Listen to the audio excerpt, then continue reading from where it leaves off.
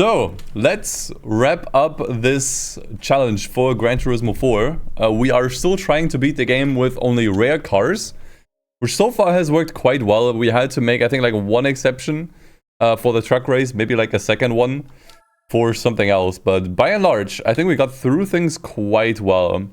We wanted to do the tuning car Grand Prix next, for which I think we wanted to buy the Opera S2000, right? If we didn't do that already. I mean, let me check. I'm not sure. I mean, could we use something else? I mean, it says production and tuner cars. I mean, I think the Tomicara and the ASL don't work. We could try to still use the roof. There's actually nothing really standing against at least trying to do it with the roof. The thing is, we kind of made it work at this point with handling upgrades, so it actually drives somewhat okay, I would say. Yeah, we did get the license at the end of last stream, I recall. So we can actually just get in. I don't actually remember what the competition is going to be like here. So that seems beatable? Maybe it's gonna be a little tricky, I think. I also need to put on my glasses, because it's harder to read. Where did I put my glasses? What the fuck?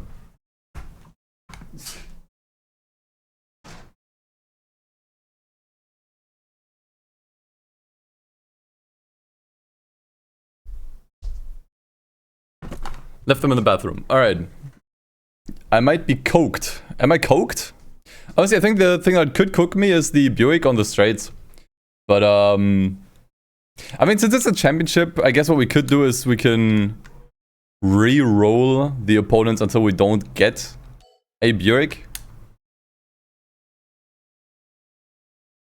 Yeah, there you go. Although the Muse is also pretty fast. This is a much better lineup, I would say. Yeah, Buick is about in corners, but this championship does have straight, like events with like long straights, which I think does make things a little bit more complicated. But this is fine. All right, let's do it. 44-point race. I can live with that. Why do we have? There you go.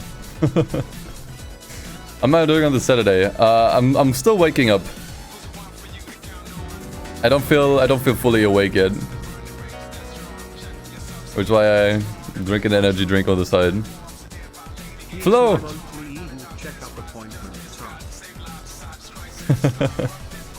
Thank you for the 73 months regardless, man. Much appreciated. Subbing for so long, even with how active I can be. Appreciate it, man. Okay, interesting enough, the RX-7 here is actually surprisingly speedy. I mean, we can definitely still put in more upgrades into the roof. Although at this point, maybe I would prefer just buying the Opera S2000. Alerts and game are very silent. Are they? Actually, I think the game might be very silent. You're right about that. I did turn it down. Volume mixer. I think I had it on 20 last time.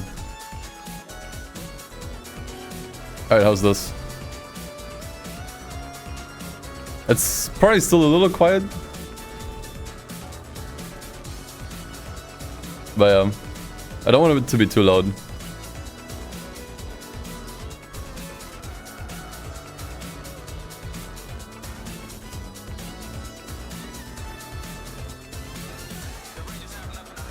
Okay, honestly, we might have to upgrade the car. I can't actually catch up to the RX-7. It's really fast.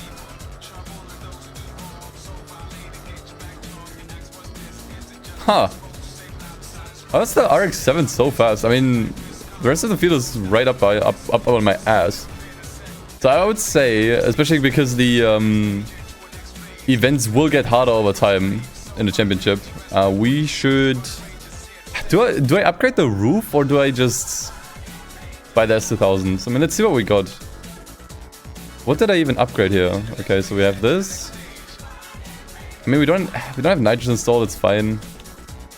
Okay, we didn't install any turbo upgrades. The thing is, the car is going to get very unstable if I install any of this. I quite like where the car is at right now. I don't want to really ruin it, if I'm being honest. So I'm going to do the sensible thing. We have the money for it.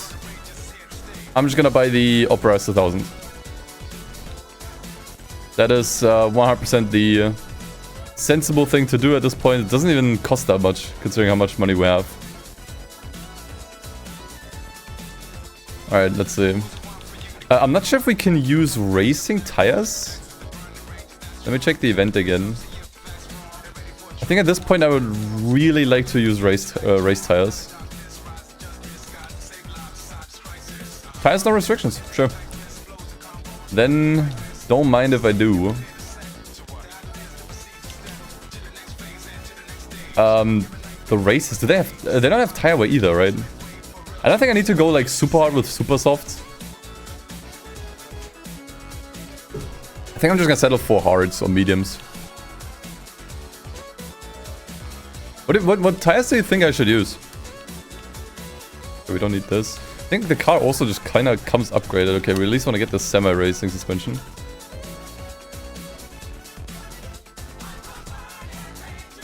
Yeah, I think we definitely want the stage 3 NA tuning. We need that power. We were way too slow with the roof.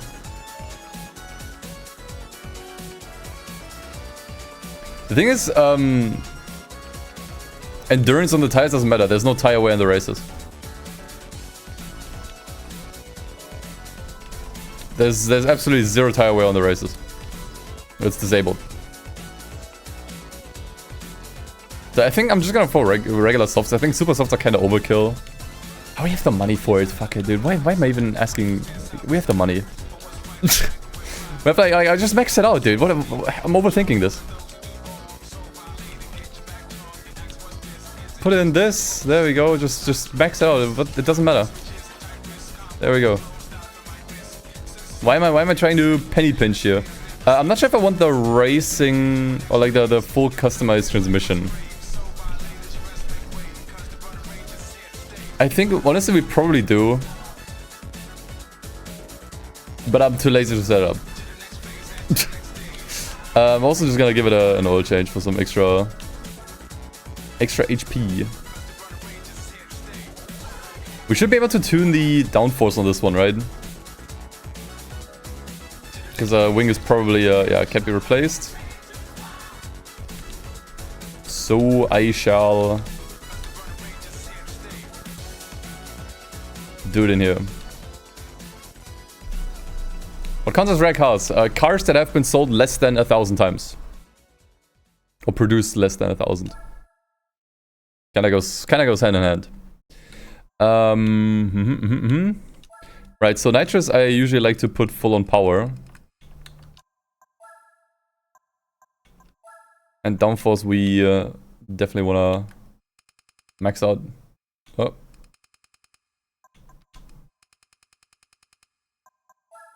And now it should be an absolute beast of corners. I'm not sure. We might even want to add some weights to the front. Yeah, I'm going to put TCS on 3. I think the car is just going to kill me otherwise. Alright. Alright, let's go. Attempt number 2. How many points is this race? 1. Okay, so I think we went a little overboard. That's okay.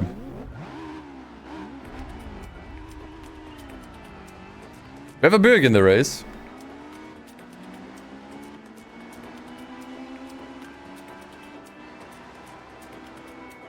But to be honest, it's probably a good idea that I'm going like, holy fuck, dude, that is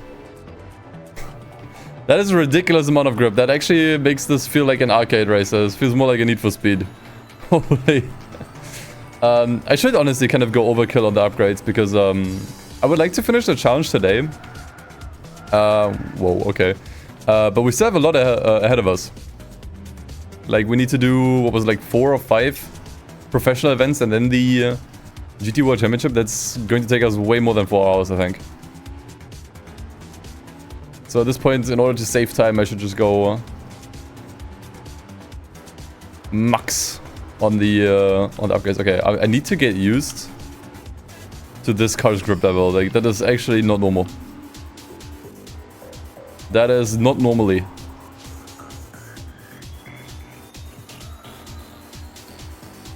That's almost too much grip for me to handle. Yeah, where are the uppercuts on Apricot Hill? I'd like to know too.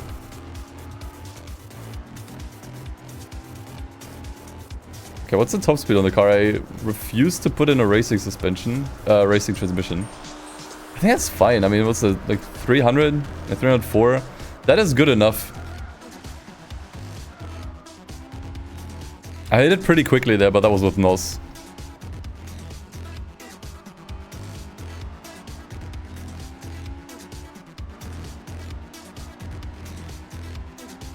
Also, I lied. There is tire wear on these races. I'm not sure why I thought there is not tire wear in these races. There is absolutely tire wear in these races. I sure hope that isn't gonna bite me in the ass, but these seem to be short races for the most part.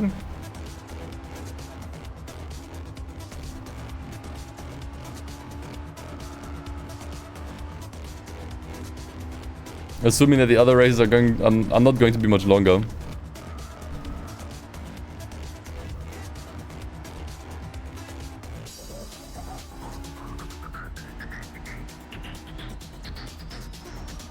GT4 races always have tire wear. I guess they do. Yeah, I'm too I'm too Gran Turismo 3 brained. Like, I've been playing Gran Turismo 3 off stream recently. And they're just kind of like half-half. Like, some races have tire wear, others don't.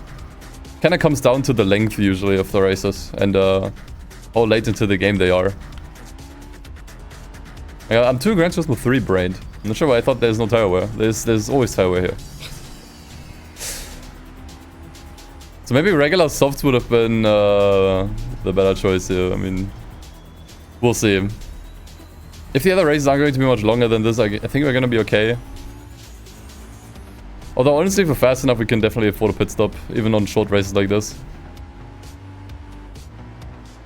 Okay, I'm going to have to be a little more careful on the throttle here through the last couple turns, because, yeah, the car wants to do this.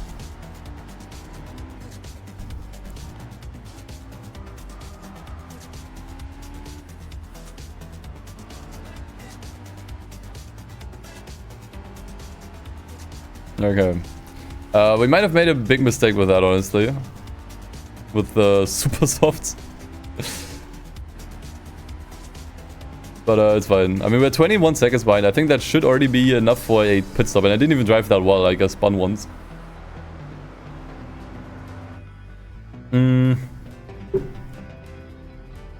That's fine. Let's see what the next track is. 3 laps on Fuji is absolutely okay. Like, I think Apricot Hill was definitely already one of the more demanding tracks when it comes to tire wear, I think.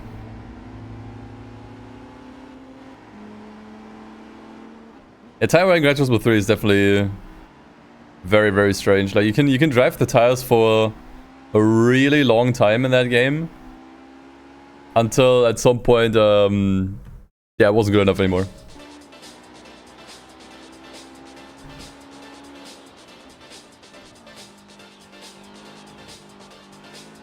And if you weren't anywhere near the box at that time, you're kind of cooked.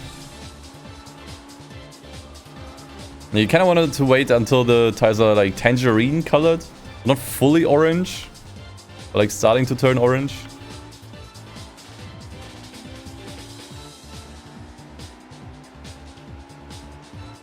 Championship doesn't have Nürburgring on the south.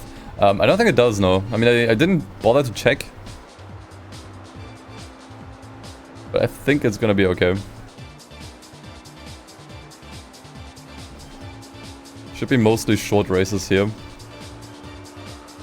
Oh man, the grip is super fun though. I very much enjoy the grip on this car. In GT2, all tires were the same. Yeah, I remember. I remember.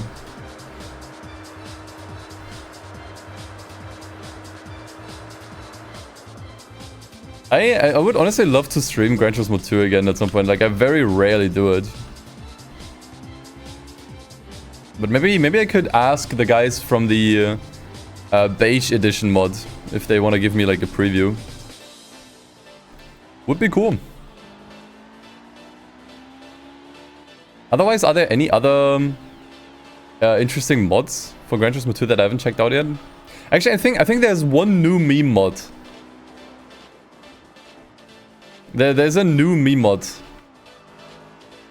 I guess it's not super new anymore because it's been like a couple months. We could play that.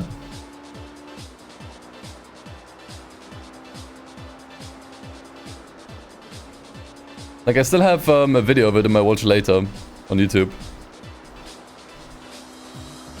But I could obviously do challenge runs on Gran Turismo 2 as well. I don't think I've ever done it. The reason was usually because I wasn't really familiar enough with Gran Turismo 2. So I wouldn't really know what kind of challenges make sense. Now I did 100% completion, so I'm at least like somewhat familiar with the game, I would say. But yeah.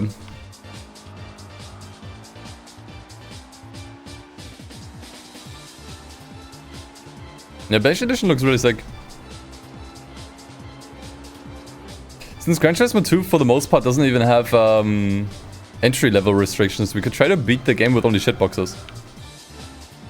Like, that is a genuine thing we could attempt.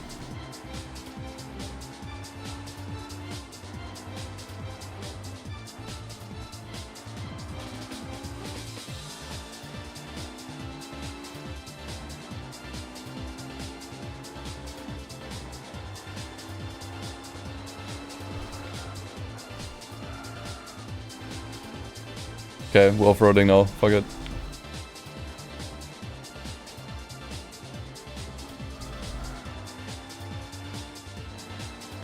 GT2 Ace-Pick with American cars only. Huh.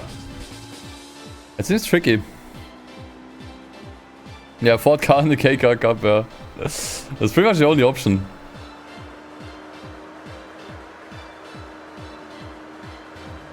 That was a lot easier. We can definitely skip one event. So if we feel like one of the events is too tricky to manage the tires with, 2 laps on this is absolutely fine. Like, if time management is too much of an issue, we can, or if we think it's going to be too much of an issue, we can easily just skip it.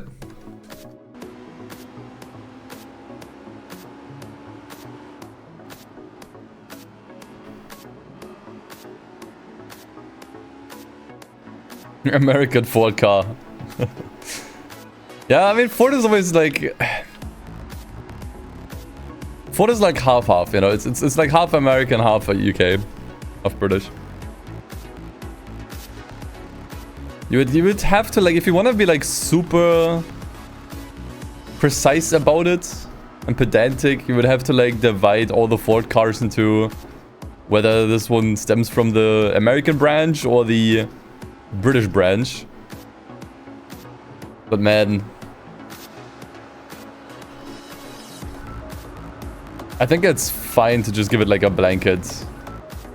Oh god. A blanket country.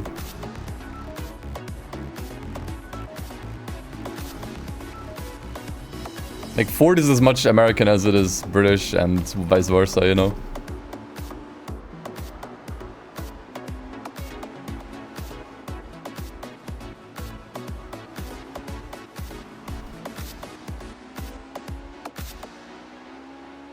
I mean, at the end of the day, like, the only thing that matters, obviously, with these challenge runs is that you have fun with it, and that you enjoy it, right? If I remember correctly, I think Dove, for his Toyota-only runs, also allowed Lexus cars at some occasions, but I'm not entirely sure anymore. Because for the most part, it's the same kind of deal. It's kind of like Opel and Vauxhall, you know? For the most part, it's just a badge change. With the exception of some cars, obviously. But I mean, I think it was really more over time that Lexus kind of became its own brand. It became more independent with like their own cars. Like for a very long time, they were really just like American Toyota, you know.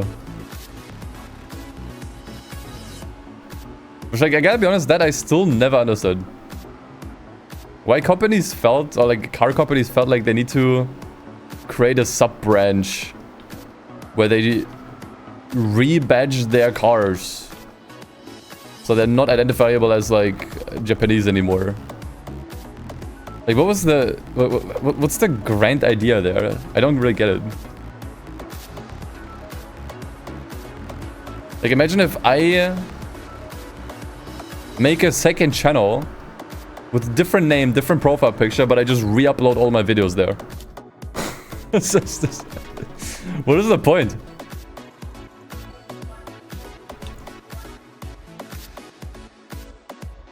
Okay, El Capitan reverse, 3 laps is what I'm going to skip. Total length 14 kilometers, those tires will not survive it. Love this track, would love to drive it. Not on this tire compound. That is not going to happen.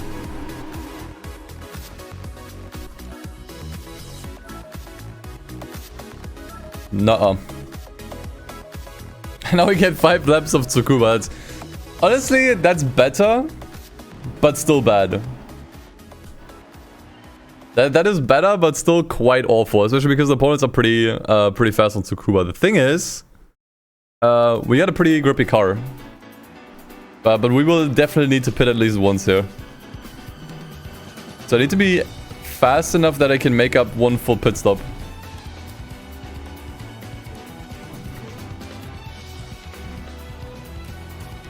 Not sure how the points are looking. I think we might be 4 points ahead after that event skip.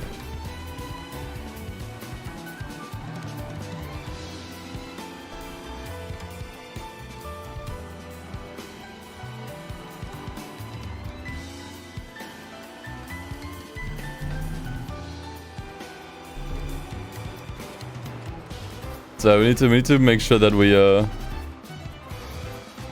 put in some good lap times here. I'm not sure when we even want to pit exactly. I mean, lap 3 into lap 4 I think is like the most logical. Thing is, ideally we come out of the pit lane ahead of the rest. Although I think, honestly, overtaking shouldn't be that difficult here.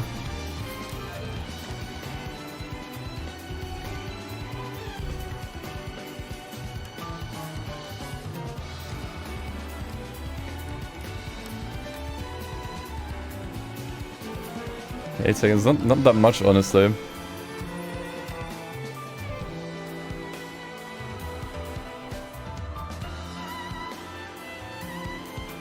I think we already definitely need to pit to this lap here. 3 into 4.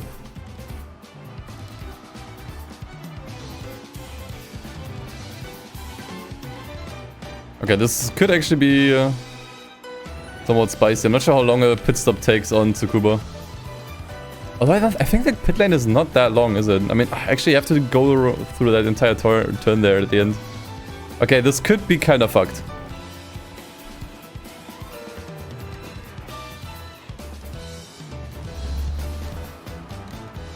This is actually gonna be tricky. Stay out? I'm not staying out. They're gonna turn orange, and this is a very, very turn-heavy track. We definitely cannot carry these... Oh my god, it kicked me out of the pit stop. Wait, what? Wait, what's happening?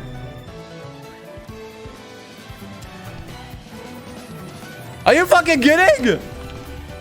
What? What is this bullshit? Are you fucking for real?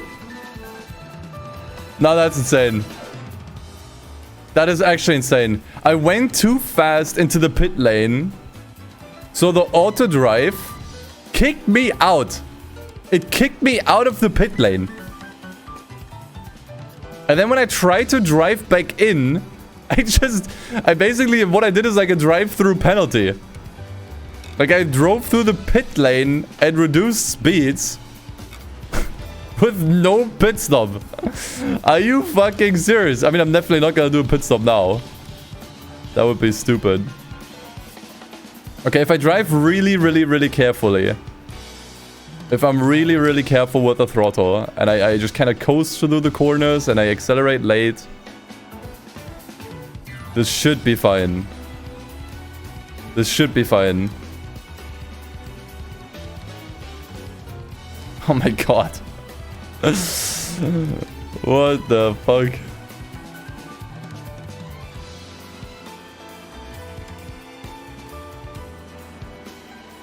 Yeah, we have to be really, really careful. On the last corner there, the long one. Okay, this was tricky, but still doable. Alright, hold on. Let's go do this slowly. Alright. Made that one way more complicated than necessary with the super softs. Let's not do that again. Let's switch to like mediums or whatever. But hey, what's done is done. For fuck's sake. Okay, what do we get for our... Honestly, I don't deserve a good price car after this. That was so poorly played, I don't deserve a good price car. Oh, wow. Wait, that's rare. Dome Zero, that is 100% rare. The car that never was. Wait, I can click here? Wait, since when can you put the cursor there? I can't click on anything. That's weird. Someone report that to the mod maker. We got a wedge. The thing is, I don't think we can still use it. Like we have former events here, the Supercar Festival, the Clubman League. Oh, do we have anything for the Clubman League? Yeah, I think we do. We do actually. We do. Premium Sports Lounge. Well, it wasn't a production car. And Homosexual Heroes. Oh wait, hold on. This could actually be a problem. Wait. So this is like a small list of cars that we can use. We need to look at which of these cars is rare.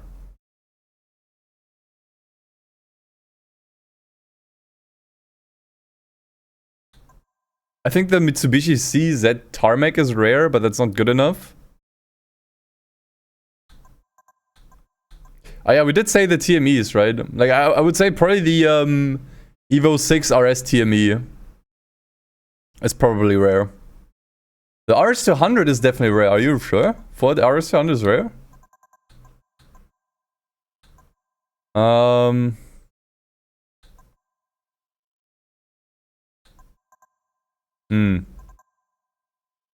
think the 22B might be rare, but I'm not sure.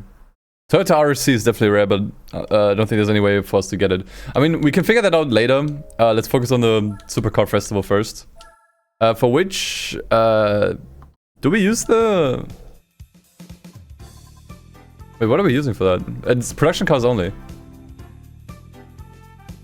400 units of the 22B. We might actually use that one then. Because I think we can just buy it.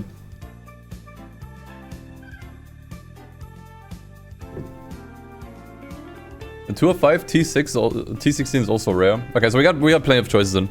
It's just a matter of what we can actually buy. Or we use the Evo that we already have. It's also an option. But what do we use for the Supercar Festival now? Let me check the... Okay, we have a 493 horsepower limit. But all cars are permitted. So it doesn't need to be a supercar. That's just a horsepower limit. Which means I'm 100% gonna... Wait, we can use the Opera again. I just need to put different tires on. Hold on. Where's power? Wait, the power is here. I'm an idiot. I want to sort by power. Can I do that? Okay. We can also use the Calsonic Skyline. I don't think we even drove this yet. I think we should rather use that. Although I think, honestly, the Opera might be faster. It's not production cars only. They changed it. So in the Spec 2 mod, you had to use production cars. But since the opponents used concept cars, which are illegal because they're not production cars, obviously, the restriction was lifted.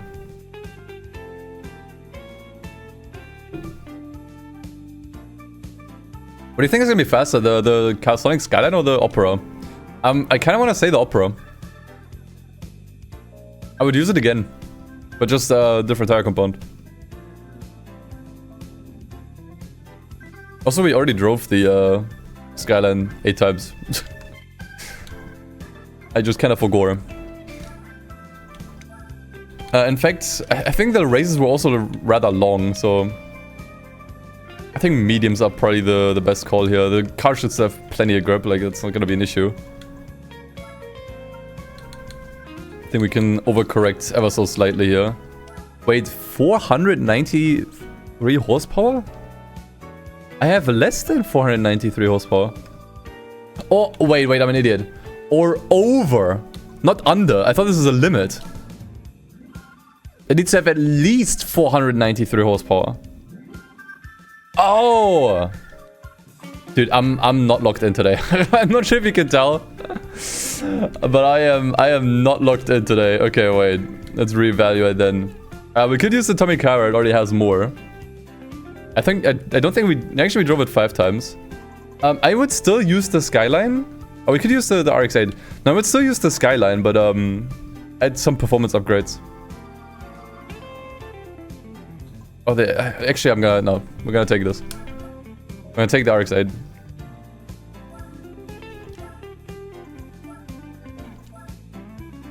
If this has any upgrade stuff, we can add a turbo. I'm not even sure how necessary it's gonna be. We could give it 800 horsepower. Hey, race cars are allowed. Everything's allowed. It said, everything's permitted. Nothing is true, everything's permitted. Oh, we have a sports tires limit, though. Yeah, I mean, then we definitely want something with high downforce, which... Okay, I'm not sure. I don't have access to the stats. Wait, what am I saying? I do have access to the stats. Car settings. What's the downforce here? And the weight. This one's 1100 kilos. 53 on the rear. Let's remember that. Let's check the Calsonic. So I might still have some upgrades to give. Same weight, but more downforce. Yeah, we're definitely using this. We're definitely using the Calsonic. I'm gonna just give it like an upgrade or two, and then this is the better choice. Okay, we actually can't do any weight reduction. We have to give it... actually, it comes with sports tires. Well, I guess we already bought them. Yeah, we probably already bought them. But it does need a turbo upgrade. I'm only going to give it the first one. I think the last one is going to be overkill if we're going to be on sports tires. That is going to be way too much. But now we actually hit the horsepower requirement. We could also give it nitrous. At this point, I'm kind of tempted to say, why not? We got the money. We got fuck your money. And yeah, I think we're good. Event halls. I kind of forget you can also use this here. I should use this more often. The quick menu. Alright. And we're good. Yeah. Hit it.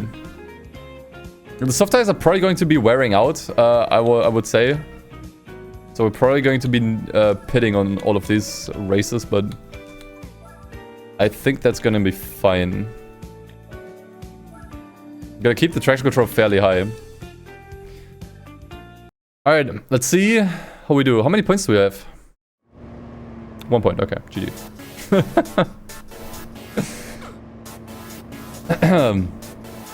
So it shouldn't be too big of a problem then. I think once again the problem is going to be car control and pit stops.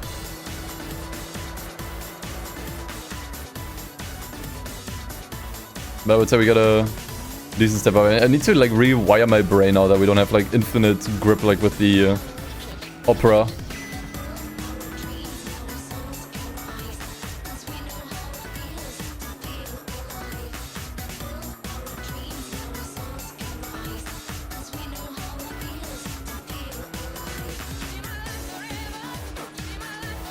Could have also done an oil change, but I don't think that would matter much anymore.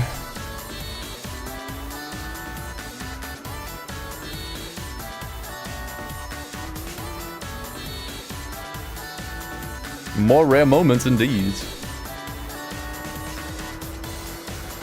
Although honestly, tire wise is pretty good. Like they're not even warmed up after one lap.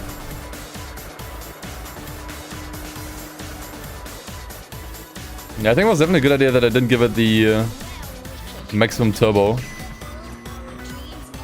Should result in much better tire preservation. Mom, why is there a race car in my production car race? You're watching DustinEden. That's the thing. Sakura's Fingernails. That is a phenomenal username. Thank you for your first prime. Appreciate it. Thank you. Yeah, we just wrapped up the Tuna car championship. It was very iffy. I did have a car that was way fast, like more than fast enough. But I gave it super soft tires, which made things a little tricky when it came to tire preservation. And we ran into some shenanigans with the pit wall, but best we forget about that. I was surprised we got a Dome Zero. A literal wedge that we could actually use. I think at this point we don't have any events left where we could use it.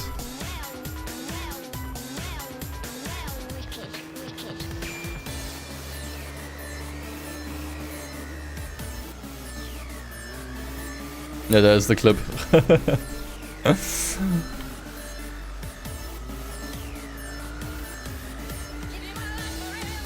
The thing is, I actually knew that this was a thing. I think Mr. Xbest showed me that you can kind of get kicked out of the pit stop if you enter too fast.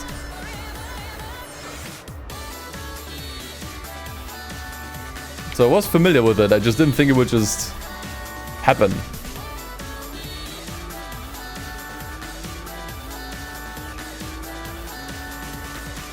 My tire seems pretty good. I don't think mediums would have been necessary here. Although I think we still have one race on El Capitan here as well. That could be tricky. Because El Capitan is a tire killer essentially. But even then I think we're fast enough and can drag these tires for long enough that even if we needed to, we could afford a pit stop. So it seems like a pretty fair, a pretty safe championship, I would say.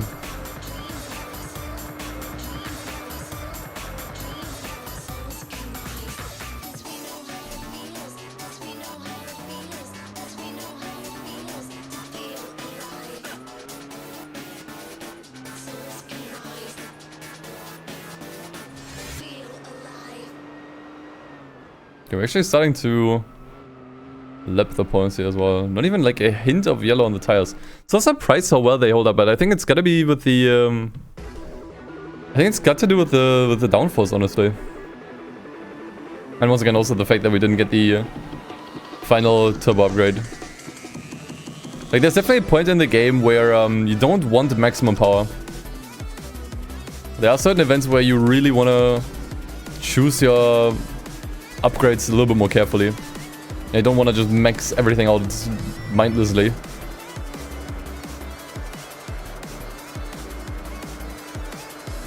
Like sometimes the upgrade that's good enough is better than the upgrades that's best. Which that has to be the most sophisticated thing I've ever said about this game. But it's true. It's true.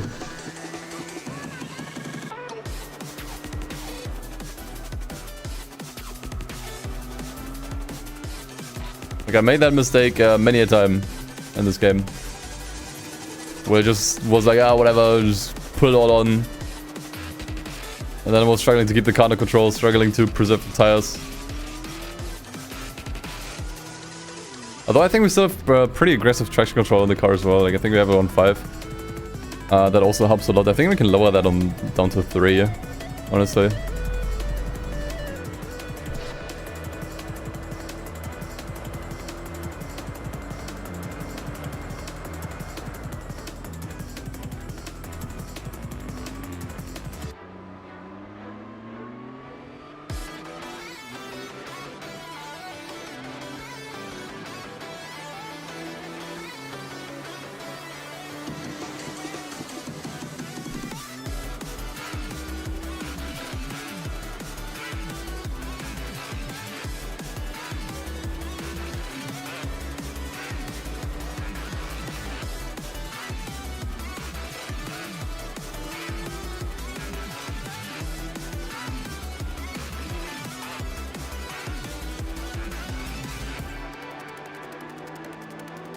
Alright, 30-second gap into the final lap.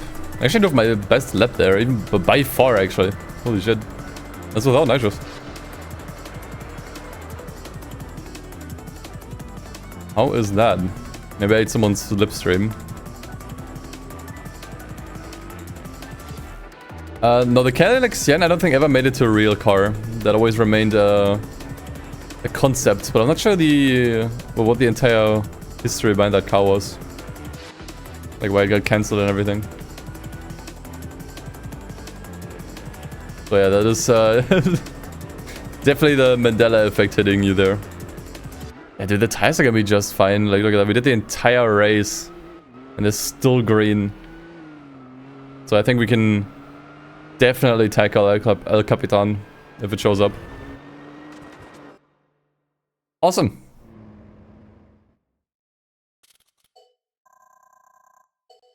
See how much easier this is if you use your brain. Oh, I didn't mean to restart.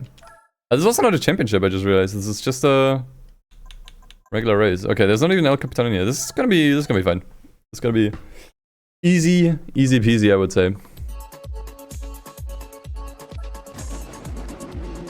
Yeah, the Sienna was great in Midnight Club 3, because I think you got it for free, if I remember correctly. It's like pretty much the first and maybe even the only... No, it's not the only, but it's the most easily obtainable free exotic you can get in that game. Which makes it very desirable.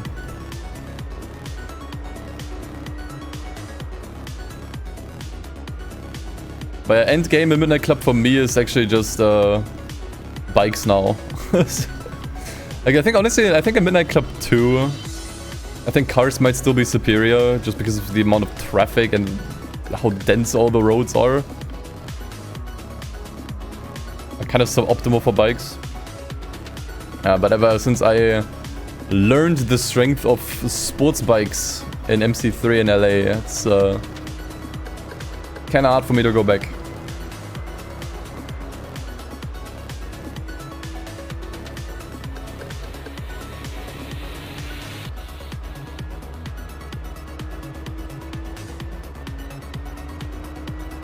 Let's see.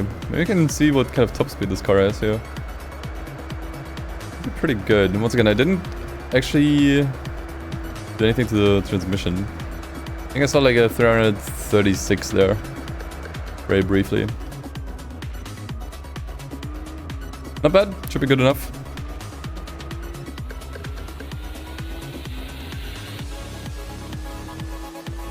It's quite funny doing this now because I remember during my first Gran Turismo 4 challenge run, which is where I played through the game with only used cars.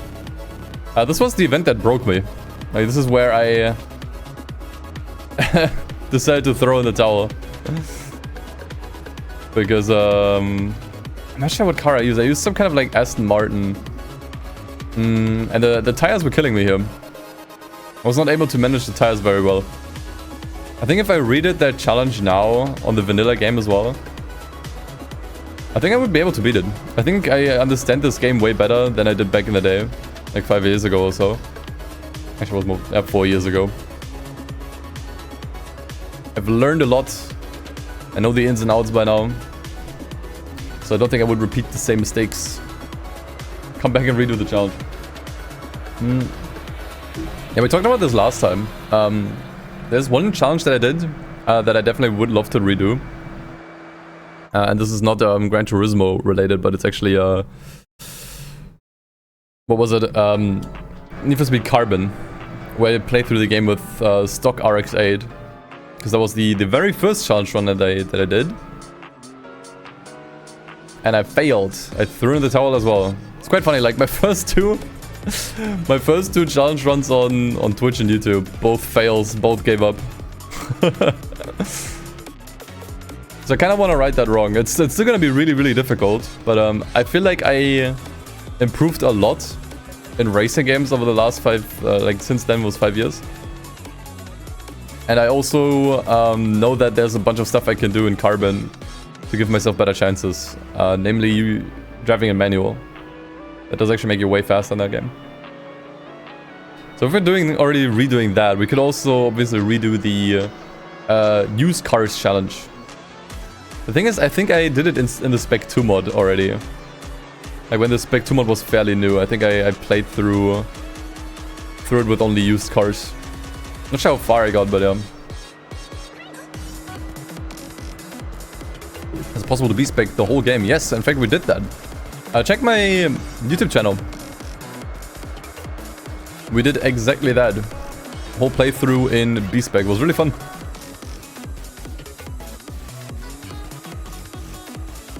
Yeah, in vanilla you have to make an exception because you can't buy a used sports truck for sure. Then again, I think in vanilla you don't actually have to do it. You don't have to do the sports truck race.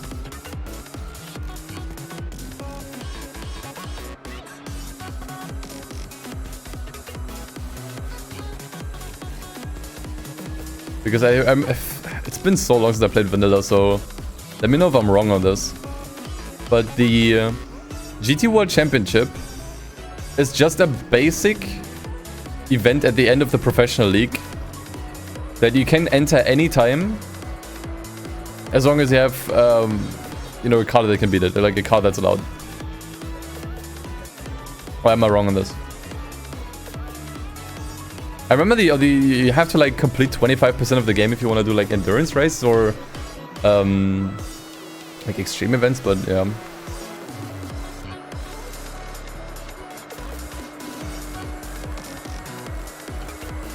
Oh, okay. Then I mixed those two up. Okay. Never mind. So in vanilla you have to do all of the beginner and professional events to enter the GT World Championship. I thought that was the Spec 2 mod that did that, because they moved the GT World Championship into the extreme events. And I figured so you have to complete those in order to enter the extreme events, okay. Then I flipped those two around in my head. Yeah, okay, well then you definitely can't get around the sports truck race. I think in the Spec 2 mod, there might be a sports truck showing up in the used car dealer. I don't quite remember. I think they added one there. But yeah.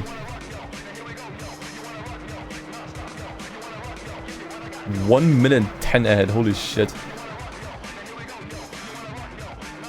It's probably gonna be even more after that cut. Yeah, in Spec 2 you can use the Daihatsu Midget. That is true. And it is actually beatable with it. If you max out the car and you tune it right, you can actually beat it.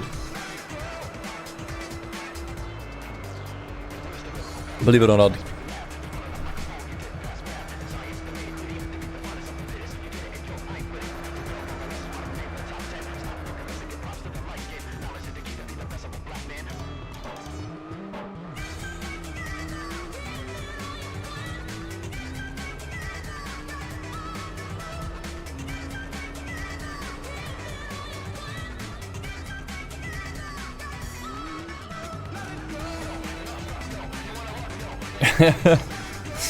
Could argue that the PT Cruiser should count. Because in real life it's classified as a truck.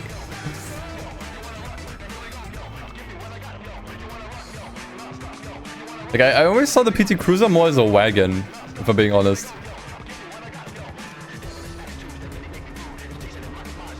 It's a little bit tall for that, but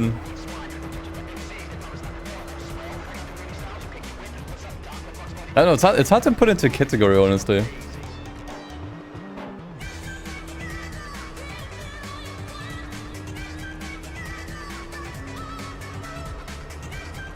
Minus 1 lap, okay, so nice. We did actually lap the entire field. What's this song? This is, hold on. It's called Let It Go from Ollie King. The Ollie King soundtrack.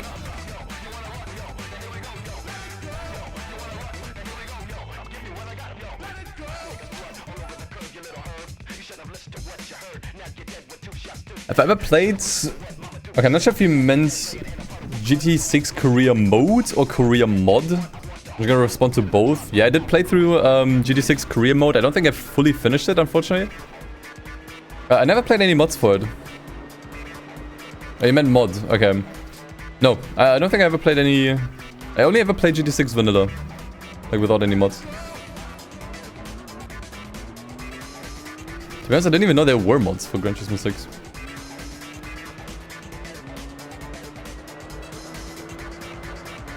It was lame. Wait, what did I miss?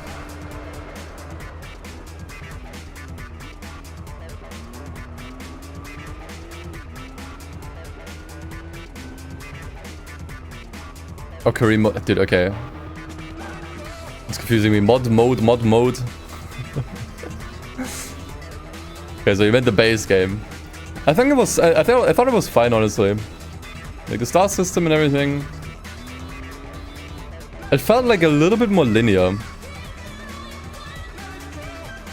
If I'm being honest. Licenses definitely completely pointless in GT6. Like that's where they became. They felt more like a formality, honestly. In Gran Turismo 6.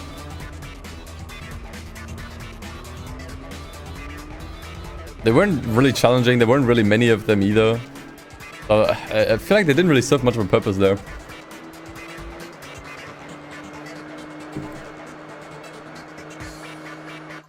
So I don't know why they even still kept them at that point. Doesn't really make much sense to me.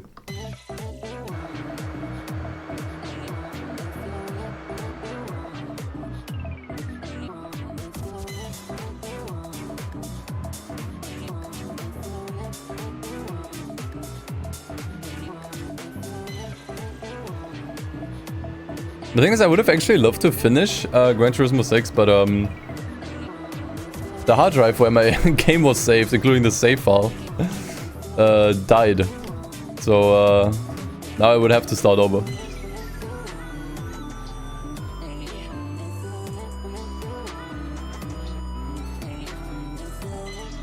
The thing is, I played it on an emulator, and I remember it was kind of iffy. The performance was okay-ish.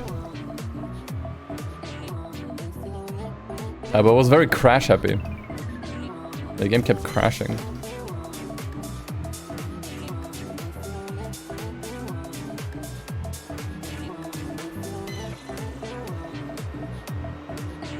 But I thought the game was honestly pretty fun. I don't know. For first playthrough, I actually quite enjoyed it. I think like the main thing that I was missing was just kind of it's hard to explain. But maybe you know what I mean. It was kind of missing the sauce. You feel me? It kind of didn't feel like it had much sauce. Like the menus were all very, very simple and very like minimalistic.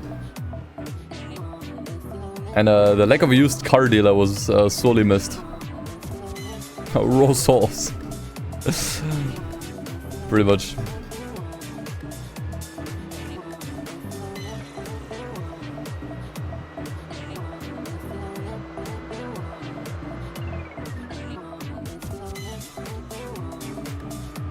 Like, in some ways, definitely was an upgrade over Gran Turismo 5, like, especially in terms of, like, physics and stuff. But I think I would still prefer playing Gran Turismo 5 over 6. Although 6 just has more content. And in many ways is very similar to 5. It's just the 5 has more sauce. It's got the used car dealer, it has, like, more fun, like, UI and art direction, I feel like. I actually didn't mind the star system too much. They still had the level system, I believe, so you were kind of like locked from buying certain cars, if I remember correctly. Which always isn't. I feel like that was kind of like always so unnecessary. I never really liked it. But a mod that takes the Gran Turismo 6 base game and marries it to the GT4 menus and career mode is the greatest racing game ever made. I mean, I guess what you could do, like, that should be possible. It's always a lot of work. But you could take the events from Gran Turismo 6 and put them into Gran Turismo 4, like, kind of as a replacement. I think some things you would have to kind of adjust. Like, let's say, for example, you have a... I'm not even sure if it's in GT6, but just to give it as an example. If there's like a Honda Fit race, and Gran Turismo 4 doesn't have Honda Fits, either you have to like add a Honda Fit to the game, or you have to just kind of redesign it. Gran Turismo 6 doesn't have levels? Does it not? I'm pretty sure it did.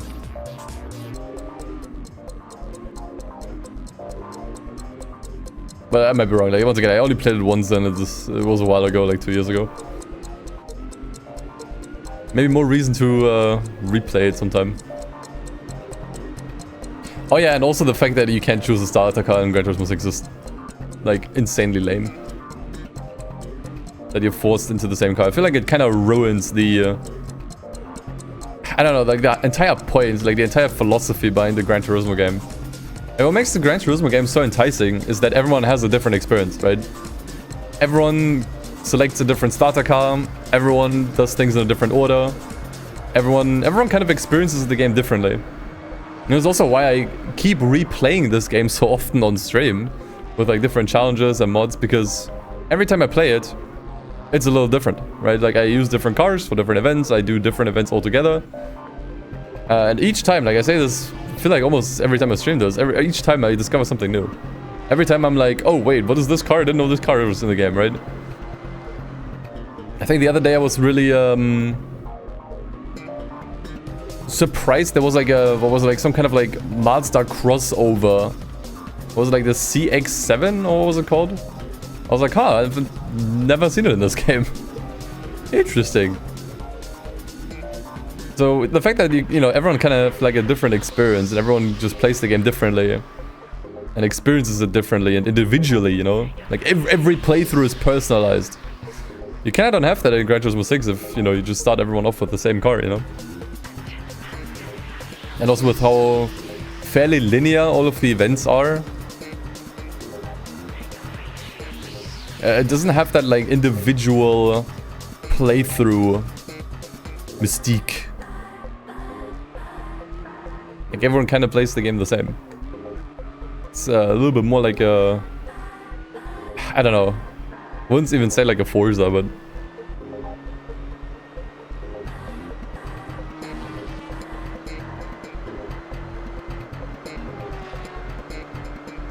Yeah, exactly. I think that's also why I think Gran Turismo 4 is still the most fondly remembered racing game, because I think it does that the best.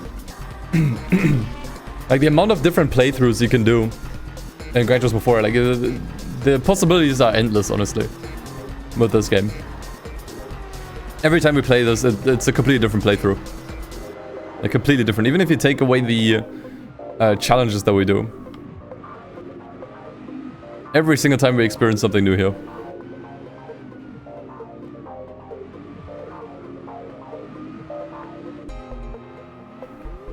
Like, it arguably does that kind of like gameplay style the best.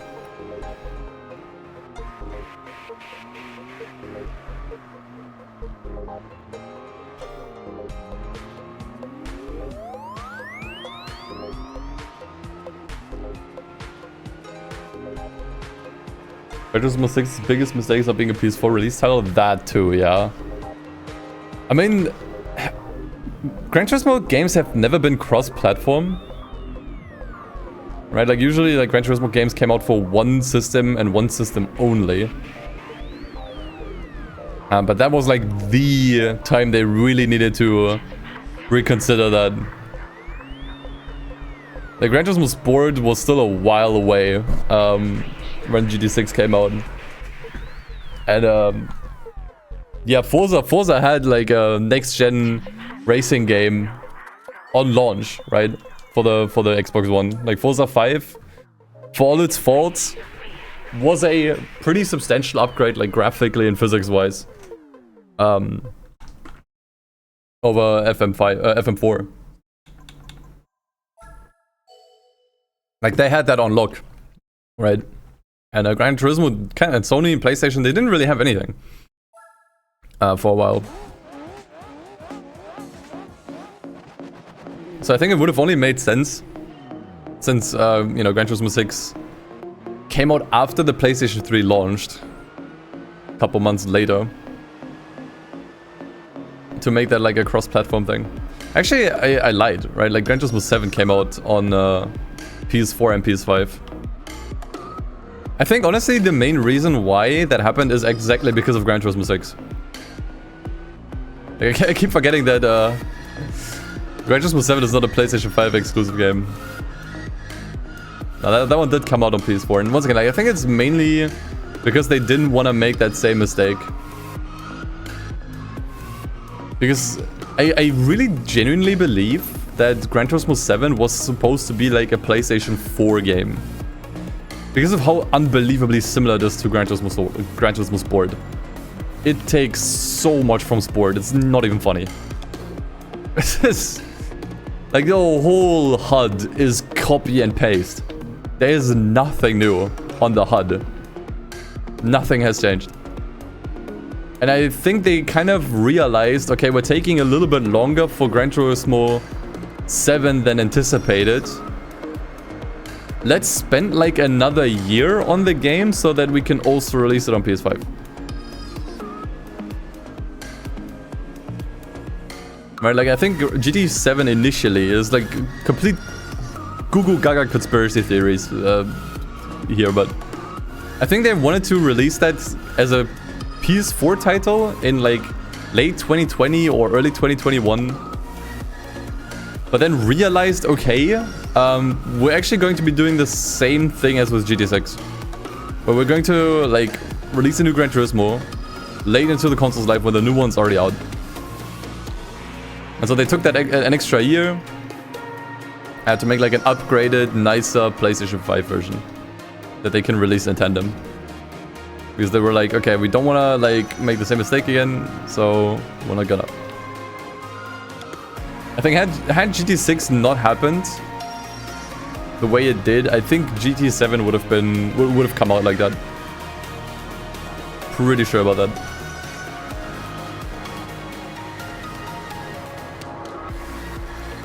Could we say that GT Sport was like GT5 Prologue, but for GT7? I mean, it was way more expensive than that. I think that is kind of like selling short. I think internally, when Gran Turismo Sport was conceptualized, I can imagine that it was supposed to be GT7 Prologue for a while. But then they realized, okay, well, we have like a lot of cool ideas what we want to do with multiplayer here. And we can already do it now. And I think they then from there kind of expanded it as like its own game. The thing is, GT Sport got like a ton of updates. Like the update support for GT Sport was really, really, really good. Way better than it has been for GT7. The amount of cars and tracks they dropped every update is kind of nuts, honestly.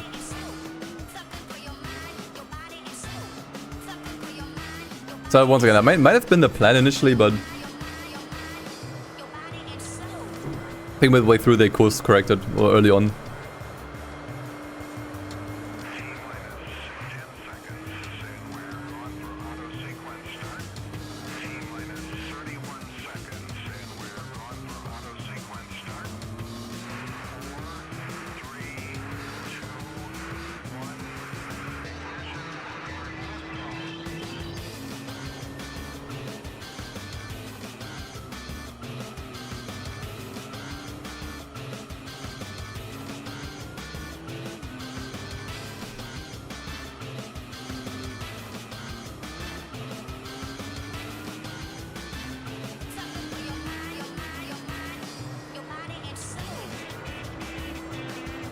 But I do wonder if we're gonna even see like another prologue type game. Like if we're even going to see a Gran Turismo 8 prologue.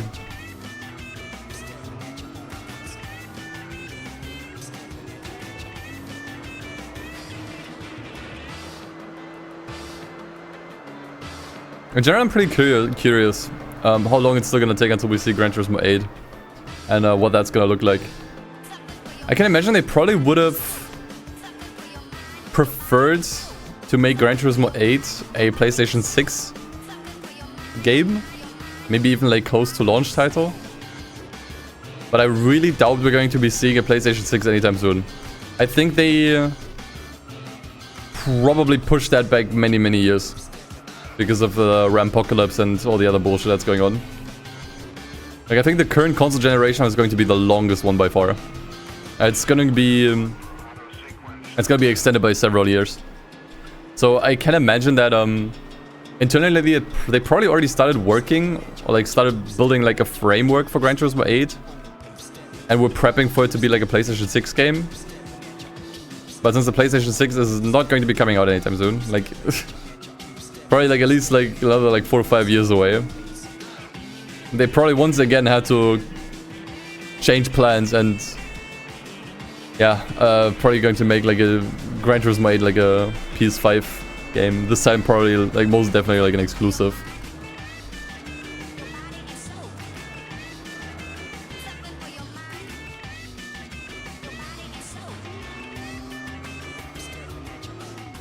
Because I can't imagine that they wanna support GT7 for longer now.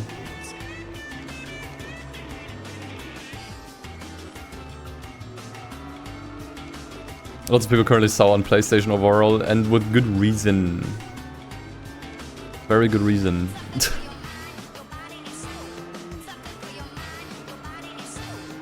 Because I think not even Sony knows when they are even going to... What they're even going to be aiming for with the PlayStation 6. It's just like the current market is way too uncertain to release like any big consoles at the moment.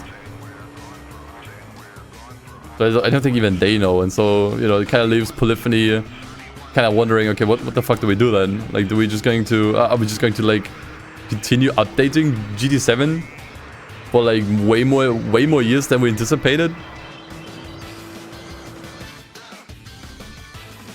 I don't think they're going to. Especially since all of the update content still needs to work on PlayStation 4 as well, right? Like, I'm not sure if they stopped updating the PS4 version. As far as I know, like, all of the updates, they still come out on both platforms. And with the PS4, you will definitely hit a limit at some point. Like, you can't just infinitely add stuff.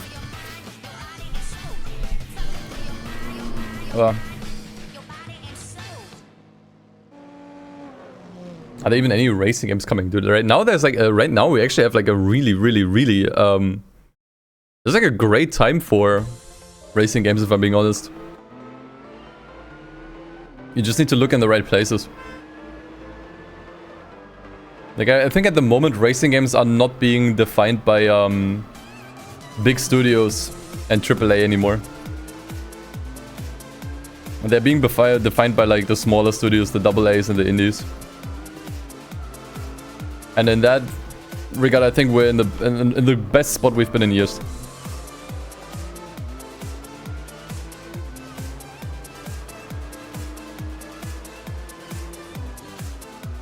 Like I kind of lost count the amount of games that are racing games that are coming over the next like year.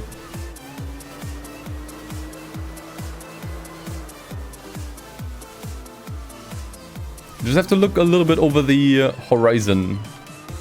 Pun definitely intended. Yeah,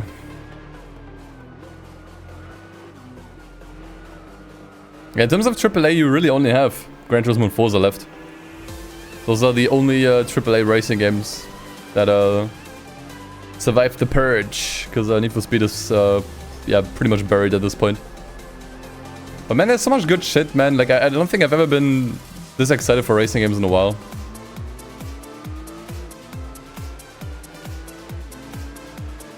so many cool racing games that are still coming up that I think are actually going to be really fun. Some of which I also know about already that I can't tell you about. Because as a creator, I'm kind of fortunate enough to kind of like get a look behind the curtain sometimes and just, you know, see what's coming up and maybe even try out some like early betas and stuff. And man, there's still one title I really can't talk about this. There's one indie game coming out that I think is going to be super. That's going to be going crazy. One indie game that I was allowed to try out recently that will probably be announced in like a couple of weeks. Where I was like, damn, that's some good shit. Like that's some good shit. So you can definitely still be excited for stuff that is going to be announced. No, it's not Recreation 2. No, it's not that. I was not allowed, not yet given access to Recreation 2. Like I did sign up for playtesting, but who knows if they want their #1 biggest hater on the game. We'll see. I feel like I burned through so many songs today already. What am I gonna play? Play this.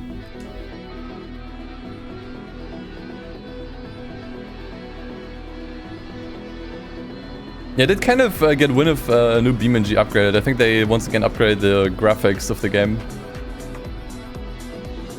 Pretty cool.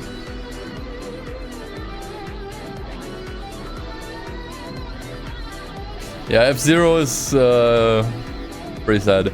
I mean, honestly, they have been pretty decent alternatives though to F-Zero. Like other anti-gravity races, but I will say anti-gravity races those are probably, that is most definitely the most neglected racing game genre.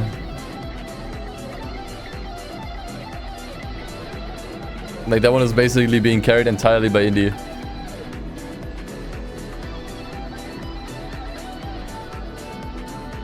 BeamNG updates causing a lot of problems for people? How's that?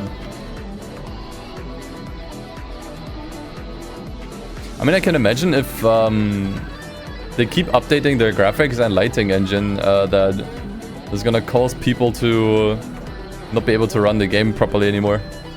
Like if they were just barely able to run the game before and then they update the graphics, yeah, that might push out some people that bought the game. Yeah, exactly. That's what I thought. It pushes out the lower end hardware users. I gotta say, that kind of sucks, man. Like I understand that the game is still kind of in active development and early access, but like ideally, in an early access game, the game should only be running better over time because it's getting more optimized, not running worse. So I kind of understand the frustration there. People are having performance hits on good hardware also, damn. Yeah, it feels like then they kind of rushed the update then. If they didn't properly optimize it.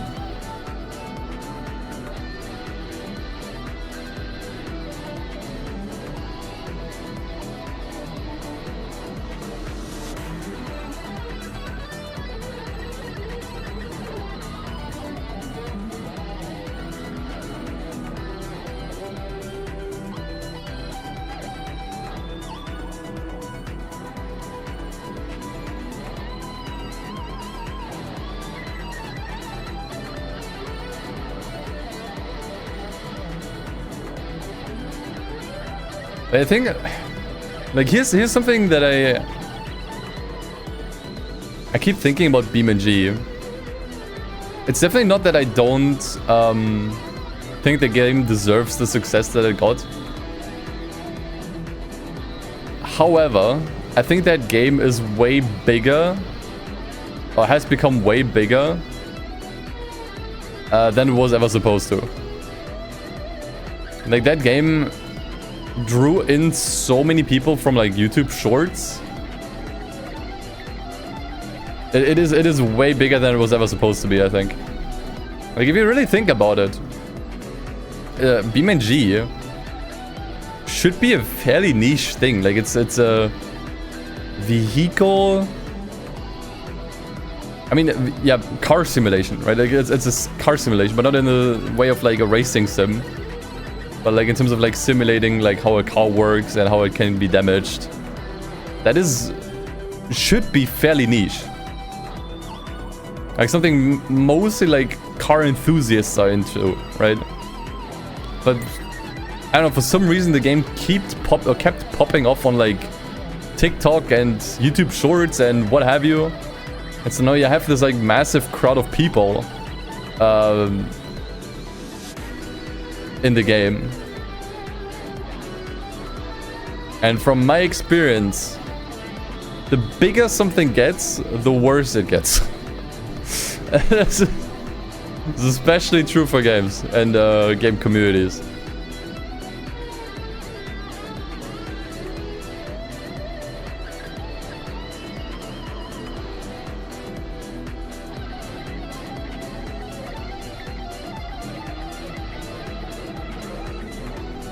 Just like Need for Speed.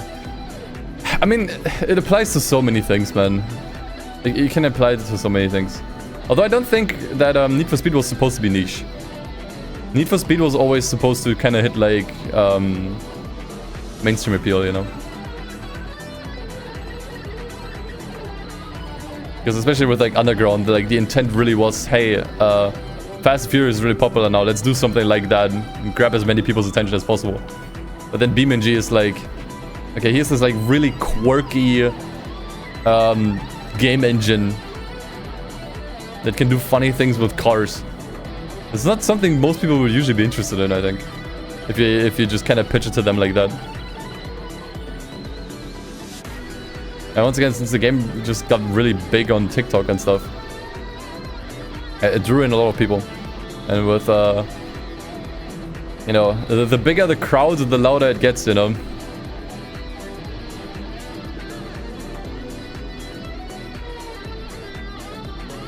The tires actually got decently worn here for once.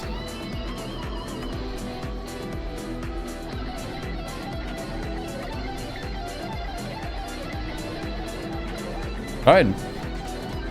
What helped at first was the lack of racing games available via Steam. Yeah, that's true. Racing, like, the racing game selection on Steam is not amazing. I think even today. I mean, actually, I guess, yeah, Forza Horizon is pretty good. But Steam was not really like a good forefront for racing games. For a while, consoles were still better for that. Anyway, price cut time. What do we get this time? Could still post something useful here. Dude, didn't we get this already? I could have sworn this is the second Prius I got. And this one has an awful ugly ass color. I want to point out. Like, what is this? Dark green mica. Or mica. I mean, honestly, like, the color's not that bad. I'm just not a big fan of, like, dark green, but whatever. Super rare car. And very useful, yeah. Okay, 3 events left. Clubman League.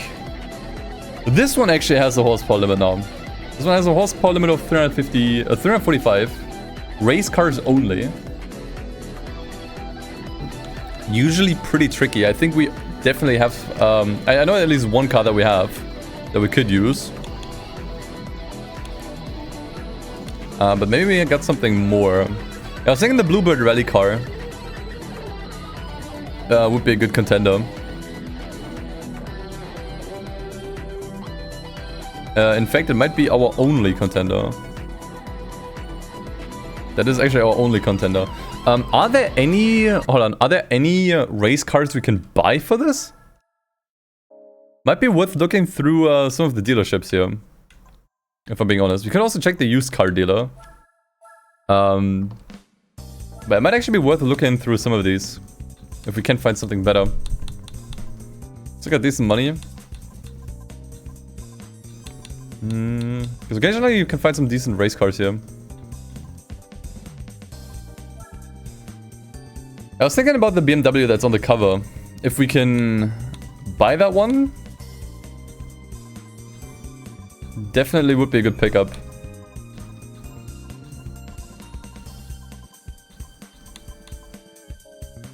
Up 390 is probably way too fast, man. There's a horsepower limit on this one. There's also a good idea, we could check the opponents to kind of like get an idea of what we could use.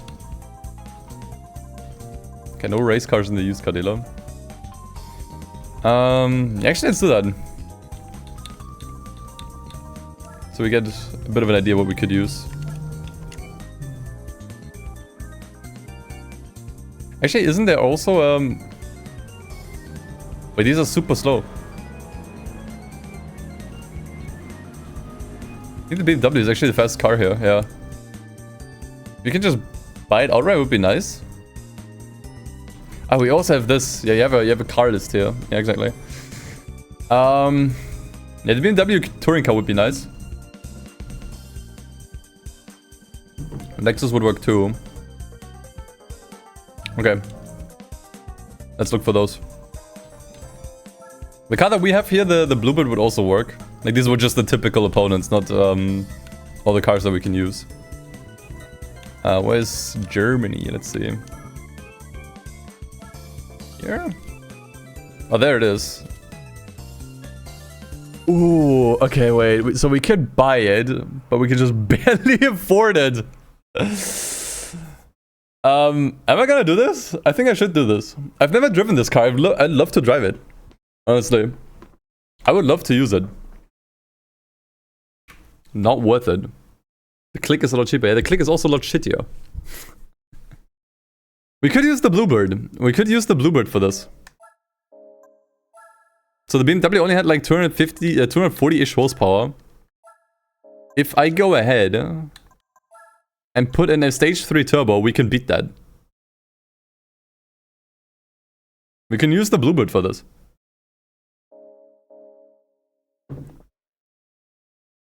How much does the Beetle cost? The Beetle Cup car is not actually that fast. It's not that good actually. I think other cars were definitely better there. Let's see. Spoon Fit is good. Okay, new Beetle Cup car is just 50k. And it is better than the Bluebird we have now. Let's check the Spoon. I think it's in... Is it in the Tuna Village?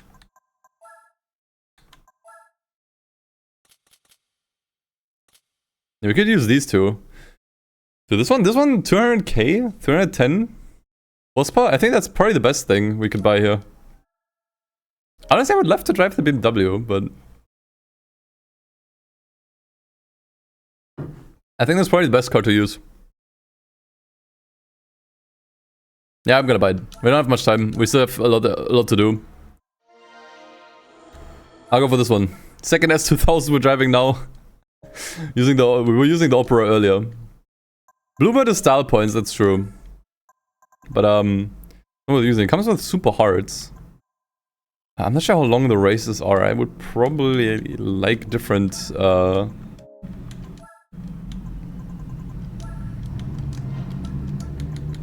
tires. We can't get that upgrade because that makes us too fast. Okay, yeah, we actually can't do much of anything here. Let's check how long the races are and then I'm gonna decide on tires.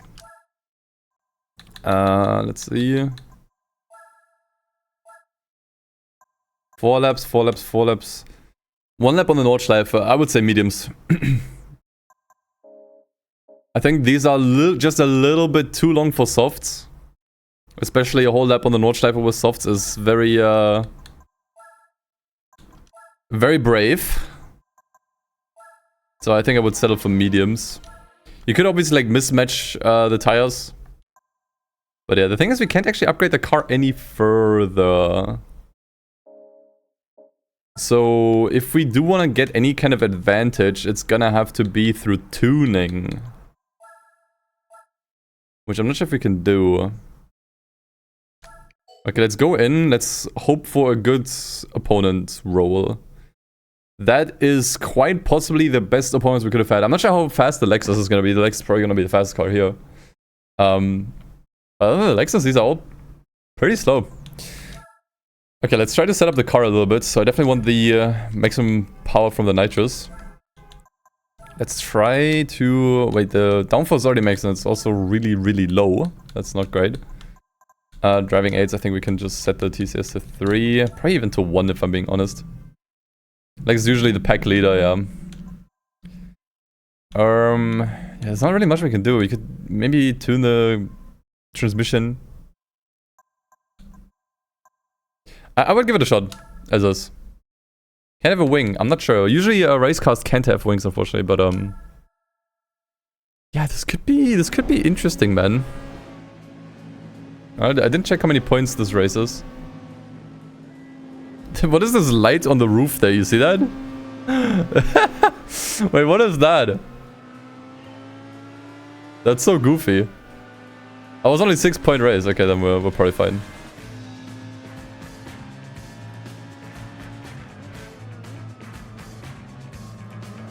I really, really like this idea though for the championship. Like, once again, this is like a Spec 2 added event. Like, this was not in the vanilla game. I think this is super fun. Like, low-powered race cars is a really, really cool idea for a championship, I think. Points actually make sense in the mod. I think the points calculation is the same as it has always been. So you can easily cheese this, actually. If you use like a sports truck, like the points are still gonna be really high, even though it can be quite fast if you tune it right.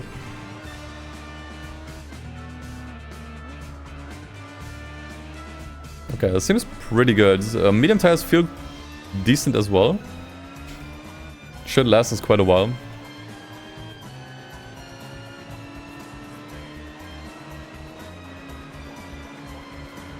I think this was worth the purchase. We should get the money back from the championship anyways. And after this, I don't think there's much we need to buy anymore, right? Like for the homologation heroes, we can probably just use the Evo that we already had. For the, what was it, like the premium sports lounge, I think was after this, right? We can probably use the roof, I'm not sure. Or any of the other like concept cars that we still have. Like the ZZ2 or whatever. So that should be fine. So I think honestly, as far as cars go, we're kinda settled for now, honestly. I don't think there's gonna be too much of a... We don't need to really make too many decisions anymore and purchases.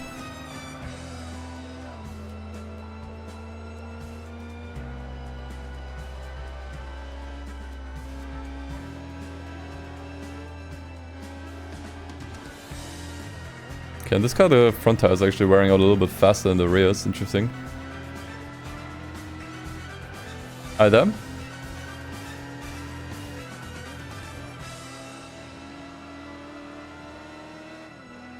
But S2000 enjoyers getting some nice eye candy today. I'm not sure which car I like better, the Spoon S1000 or the Opera. I think they're both pretty cool, honestly.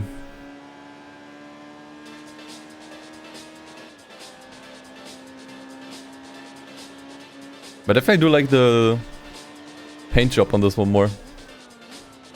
Yeah, this one can't be turboed.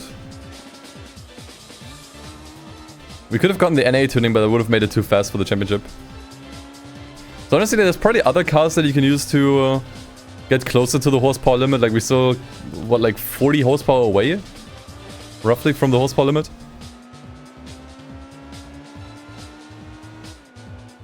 Hold on. Okay. I think with the BMW, could have probably gotten closer. But yeah, I mean, for twice the price, I'm not sure. I probably would have handled way worse than the S2000 here.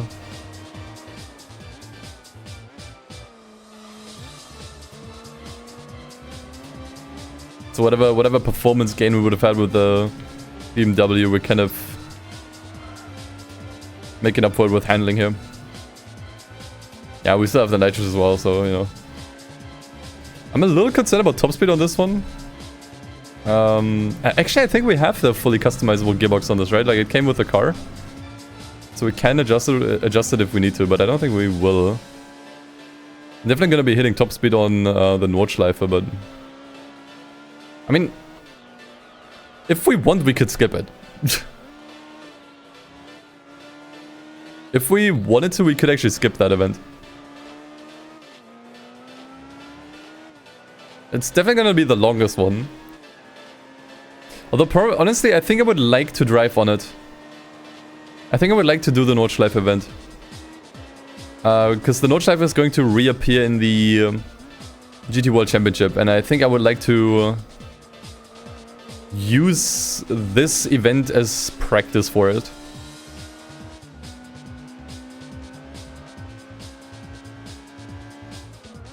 If I'm being honest. Also, the Nordschleife is fun to drive. I like the Nordschleife in this game. And we haven't seen it yet. There's a change of pace. As a change of pace, it's also quite nice. S2000 LM race car. Actually, I don't remember what it looked like.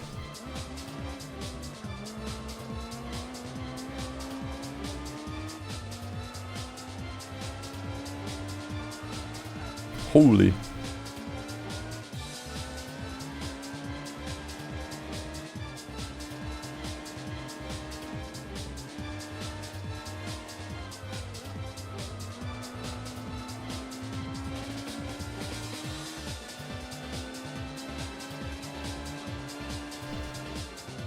Always liked how Gran Turismo presented many concept Le Mans type cars for many models. Yeah, that's true.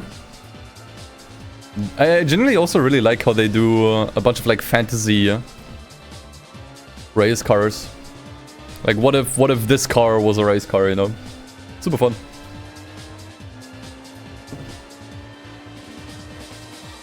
Do they still do that on the modern ones actually? I'm not sure. I think occasionally they still do, right? I mean, if you I mean, the concept Gran Turismos are kind of like that. Not concept, what was it like? Vision Gran Turismos, that's what it's called.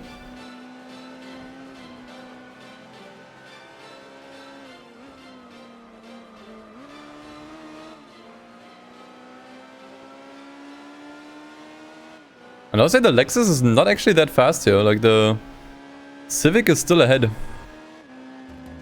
in this race. Alright, cool. Let's see what's next. 4 laps in Laguna? Sure. I'll do it. I feel like I burned through all of the songs here already. I guess not really. Thought the LMs were real race cars? Yeah, me too. I mean, if you don't know too much about cars, you don't really know which cars are real and which ones are fake. Which, to be honest, that kind of speaks to the fictional race cars. How authentic they look.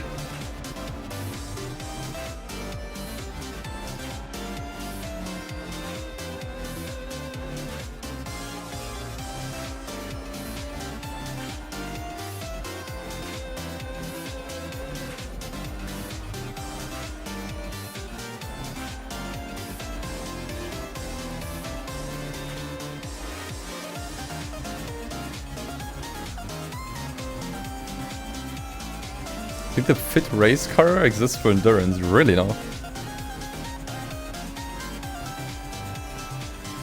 Fit race car was an endurance race car. Huh.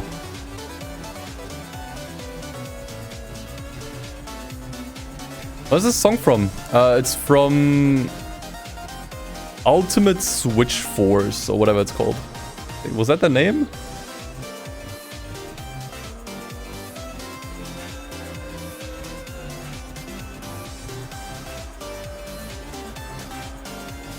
You were way off. Yeah, it was not Tekken. I don't actually have any Tekken music on my soundboard.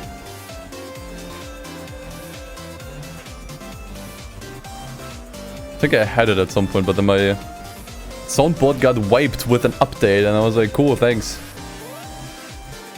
Had to put in all the songs again.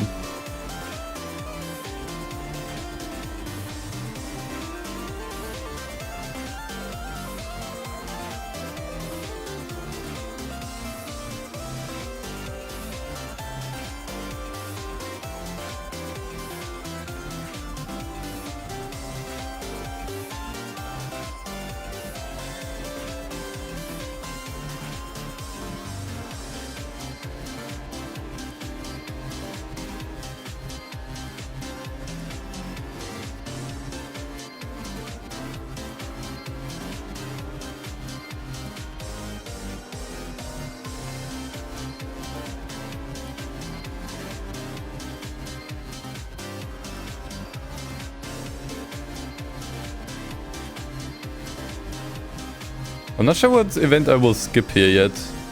If we're going to do the Nordschleife. Whoa.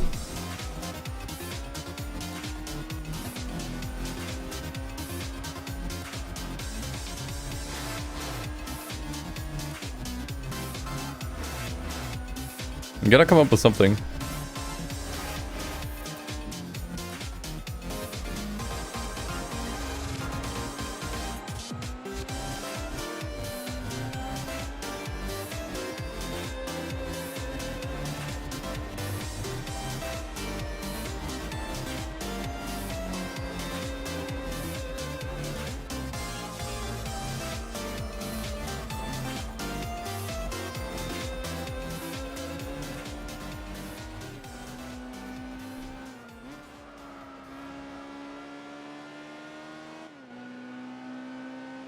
Now this time the Lexus actually had... I think it was really more that the Lexus had a hard time passing the... let's play this, whatever. Had a hard time passing the Civic.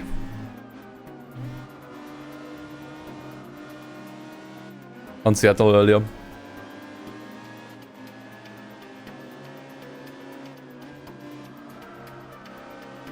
Because now the Lexus is actually definitely way ahead, way further ahead from the pack.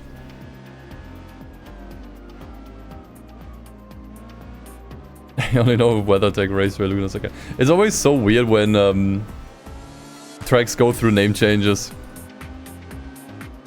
I think Infineon is probably like the worst. What's the name of Infineon these days? Was it Sonoma?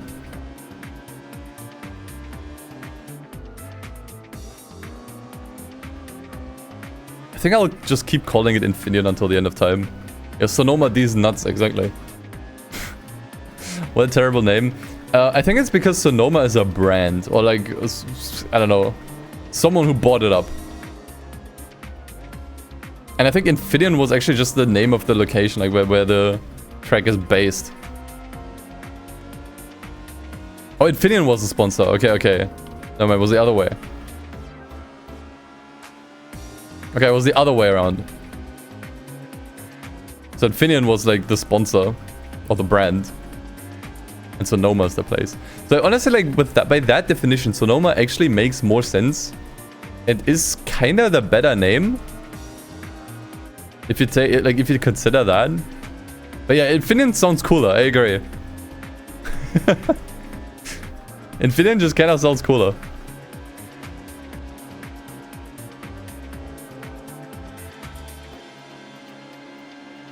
I mean, in general, it's always a little bit lame if a racetrack is just named by a brand or a location.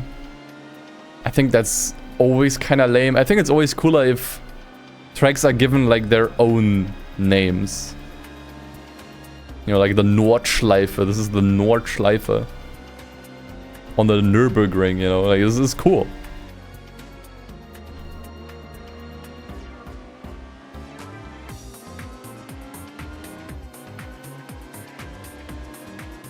Green Hell, yeah. I mean, Green Hell is the nickname though. Like that's not the official name of the track, but that is a sick name, right? And in a way, super deserved.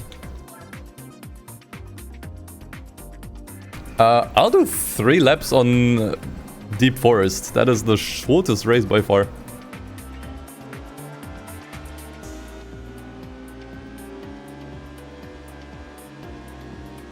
Red Bull Ring is a much better name than Spielberg. Really? Was it called Spielberg before or after? I mean, Red Bull Ring is fine because, like, yeah, it has, like, the brand name in there, but at least has, the, like, you know, if Infineon is called Infineon, like, just Infineon. I mean, I guess it was called Infineon Raceway or whatever, so I guess you can forget what I was gonna say.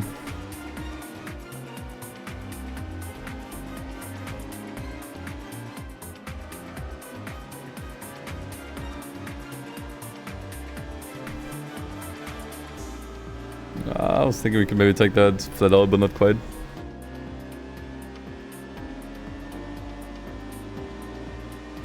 Most of the alternative names for most tracks or even sports teams are based on sponsorship, yeah, usually.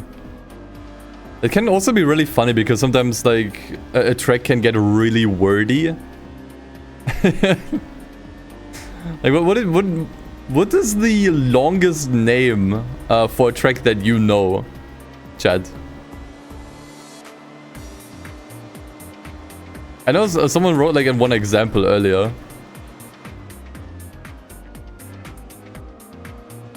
Like, the names can get, like, or, like, the names of the tracks can get really long and wordy. If you just cram, like, a bunch of stuff in.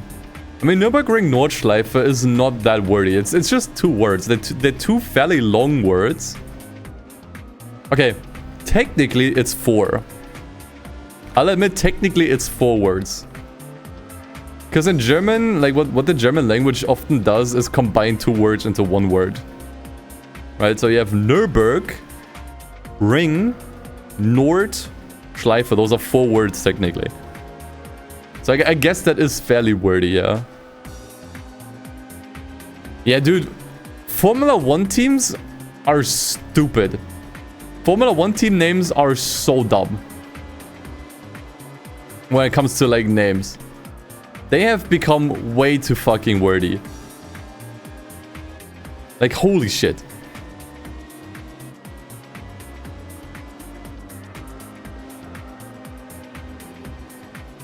Like, the Visa Cash App, blah blah blah, is probably the worst offender, honestly.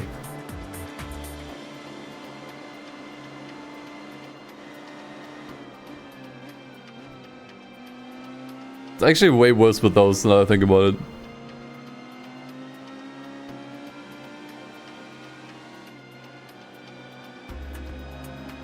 And the worst thing is they don't even... Most people aren't even aware of that name, usually. It's like really just a formality. Like, most people just kind of like... give them like a shorter nickname.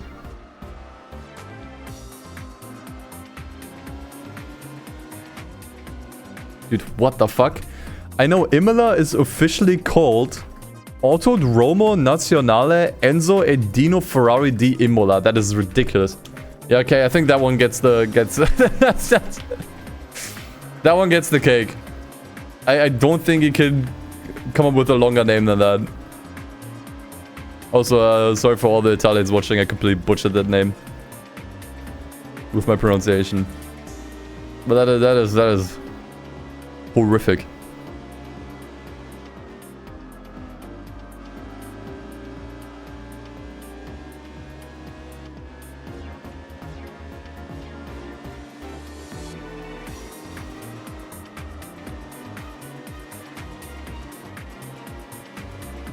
You propose the Argentinian track of Autodromo Ciudad de 9 de Julio. Guillermo Yo-Yo Maldonado. That last part was so unnecessary. That is literally just someone's name. That's just someone's name that slapped at the end of it. It was already long enough.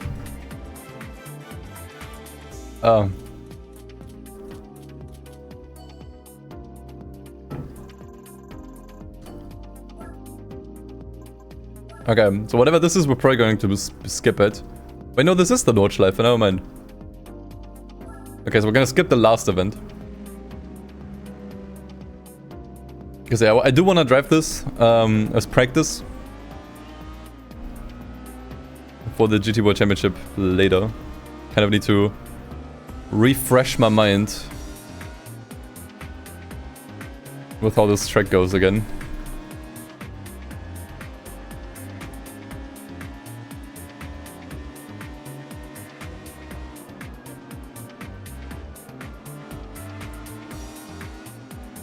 Also, once again, it's fun.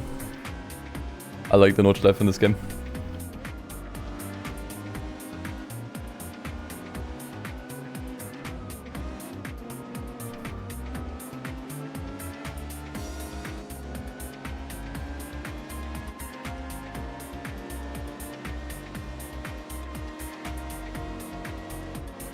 Wait, I hate what you just wrote.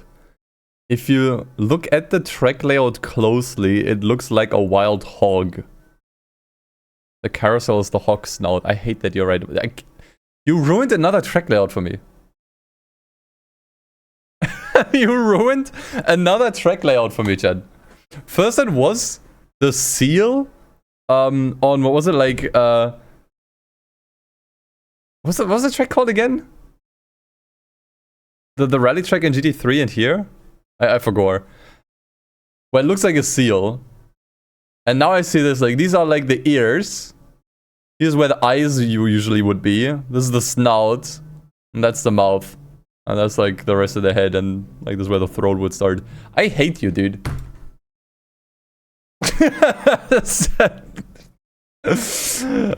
You ruined another track for me, dude. I can't look at this now without seeing it. It's the same as before. Oh my god. It really does look like a hog or a pig. Oh my lord. That's awful. Thanks, I hate it.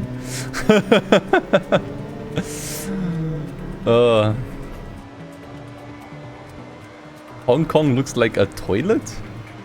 Yeah, I don't really see that. I think you need to use like a lot of imagination.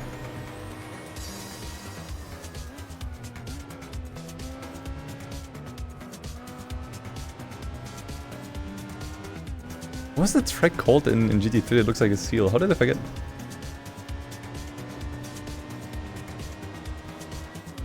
Swiss Alps. There we go.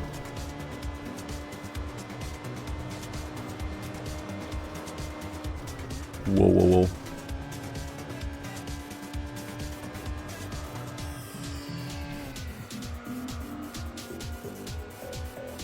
I'm not sure if I still want to skip this here with the Peugeot 905. Probably won't. What are we thinking for tires, by the way, in the GT World Championship? I was thinking hards in the rear, mediums in the front. We could obviously go super hards in the rear and hards on the front and try to go for no pit stops. That could be iffy though. Could be iffy. I think I'd rather take the pit stops. I gotta say, it's been a while since I did the GT World Championship. We did play GT4 every now and then, but I don't think I ever did like a playthrough long enough to actually go all the way for a very long time. So I kinda don't fully remember how I used to tackle these. But from what I remember, usually like super hards in the rear and regular hards on the front works on some tracks to go for no stops. You can do it in the beginning on Tokyo. On most other tracks, that is a really bad idea. Especially since we have the Peugeot 905, I'd imagine it's gonna be kind of hard to control that. But I'd probably just be bleeding way too much time over every single lap. Like, I'd rather go full pace and do an extra pit stop or two.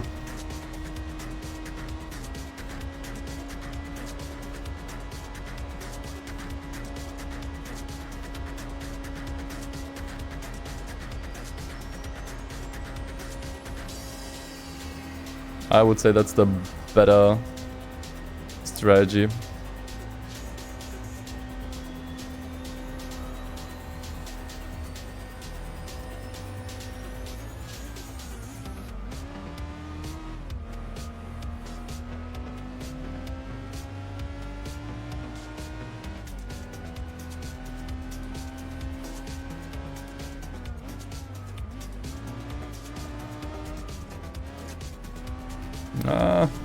Was able to keep it in there.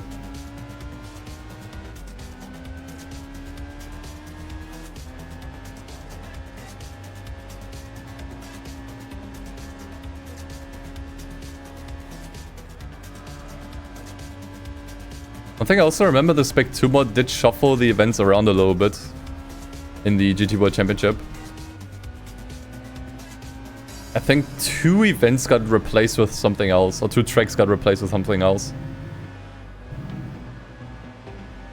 Or, okay. I could propose something kind of stupid. I'm not sure if I want to do it though, because that could backfire really hard. What if we enable the track randomizer for the GT World Championship? That could backfire really hard. Okay, it's funny. It's very funny. But I feel like at this point I don't want to do it. At this point I think I don't want to do it because this has been like a quote-unquote pure challenge so far. Like we didn't really like do any like major shenanigans. Like we played things pretty fair game in the confines of this mod. I think the moment I enable the track randomizer, this is becoming like an, okay, well, you know. It would be kind of funny. I mean, what we could do, okay, here's what we could do. I do the event normally, and we just beat the challenge like nice and clean, right? Like we just beat it nice and clean. Then after we're done, I'll enable the track randomizer and go in. And see what could have happened. What we could have gotten. To at least satiate our curiosity. How's that? How's that for a deal? That way we still get the funny, but we don't actually have to suffer through it.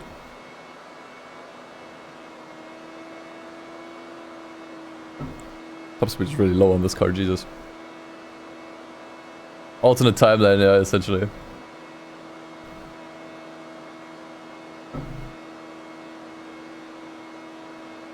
Times of Nürburgring with a Motorwagen. I still have yet to do even one. By the way. That was a charity incentive from ages ago that I still haven't honored yet.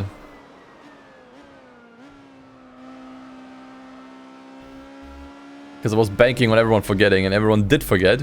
Now that I brought it up again, you all just remembered, and you're going to keep reminding me about it now. So yeah. I played myself. Congratulations, you played yourself, Dustin. Alright, that was the overall championship league. Wait, did I miscount the events? Or was it just 4? I think it might have been a 4-event championship. In that case, skipping would have not worked. And we get a basic Nissan Skyline. That is not good enough. Oh, this is a 4-event championship. Interesting. Yeah, it would have been hard to skip. I would have had to like pay more attention to the point standings. The only 4-event championship in the game then. Okay. Next is Premium Sports Launch. So this is minimum base price 100 credits. Production cars only. Sports tires only. Okay. Let's see what we have then.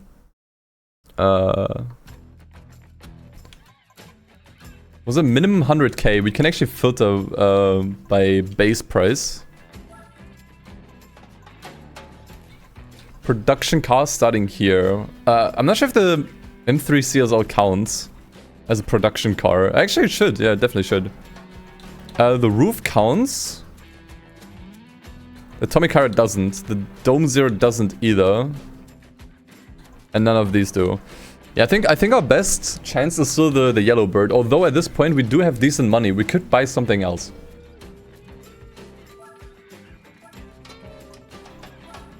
We could also just buy something else.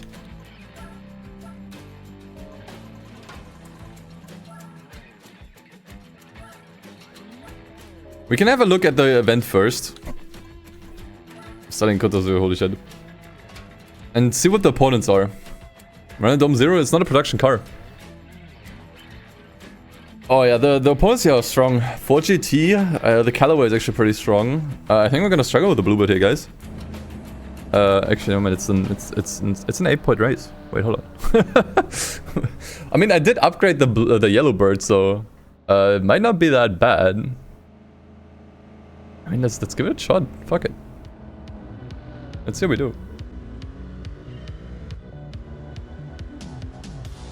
M3 GTR spotted. That is a rare car.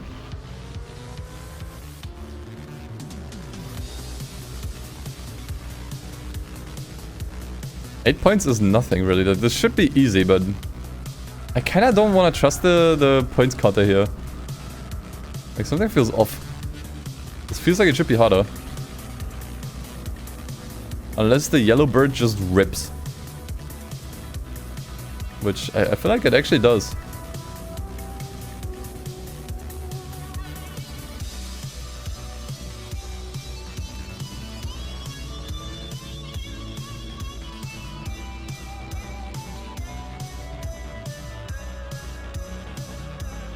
It rips harder than I thought, goddamn. Like this car, honestly, over this playthrough has become... From one of my, I wouldn't say most loathed cars, but one of the most scary cars to use. To one that I actually managed to tame really well.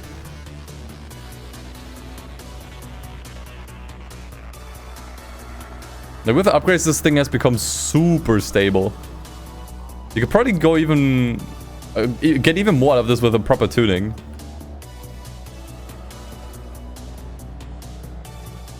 But the way it is right now, it's actually pretty good.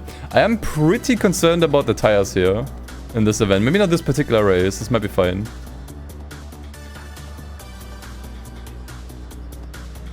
But later races, the tires might give in. Like, tire wear is still pretty bad on this car. Despite everything. Despite all the handling improvements. It is a great car, but you really need to... You need to upgrade it, you need to maybe tune it a bit, and you need to learn how to drive it. Which, I gotta be honest, that makes it a great car. Because it has like a really high learning curve and skill ceiling.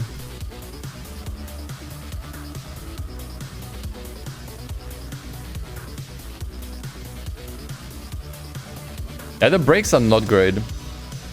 I mean, if you're allowed to use race tires, you can apply the racing brakes and then they should be better, but yeah, since we can't, they're pretty weak.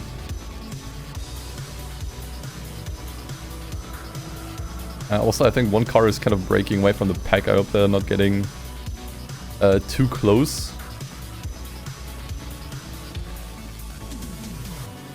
But let's see.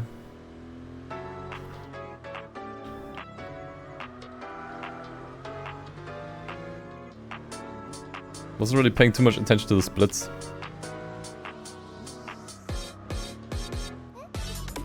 I mean, even if they come close, like overtaking here is really difficult for the AI, so... At least on this race I'm not too concerned. It's a 4GT, okay. I'm not surprised. We could buy one of these ourselves, honestly.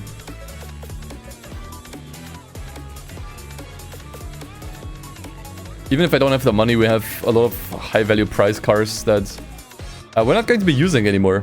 That we could just get rid of. Like the Dome Zero, for example.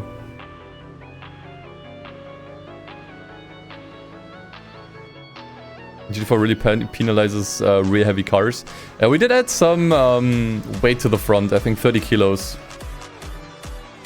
So it does help at least a little bit, but yeah.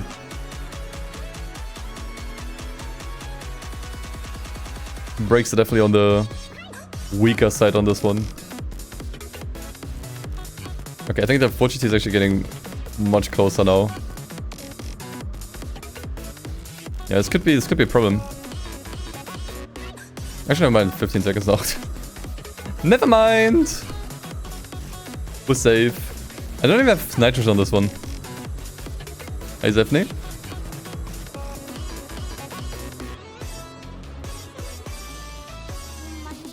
I need to brake way earlier than the gear indicator tells you.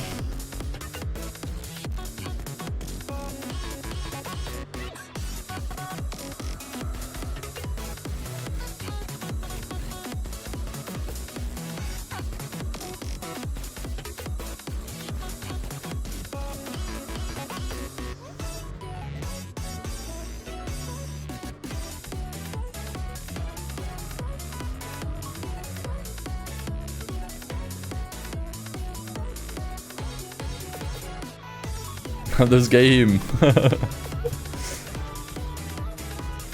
Seems to be a lot of first-time chatters here. Welcome in. Hope y'all enjoy your stay. To get a little bit ahead of us here. 2 events, and then the final event of the game.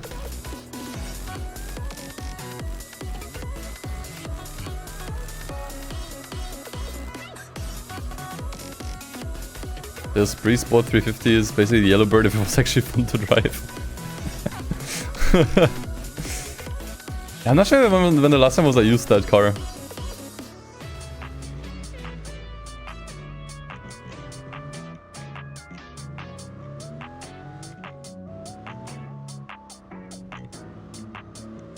Been putting out some banger videos. Thank you, man. Yeah, welcome to the stream. I haven't done anything in terms of like video stuff lately, so I'm not gonna be live tomorrow. So that I can work on videos again. So just as a heads up.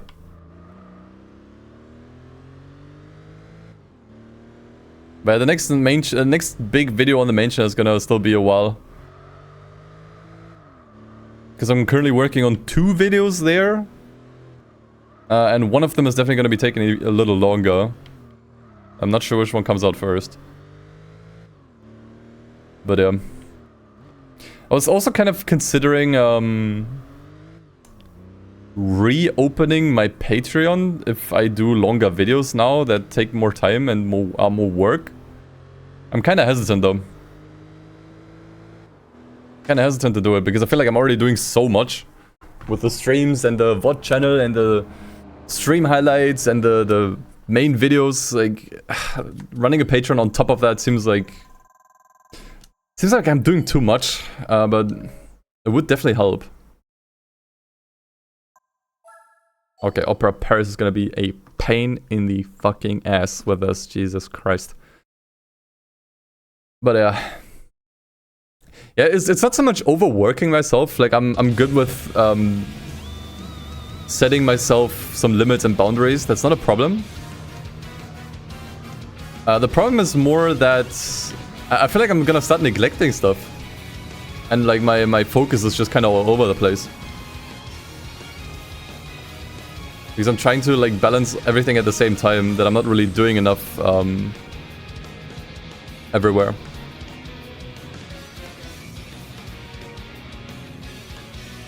Like this is something I already kind of feel at the moment. Because I'm doing streams, and I'm doing the stream highlights, then I'm also doing the VODs.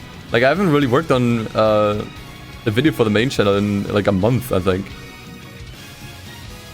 Because my attention has been so scattered all across like other stuff. That's more the concern. And so when I run a Patreon, obviously I want to do like Patreon content as well. So still kind of thinking that through. Actually, this should be easy here because the AI has issues taking this corner here. You can see it on the minimap. They are slowing down way more than necessary there. I am a little concerned about my tires here. I will say that much. I think the rears might be really cooked going into the 5th lap. But we'll see how it goes.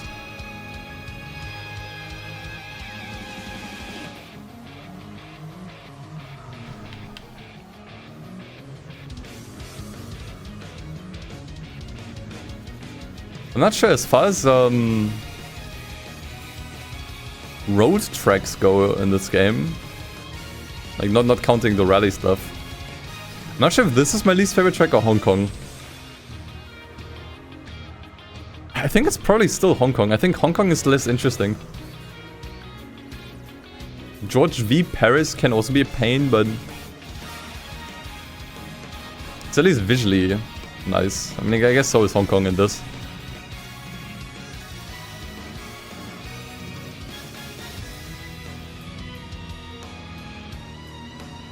I guess what makes this track kind of unpleasant is just the unevenness of the road.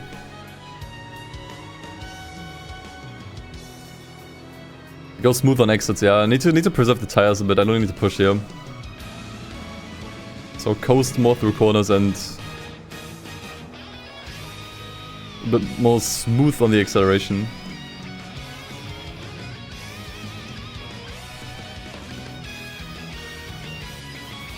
George V fun. George V is fun on slower cars. Maybe, yeah. I mean, it's definitely more fun than with like race cars like LMP or whatever.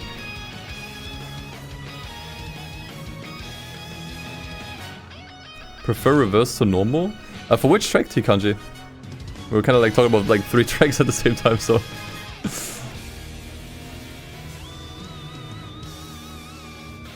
This one. I mean, I don't fully remember this track in reverse, but I think I'd agree, yeah. I think some of the corners just work better in reverse. Yeah, good point.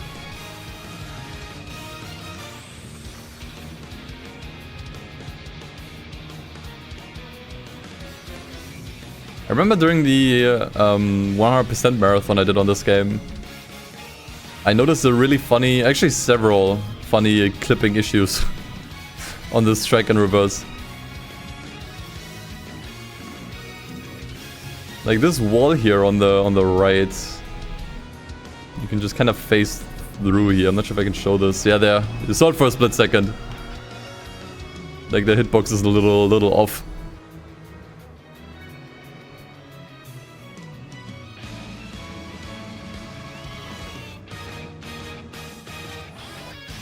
No cheating. Sorry, I can't help myself.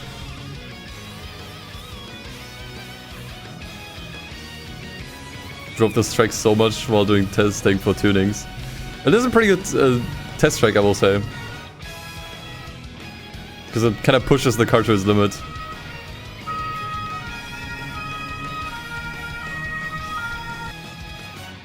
I wanted to mute the mic, but it was a little too late. And accidentally pressed the wrong button, so the face cam disappeared.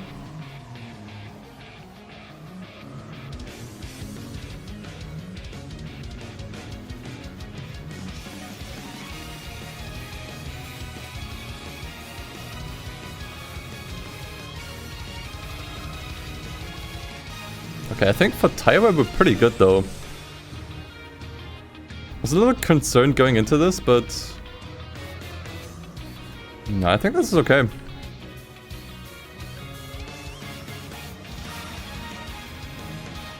We'll probably be slightly yellowish going into the 5th lap. That's a cheat police. They know.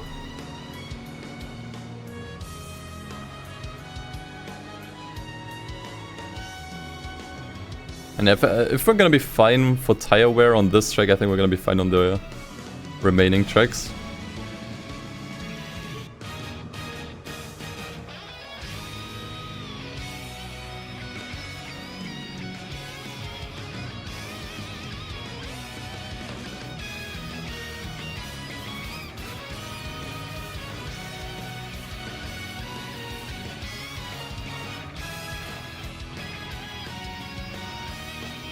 Although I think I should start driving a little more carefully soon. If I don't want to send the car into a wall. Or even worse, spin. And I will say, I'd have to look at the stats again in the garage.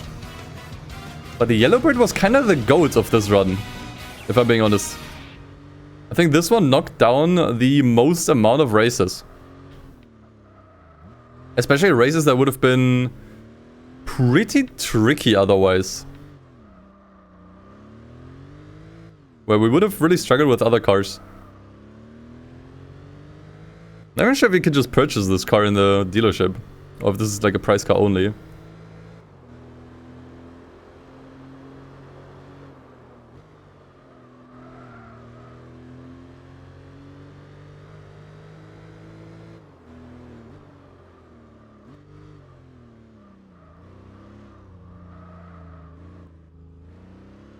had to rewatch the intro for the Burnout 3 video. I'm not sure which one. Because we did like, I think 2 or 3. I probably mean the one where I made my girlfriend play it, yeah. Game like Rivals would be good to learn.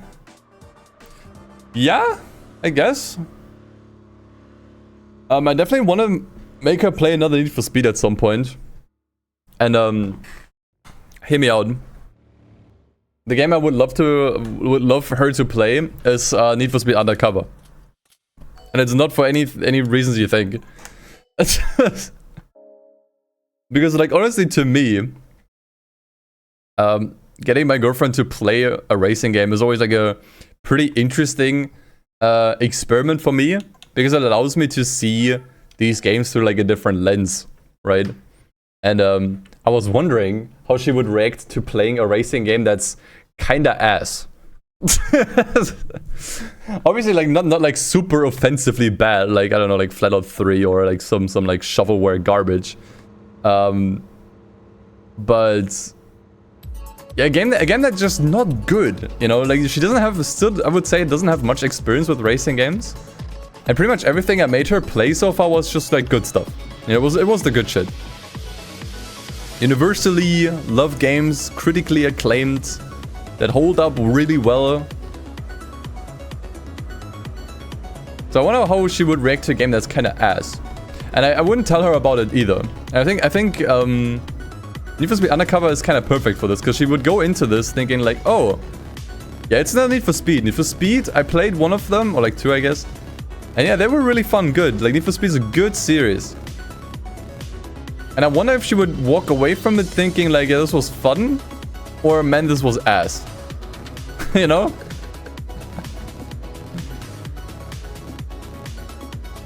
No, I wouldn't give her like a mod. I just want to have her play like the base experience.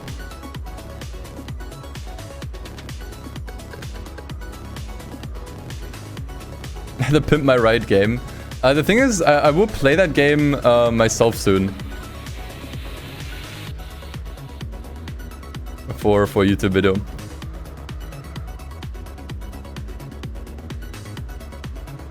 Make her play MC2. I mean, I definitely want to make her play a Midnight Club at some point, but I think I'd rather opt in for Los Angeles. Either that or MC3, I'm not sure, but I think she would enjoy Los Angeles way more, honestly.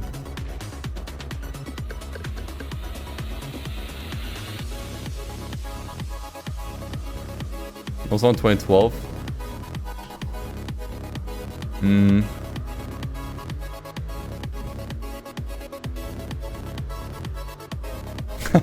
I'll drive a PS1 is devious.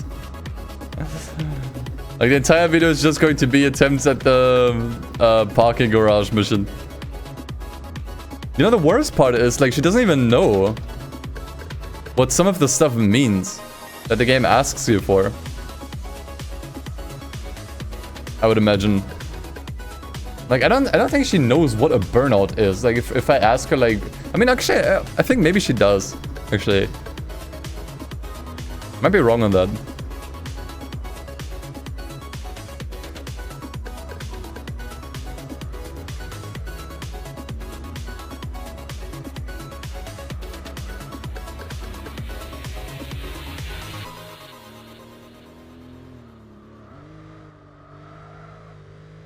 Yeah, Driver San Francisco is definitely a game I would want her to play eventually as well, for sure.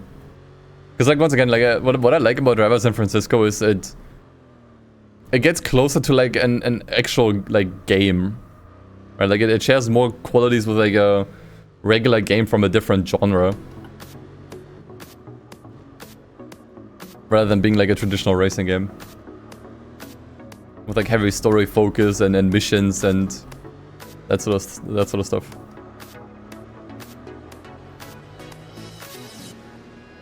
Driver 1 parking lot. It's so bad. It is so bad.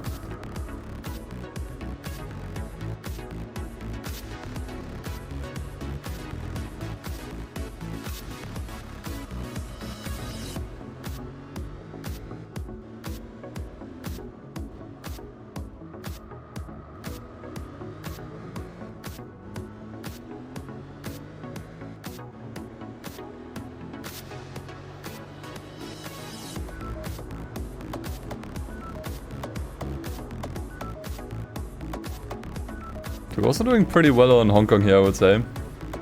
Not sure if I should be more concerned for tire wear here or less than on Opera. I think less, honestly. Like, tires are looking really good still. We're going into the 4th lap now, so don't think it's gonna be a problem here.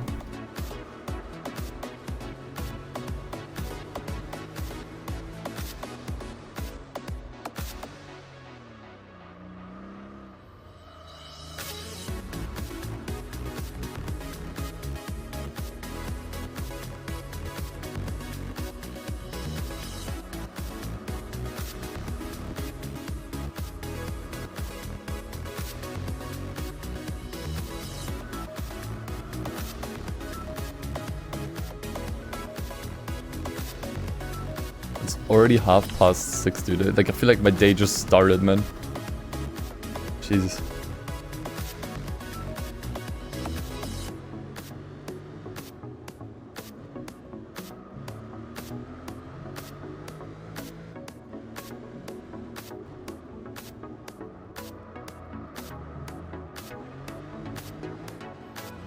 Oh god.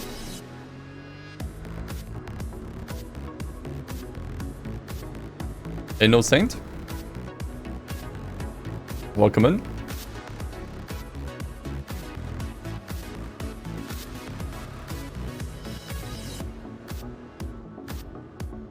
But this championship here, I mean, I guess the championship is just an event. But it really has like the most devious tracks cobbled together. And it's especially devious because you're not allowed to use race tires for any of these. And you need pretty high performance cars. Like, I think that was like a roughly 500 horsepower minimum requirement.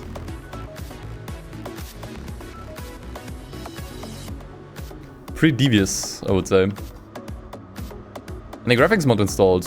A few, yeah. We did install, or like, I do run a HD texture pack for the HUD. And like a slight reshade, which really doesn't do much except just boosting the brightness and colors a bit. And some anti-aliasing. Other than that, it's just upscaled to 1440p. That's really about it. The game just looks that good. See ya, Naren. Thanks for joining, man. And I'm really surprised how well the tires actually are together here. They're not even turning yellow. Very good, very good. Yeah, I think we really did a good job tuning this car, and with good job tuning, I mean putting a 30 kilo brick in the front of the car. It's really all we did. But it was enough. Put a little bit less stress on the rear tires, made the car more stable. Made a huge difference.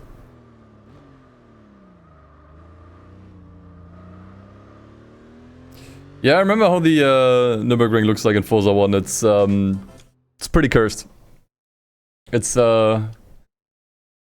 very creative and imaginative interpretation. Yeah, it's nice that they picked a different season, but it looks more like post-apocalyptic, honestly. It doesn't really look like autumn or fall. It looks more like the fucking Fallout just hit a couple years ago. Okay, I'm not sure how this is going to go. It's more of a top speed, or like speed favoring track. But let's see. I feel like I've burned through all of my songs already.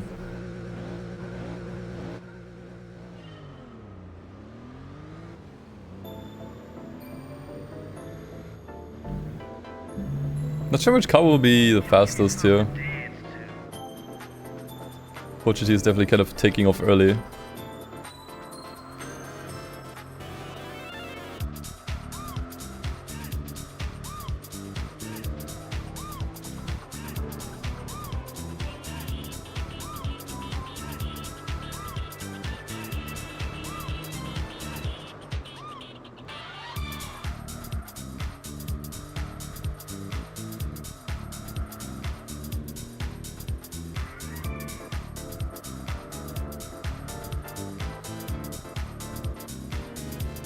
I think in terms of speed we also got them beat pretty well. Not sure what I even added for performance upgrades on this. I think I might have added everything except for the turbo or NA tune.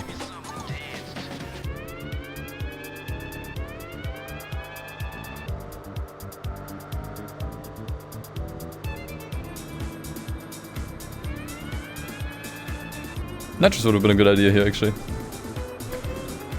Oh well, we don't need it. I think we're good. We're good. Yeah, I gotta say, I never tried 1080i on this game. Then again, I never owned this game as a kid. Like, the only time I played Gran Turismo 4 when I was younger was... it wasn't really a summer camp. So... when I was a kid, my parents had this like permanent like set place for a caravan, basically, right? Like you can go to places and like if you have a caravan, you can just kind of like, you know, stay there and then park it there. There's also places in Germany and probably also other parts in Europe where the caravan is kind of like put in place permanently, right? So it's kind of like a vacation home, so to say. And we had one as a when I was younger, further down south in Germany, and that place had a kind of like a room, I guess, for like teenagers and kids, like a, you know, free time activity kind of thing. And they had 2 PlayStations hooked up there, and one of them had Gran Turismo 4, and that was my first experience to the game when I was, I think, maybe like 12, and I hated it. I was like, this shit is ass. I don't like this. Oh, we should definitely give an oil change to the car. I think we drove it enough by now. Although we're not gonna really use it anymore after this championship, I believe, so. Can give it an oil change for fun, but it's not really required. And I think back then, like, when I played the game, I'm pretty sure it wasn't set to 1080i either. Like, it was running on basically stock settings, and we just kind of played it like it was on a CRT. The story reminds you of my "Don't Become a Racing Game" YouTuber video. That's still the most ironic video that I made. Must have been like 9 years ago by now, or 8.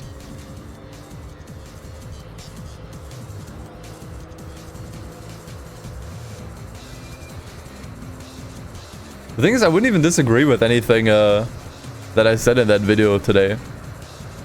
I think I was just looking at things from the wrong perspective and draw the wrong conclusions, you know. We can watch that video together again if you want, if you think that's like an interesting reaction. I would actually love to watch it, because it's I so vaguely remember the points I made in that video. But I haven't seen it since I made it. Could make for a fun reaction. Yeah, me reacting to myself. Remember when you were a kid, Gran Turismo 4 came out, but your parents didn't want to buy it for you? So you threw a tantrum in the car until your dad turned around and bought it. Oh wow. I mean, I guess it's one way to get what you want. And some people take that behavior into their adult life. And it's what's commonly known as a Karen today.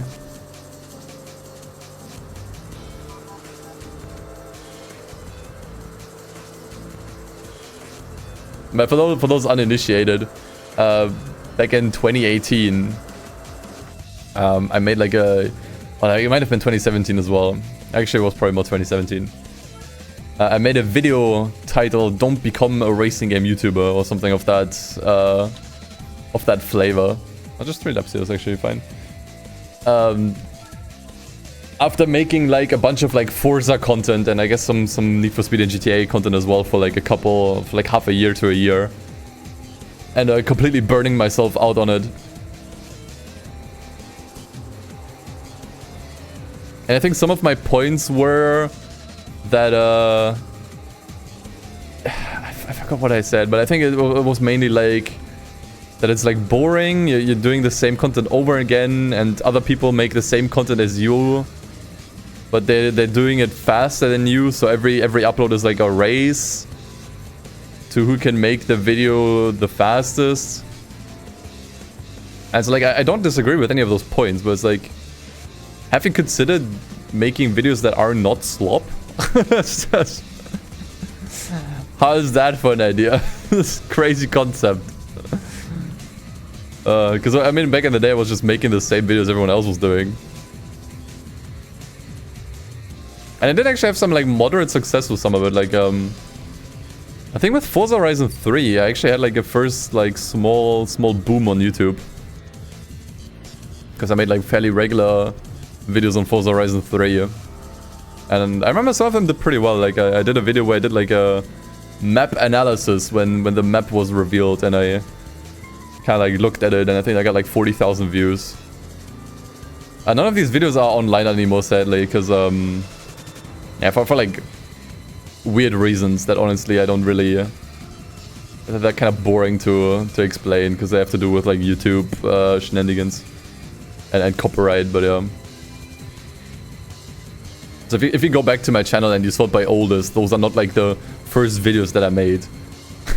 Which doesn't make sense either, because like if you sort my channel by oldest videos, the first one is like a videos where like kind of like Q&A type videos, like reading your comments, which obviously doesn't make sense if I have no audience when I start, right?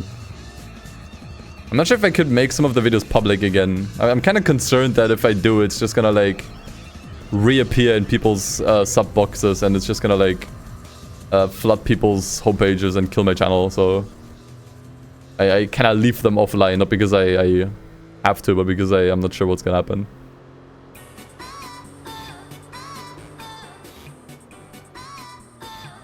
But we could go through some of my old content. Like I do this every couple of years, where I watch some of my old videos. Might be interesting to you guys, because once again, like the videos aren't public,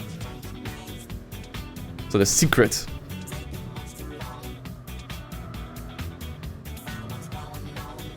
You've always liked GT3 better than 4.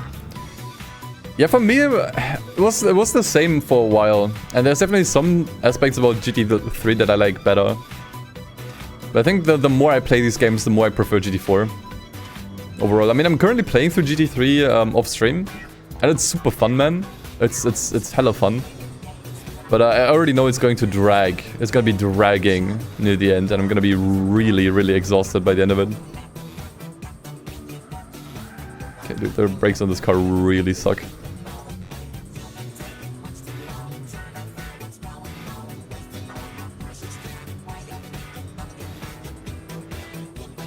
DustinEden Vault channel and store all privated videos there. Not a bad idea. Not a bad idea, honestly. Honestly, actually what I could do... Now this makes more sense. Instead of privating the videos, I set them to unlisted. And I just make a playlist. I think that makes more sense.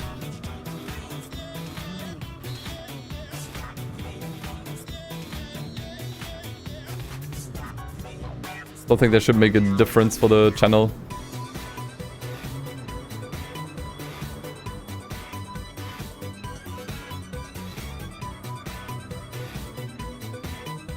And honestly, I think if I do that, I would probably unlist some videos that are still public right now. Yeah. It's kind of weird if you sold by oldest, it's just gonna be like a bunch of like weird content that makes no sense. Like Q&As, it's like, okay, what the fuck? I think it fits better in the vault. Good idea, T-Bands. I think I'm gonna do that. I think they would reappear because it worked this way. People would be bumping their vids all the time. That's true, but I'm still not sure what that does with the algorithm. If that's gonna like affect it in some way. Plus, it might not appear in like people's sub boxes, but it might still be pushed on people's homepages, and then people scroll past it because the videos suck. I don't know. I'm a little too concerned with that stuff. I think it's worth doing for like old videos that, let's be real, no one wants to watch anyways, because they're really bad. I think putting them unlisted and putting them in a playlist so people can still like see them if they're curious, I think is like the best decision. All right, so that's that. Another prize card coming up.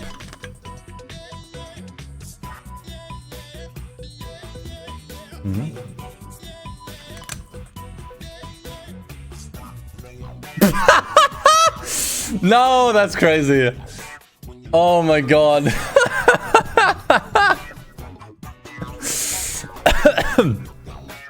Oh wow, yeah.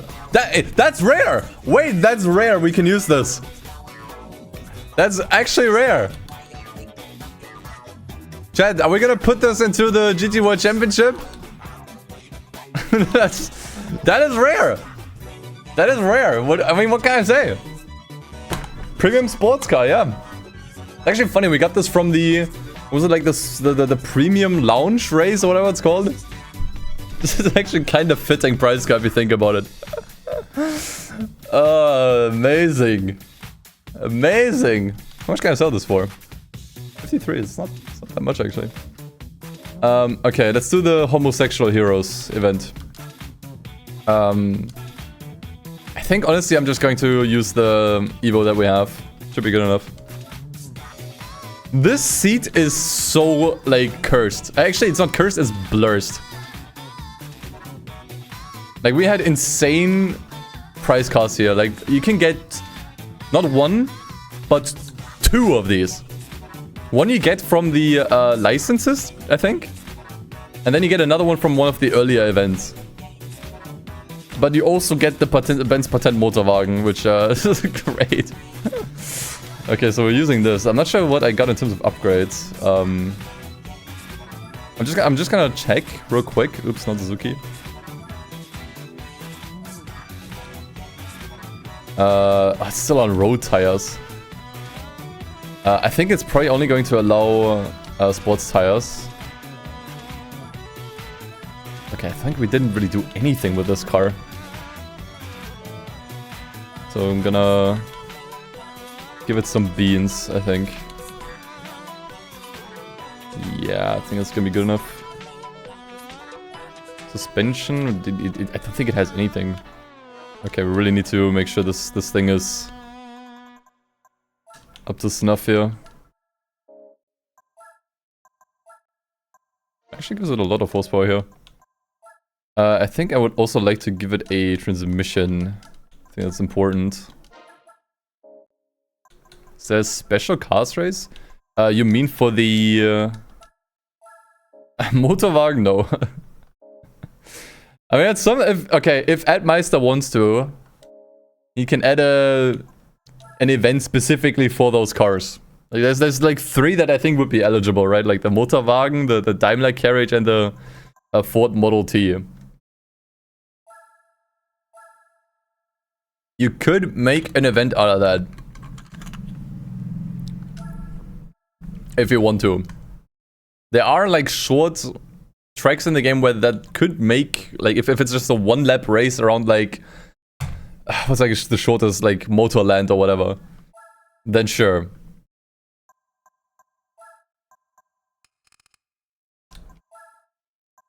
Yeah, beginner course. Okay, we don't have a... That's on 7, dude. That's really strong. Don't have any wing here. I think that should be okay. Yeah, there's something else I wanted to do in the settings, but I forgot. Oh yeah, I wanted to do the whatchamacallit, the transmission, but it's gonna be okay. Alright, last event of the game before we move on to the GT World Championship. Let's hit it. Should be fast enough. Motorwagen or Motorland, yeah. I mean, it just makes sense, right?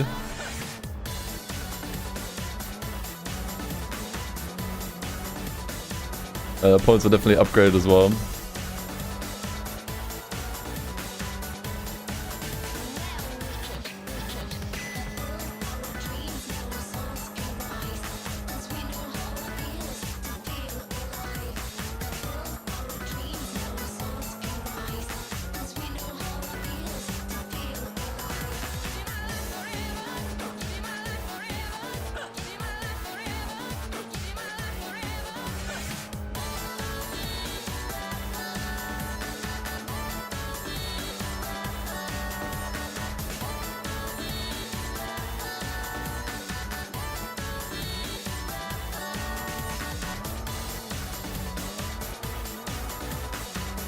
This car only available in white? Yes.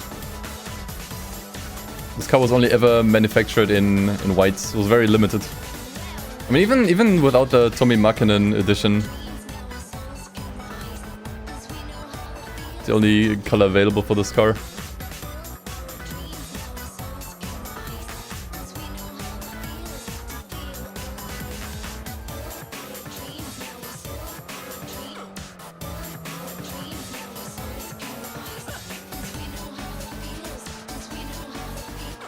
Yeah, unfortunately can't change it to yellow.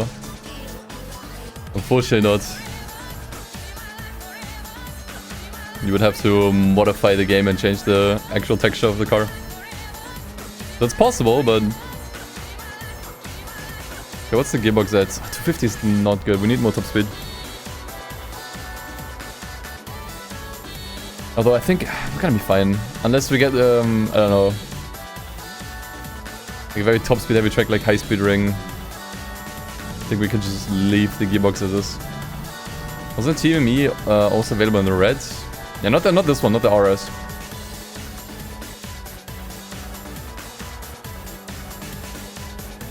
The GSR probably.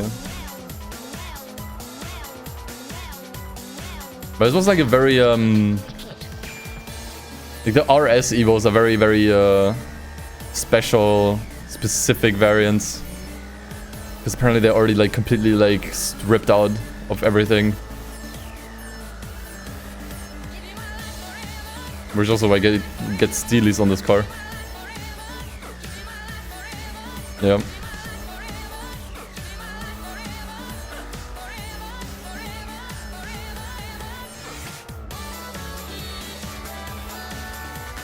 A very race-ready cars essentially, so they're basically so stripped that you can fairly easily turn them into a race car if you wanted to.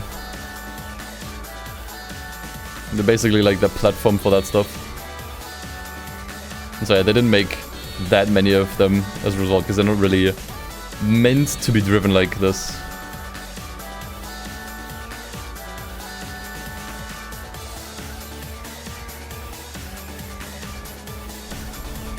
Yeah, exactly. It was kind of like the GTR N1 that we learned about in the beginning of this challenge. Like there were once again like platforms for race cars.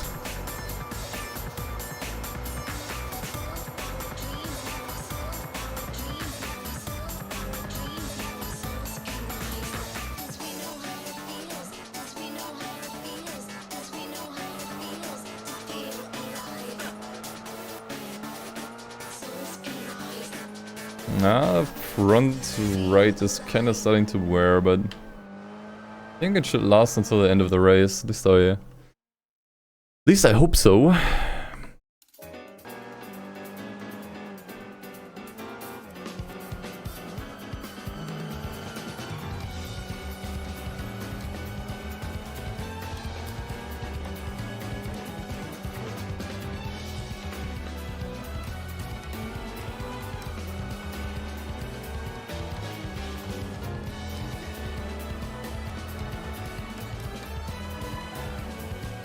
I'm starting to feel the understeer a little bit on that side.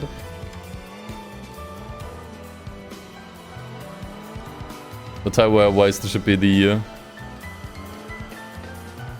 worst of the bunch.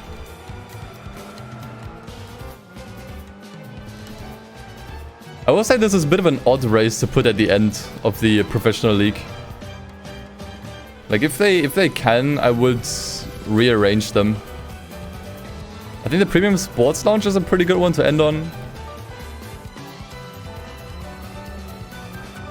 Supercar Festival too, like either of them. It's a bit of an oddball to end one. I would put this like a little bit earlier.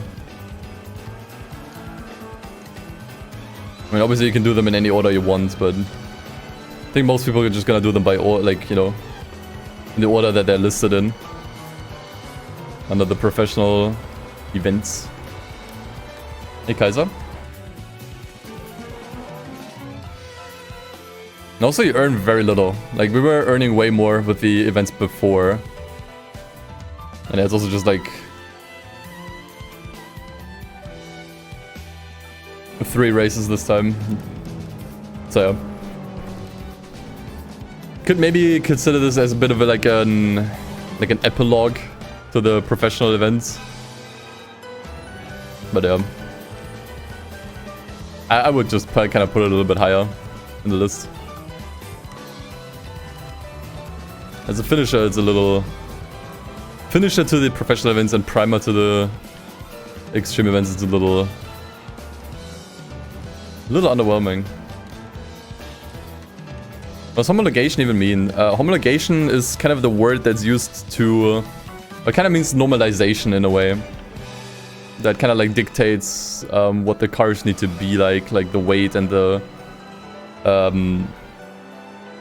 power. That's kind of homologation, making sure that all of it is even across all cars.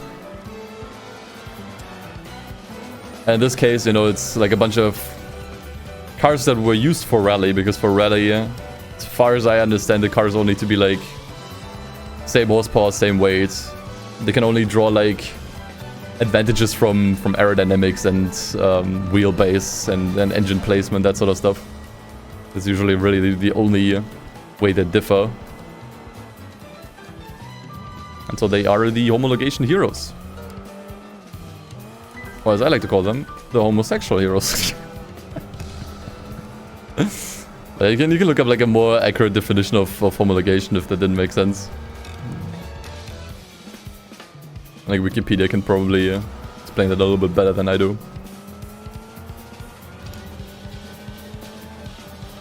But it's like a very straightforward example in Forza Motorsport 7. You have a homologation system where the game automatically upgrades your car to the top of like a certain class if you enter an event. Your car needs to be homologated.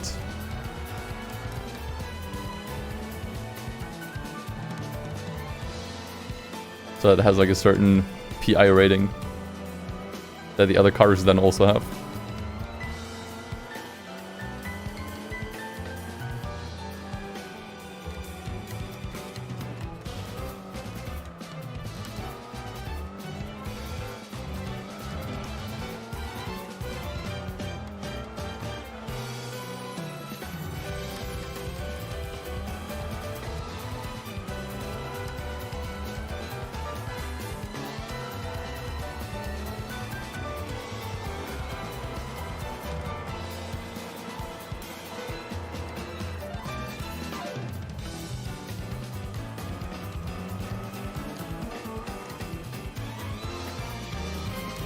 I gotta say...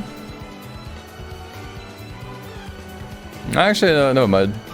Change my mind. I was gonna say something about this track. But I'm not gonna.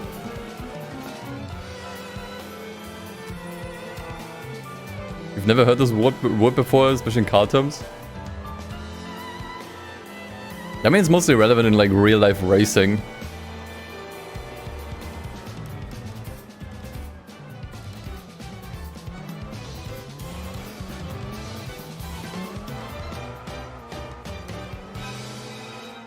Homologation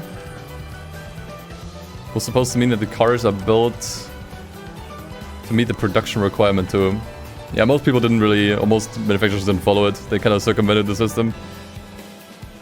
They built the road car first. Or they built the road car around the race car that they wanted to build and then did like a couple of units. Said fuck it, we don't give a shit how awful this is as an actual car.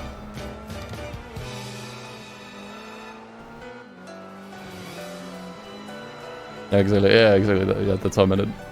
Race car was built first, then was kind of stripped and turned into a road car.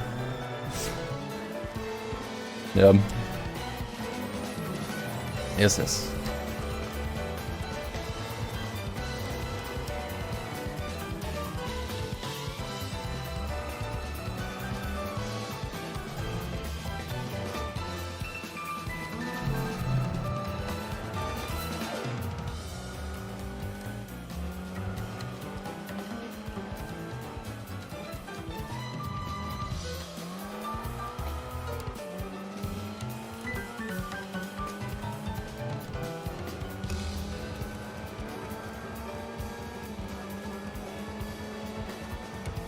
There we go.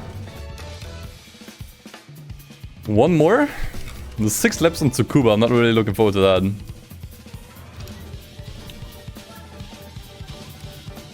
But let's do it. We also still need the international A license, right? I'm pretty sure. So we still need to grab that one before we head out.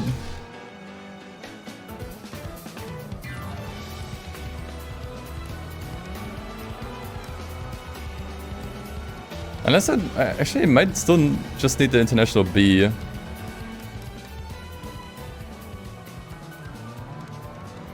Maybe you can get away without it, but let's see, I'm not sure. Especially don't remember how they solved it in the in this mod here.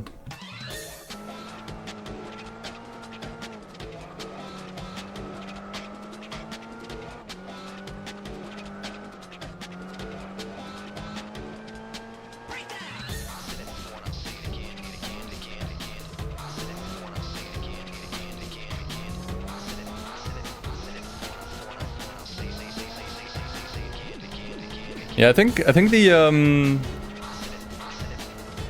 BMW M3 GTR is like the most infamous example for a manufacturer going around the homologation rules and sort of cheating the system. What's going on? What's going on? What? I don't understand what's going on here. It's kind of one of the more notable examples. Oh, I still need the international A, okay. That's fine. I was ready to strap in for a longer stream anyway, so...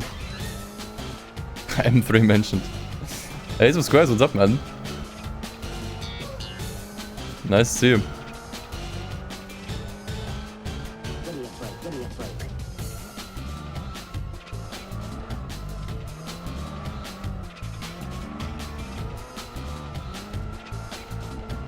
Hey, Dublar? Wait, what badge is that? It looks like the Abstergo logo from EWC. Huh. Looks like the Abstergo logo from Assassin's Creed. I've never seen that before. What makes a rare car in GT4? So we define it as a car that in real life hasn't been sold more than 1,000 times. Or less than 1,000 units have been sold.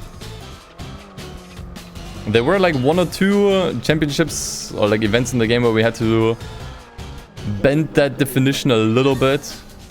because there were literally no rare cars that we could use. But yeah.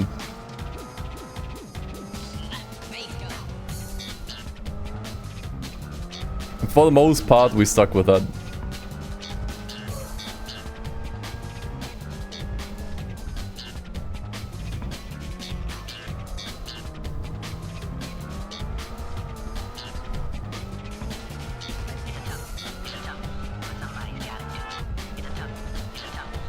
And yeah, we did also count special trims or colors as rare as well.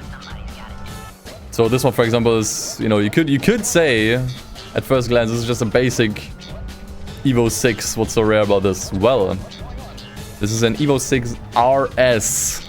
Alright. And then of those Evo 6 RSs, this is the Tommy Mäkinen edition. So like a limited run of a limited run of cars. Or like a special edition of a special edition, if you will. You can sort cars like rare, medium, and well done. I guess you could, yeah.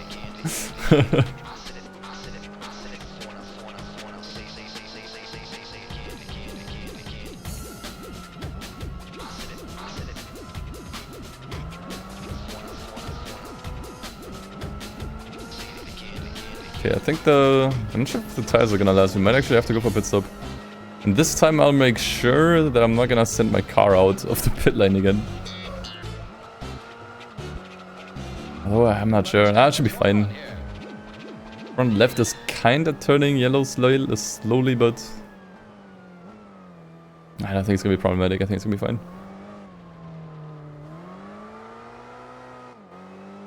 It's gonna be fine.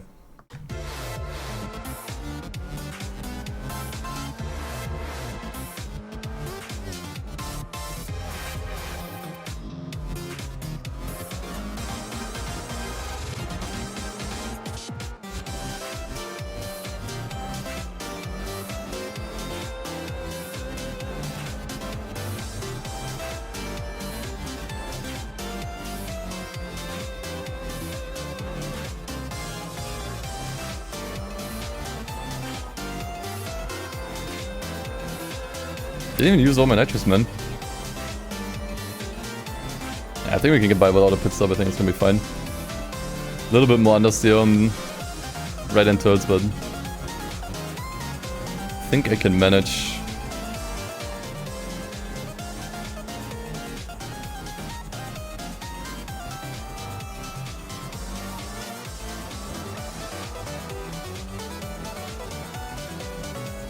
And give him a couple more laps, I think I would have even started lapping the others.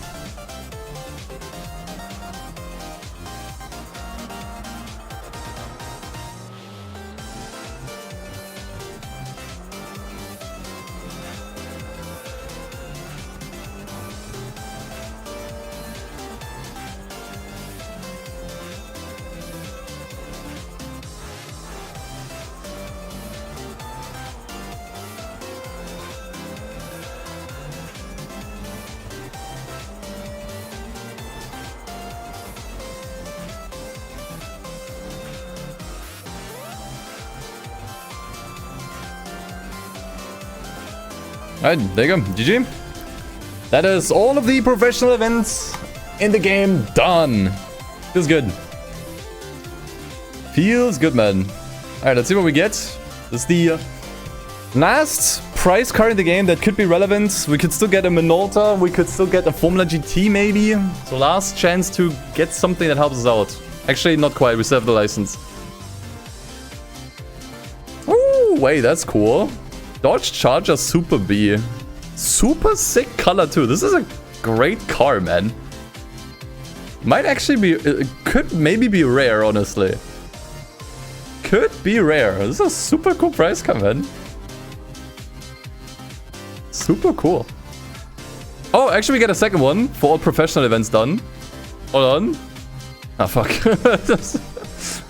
Old ass Civic. Okay, okay. Neither of these are useful. Unfortunately. Extreme events. There it is. So we need the International A. So we still need to grab one more license for this, unfortunately.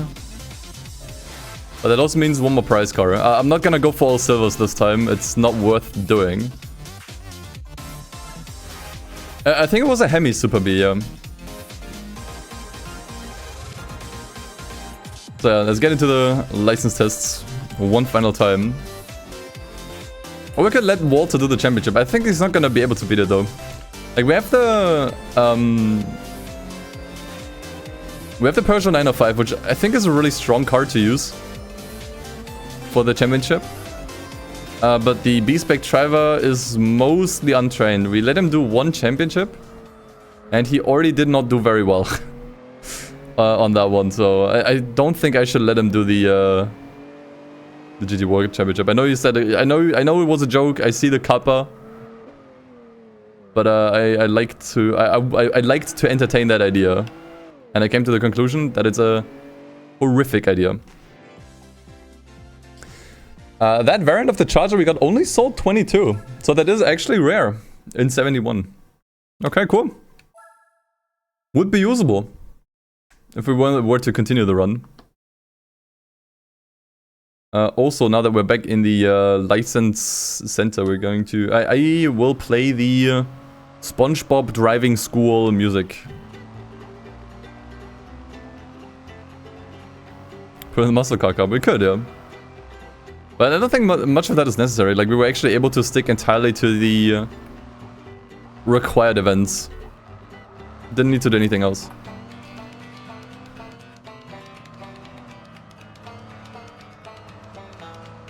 Not all golds. The thing is, we have the randomizers on, so there's no guarantee that I get something rare or even good if I go for all golds. The chance to get something good is the same on bronze as it is on gold. Like, you don't have better odds going for higher trophies or higher medals here.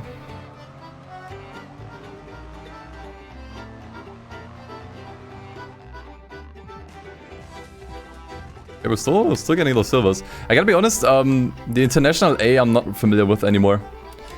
I do this too rarely to be familiar with any of the tests here, so I'm just kind of winging all of these.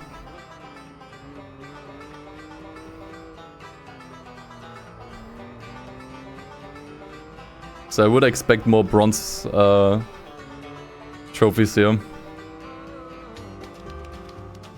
Like right here. What do you usually get, actually, for getting gold on the International A? Was that the Model T or Daimler? Or might have been the special license actually. Actually, I think it was the International A. Now you get one of the 1 horsepower carriages here for golding these.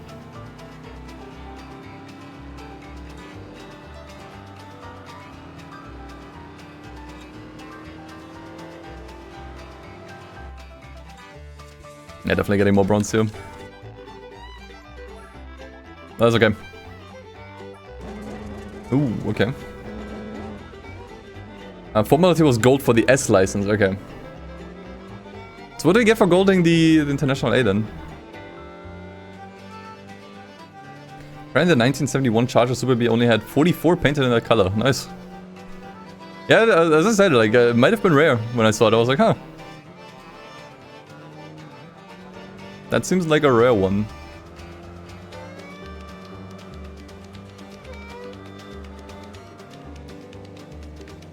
I get the Dome Zero. Okay, well we already have that one, so I guess with that you could interpret that I did gold the International A license. Huh? I guess in a way we already did it.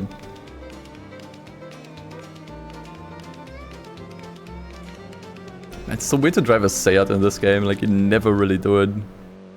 You really only ever do it in this license, I think. Unless you like specifically go out of your way to, oh god, to buy one of these and use it.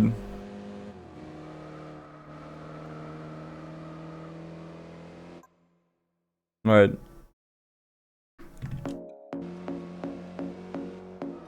Let's get mentally prepared for the GT World Championship.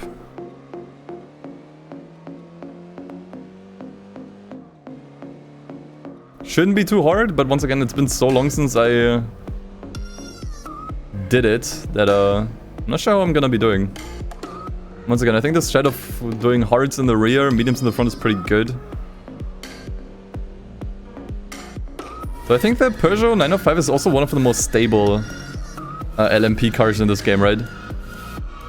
Comes with higher downforce than usual. If memory serves me right.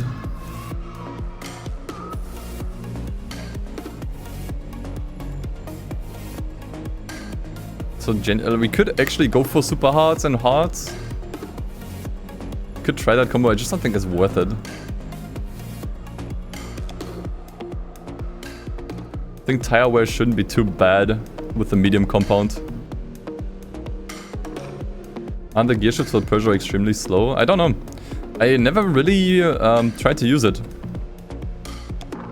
in the GT World Championships. First time trying.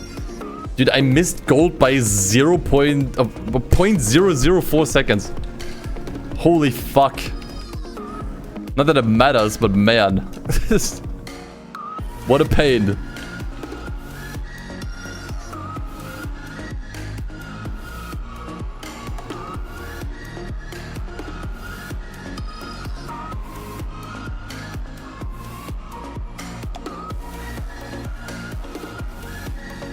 It's the third S2000 we're driving today, by the way. S2000 Enjoy is really celebrating right now. Are you kidding? How close can these be? 0.002 seconds from silver? Are you kidding? Right after the previous one? I swear I'm not doing this on purpose. Good God. Washed. Actually washed, man. And hey, I know this car. We've driven this car plenty already. Though mine is certainly better set up than this one.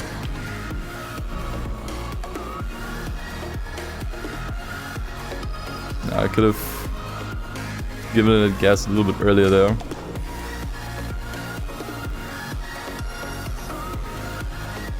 But since I drove this car, I managed to tame it pretty well through here. And also get really close to first try gold here. See, that's because I already drove the car a bunch. So I remember this car's quirks. I remember exactly how this car was driving.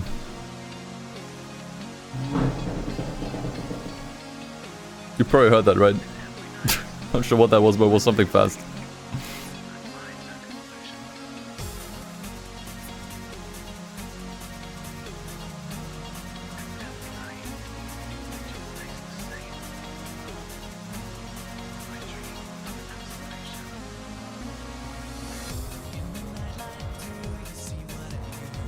Yeah, okay.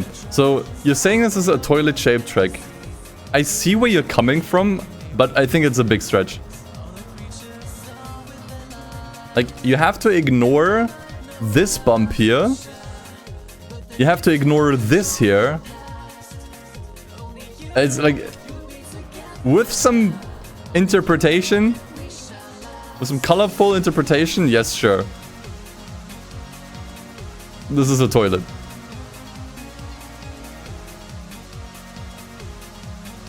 Certainly where the track belongs. Ha! Slam dunk.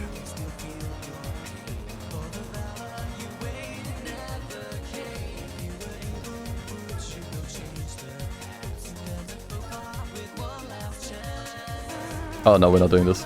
Hell no.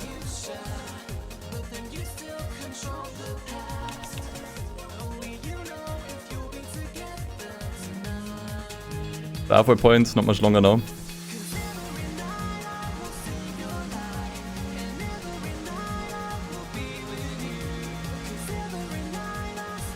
Oh, didn't mean to hit that. Oh, this is gonna be really slow time. Let's see if this is gonna be good enough for bronze.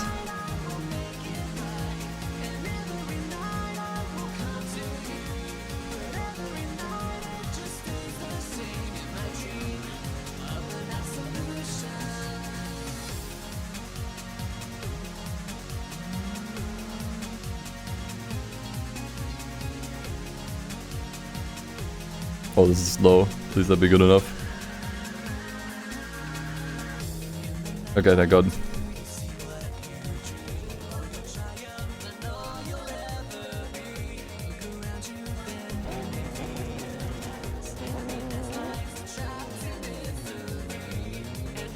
I have to be careful. I think this car has better acceleration than the... Dude, are you... Just push me off the track. Why not?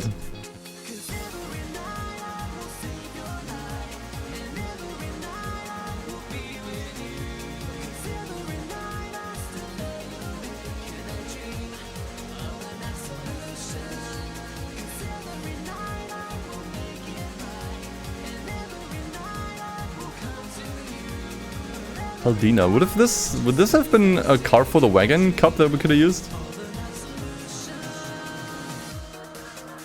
Definitely should have been eligible, but I don't think it's rare enough.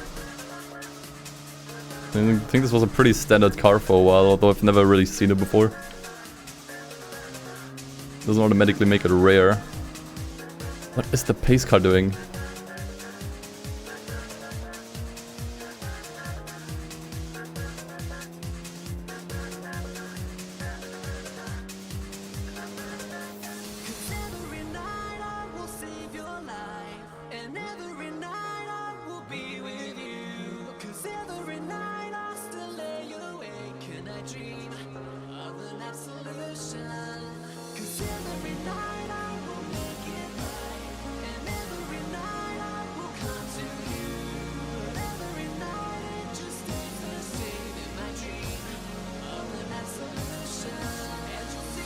Yeah. I say this felt kind of fast so far. Not sure how hard the gold is on this.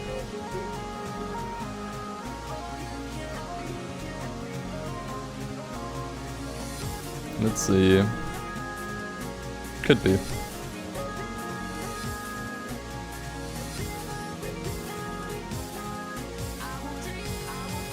It's a slipstream. Oh yeah, I think this is a gold. Actually,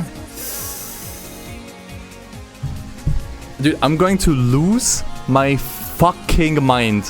We had missed a silver by 0.002. We have now missed a gold by 0.003, and earlier we missed a gold by 0.004. All in the same license, within the same like 10 minutes. That is ridiculous, dude. Are you fucking kidding me? What is this trolling?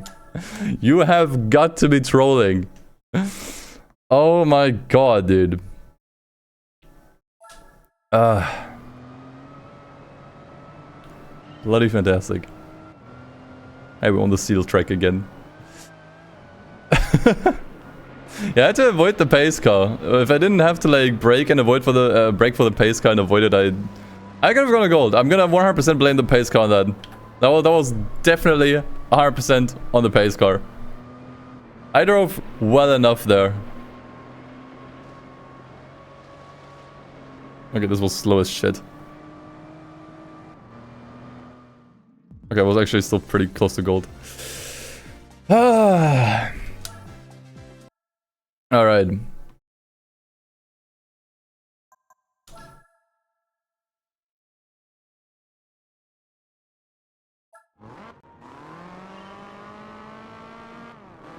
I love how we're doing rallying, although we need to do 0 rallying in the campaign.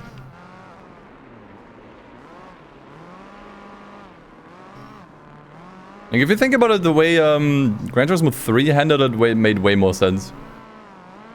Like, you have a separate rally license that you need to enter the rally events. And in here, the rally tests... Wait, how did I fail that? What? I didn't even hit that, dude. The rally license tests are just crammed in the regular licenses.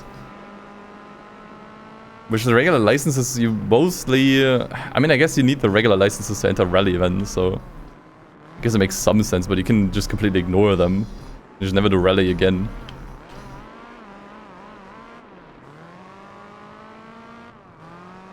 The rally events are already separated anyways.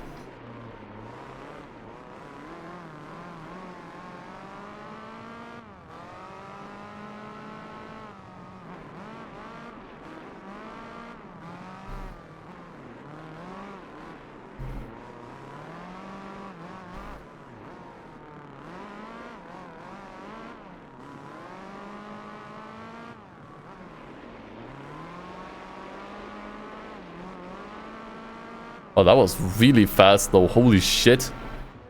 Beat the gold by 3 seconds almost. God damn, at least we got 1 gold here. Actually, I think it might be the second one. The track that looks like a squished up Play-Doh. I mean, if you're pedantic, every track can look like this. Oh, King Jake, I'm gonna do something to you that chat did to me that ruined the Nordschleife for me. The Nordschleife looks like a chopped off pig's head. Or a hog. Like Sector 2, that's the snout. I can't unsee it. I can't unsee it anymore. Why? Chat did it to me earlier, now I have to do it to you. You can never unsee it again. Never. It's burnt in your brain.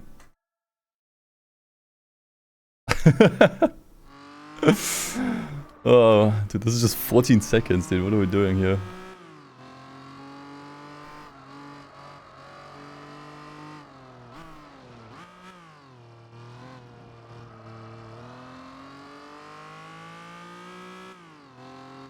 Dude, I almost missed the bronze. That was horrific.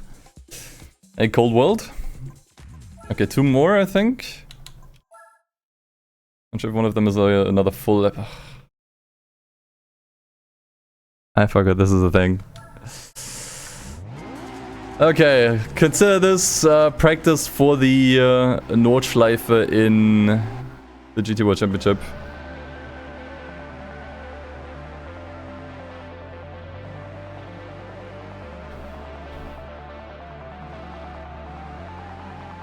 I could use save states. I haven't used save states at all during this challenge.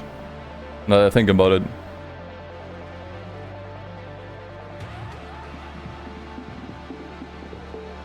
I'm not gonna start now. I want this to be an authentic challenge run that's valid.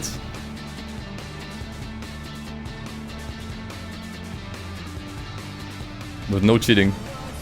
I know, no cheating. Me saying no cheating is really weird.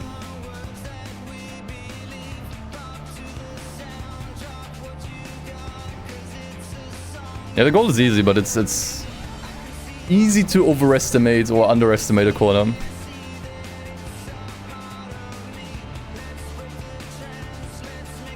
And have to do it all over again. So I'll go a little bit slower here. I'll use this like I'll treat this like a practice lap.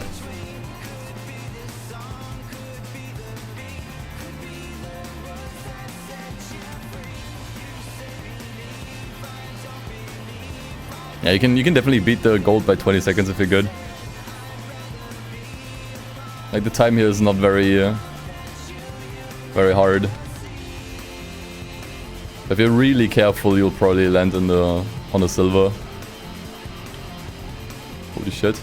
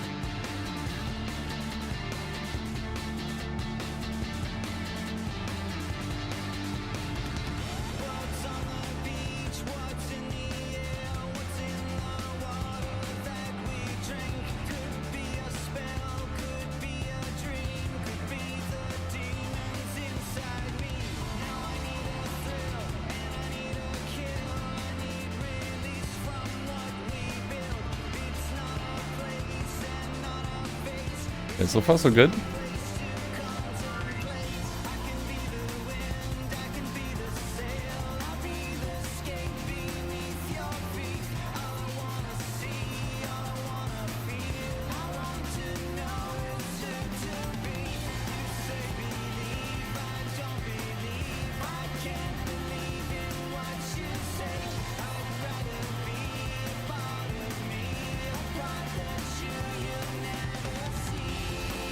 Yep. Donkey Kasha song. I'm not sure where it originated from.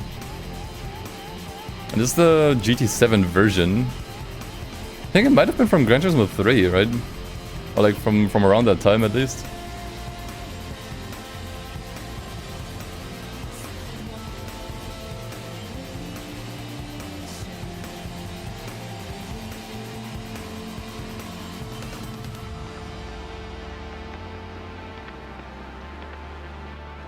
I'd have to double check. I'm not sure where this one originated from, but it's definitely a little bit older. It's not from Gran Turismo 5 or whatever.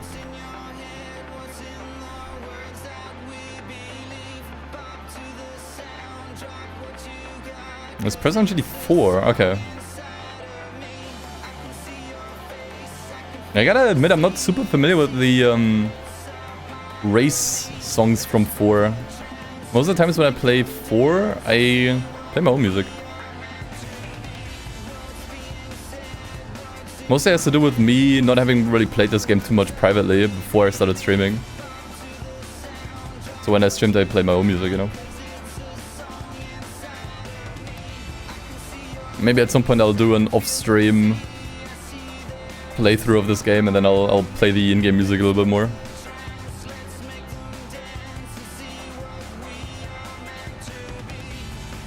Tonight on Bottom Gear, we ride on a wild dog of the green hell.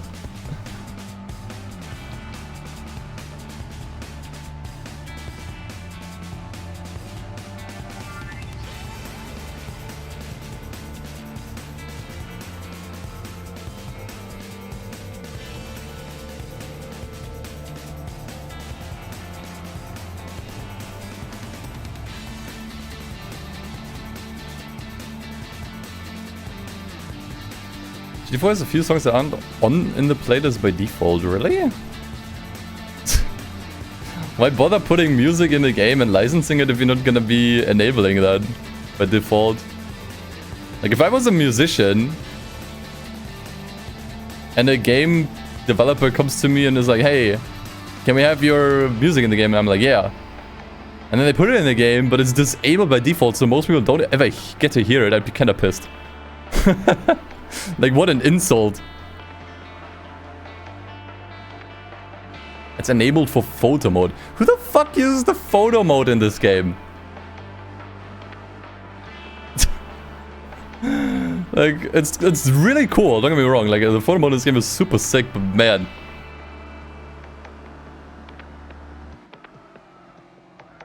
Like, most people don't do that.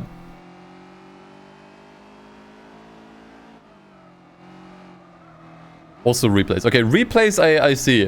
Replays makes a little bit more sense. Replays you see all the time. You do skip them mostly. But it's at least something, you know? It's at least something. So that you know what, that I'll take.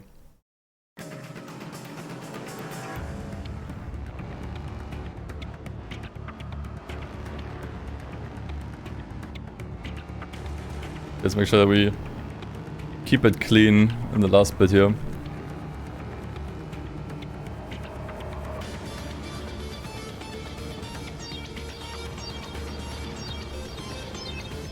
Don't send the car off. Well, still pretty fast, honestly. I think this was definitely still on gold pace here.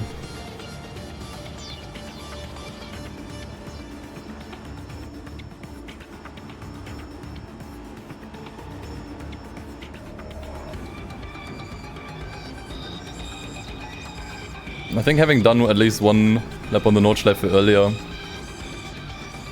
has definitely helped.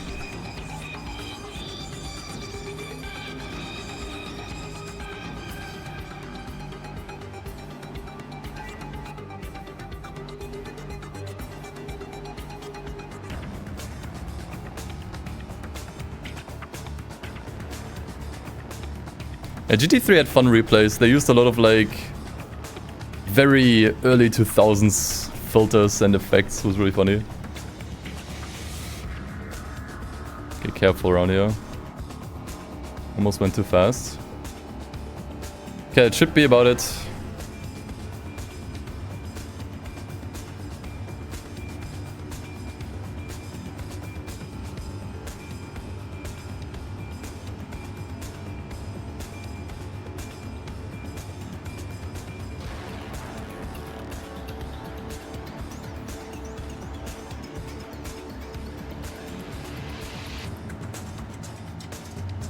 Yeah, I'll definitely just slow down here. I'm gonna slow down already. If the pace come more space. Do not want to bottle it at the end.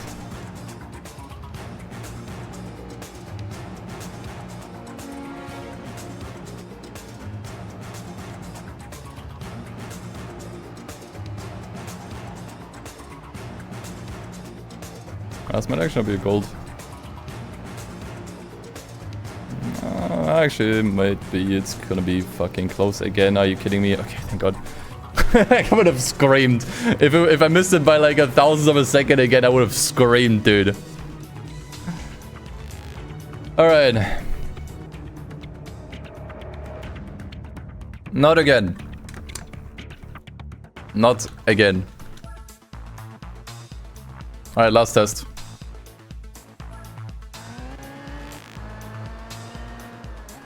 This would have been a great cup for the... Oh, this could be a great cup for the GT World Championship as well.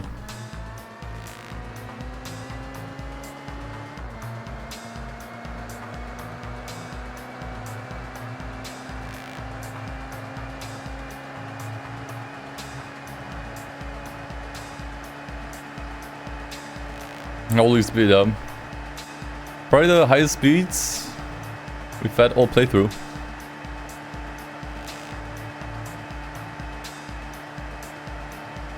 This must be a really, really painful test, by the way, to get gold on. Because you don't really get a proper attempt until after you do this 1 minute of just driving straight. Which, like, that also kind of puts you out of practice every single time.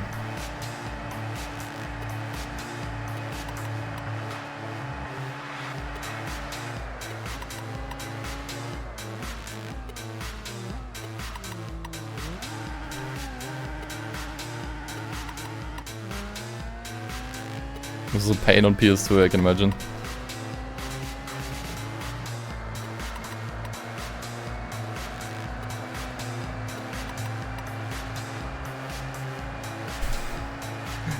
King Jack, shush.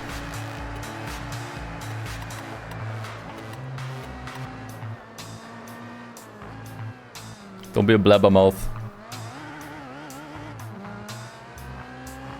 Okay, for a second I thought that was a finish line. We just had a fucking insane attempt. Dude, you need manual for this. If you do this on automatic, you are cooked, man. Absolute must to do this on manual. Don't even need to shift much anyways. Alright. We're not grabbing all the silvers here. No point in doing it. The chance of getting like a Formula GT are like abysmally low. Maybe we'll get it now though. Okay, that's amazing. That is a really damn cool and really good car actually. Sadly not usable in the GT World Championship. But that is damn cool. Now we got too many bronzes here. I don't want to do like these 4 or 5 actually again. For these tiny sliver of a chance, the 1 in 800 that we'll get a Formula GT or something better than the Peugeot. Okay, chat, it is time. We got the licenses, we got all of the events. It's time to bring out the big guns. The GT World Championship, but we need to prepare for it first. We need to make sure this car is perfectly set up. Let's do it. What do we want to do even? So I think I already settled on the tires. We want those to be hards in the rear. and mediums in the front. This car... What the fuck? Oh, we already bought the sport tire summit. So we're buying additional hearts. What else? Does this car still have any upgrades left? Okay, so we're not putting in the stage 4 turbo. That is absolutely overkill. I think we're going to stick to the stage 3. I think stage 3 is going to be more than enough. Stage 4 is going to give us way too much wheel spin. That is uncontrollable. We still have hard tires in the rear. So you have to consider that. I think those 1000 horsepower are only really workable if you use softs. Which we're not going to do. So I will give it the stage 3. I mean, we can buy both and then switch if necessary. We can buy both and then just switch between these if necessary. Okay, I think that's pretty much everything we can buy here. We could maybe get the super hards or softs for emergency, but I think it's fine. I don't think we'll need to. You know what? I'll give it a car wash because why not? Whee! But primarily I went in here for the oil change.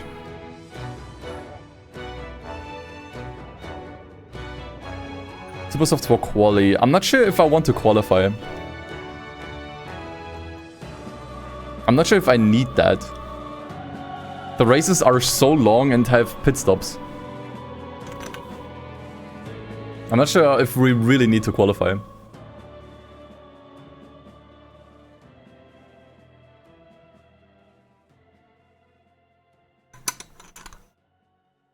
So I think we're ready. I think we're ready to go.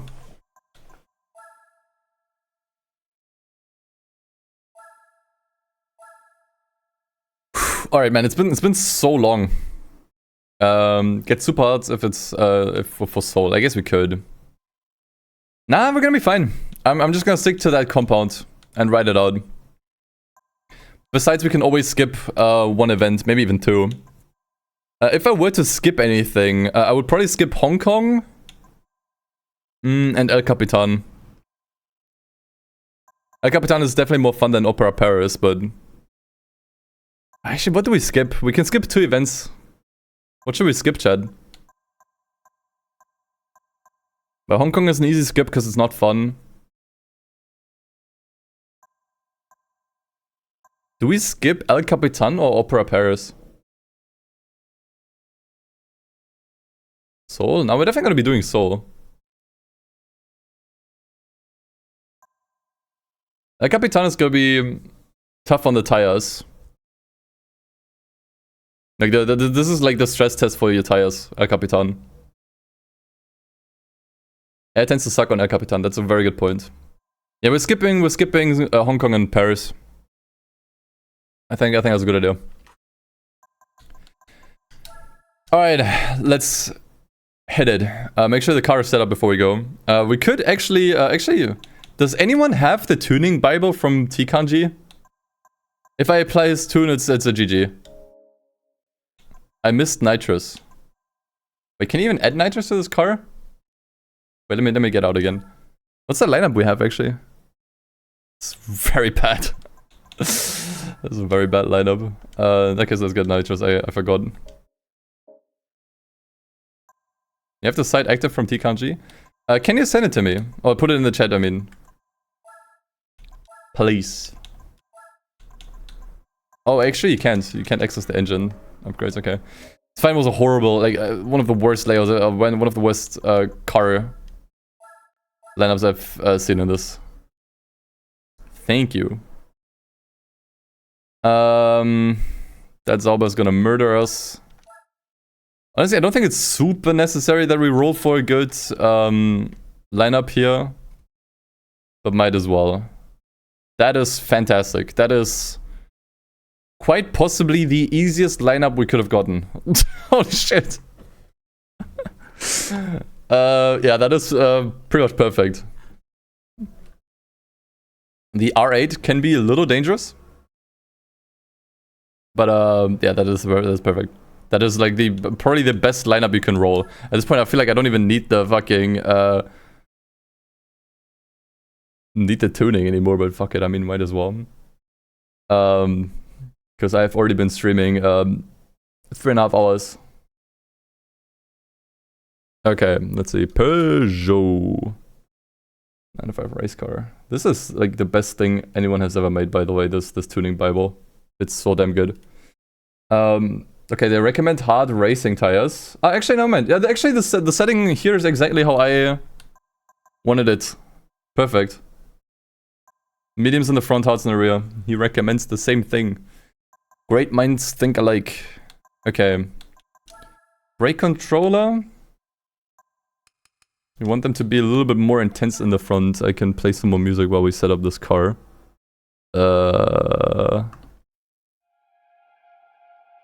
Springs is next. Oh, actually, we're doing like some crazy changes here.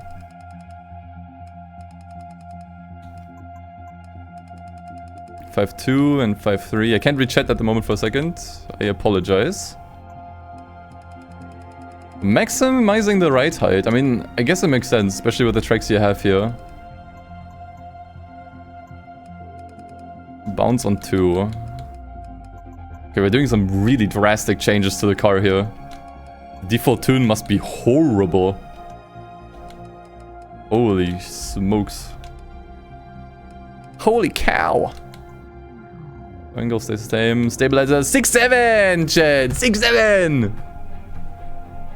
Sorry, don't unfollow, please. Gears. Okay, I think we're probably going to be doing the gear trick here. Final, we're maxing that. Is there a way to speed this up? Yeah, whatever. Oops.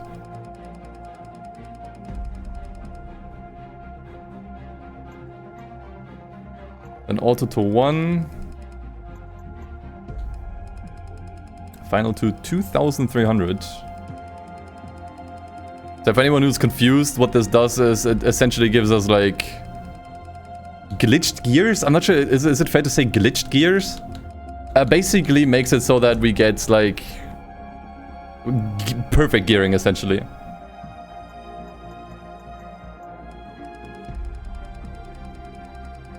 Like we're basically abusing the auto slider to give us gear setups that would usually be impossible.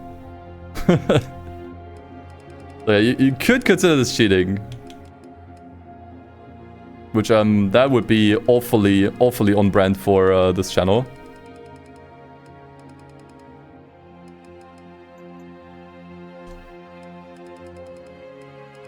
But someone in the chat probably has like a more descriptive decision, because I sure as shit don't understand this. I'm just putting in the magic numbers and letting it rip. Okay, downforce is already maxed. We did this earlier. Then the limited slip differential. I guess it's fine. I was kind of confused that some of it was locked, but I guess it's only on the rear.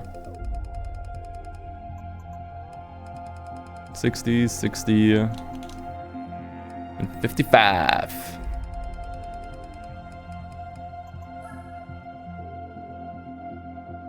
Okay. No weight balance. Interesting. And TCS we put to 1. It says 0 or 1. Since we are on automatic, I will put it to 1. Because I think if you're manual and you don't use first gear, you can probably turn it off, but yeah. Okay. That is it. That is the setup done. I don't want to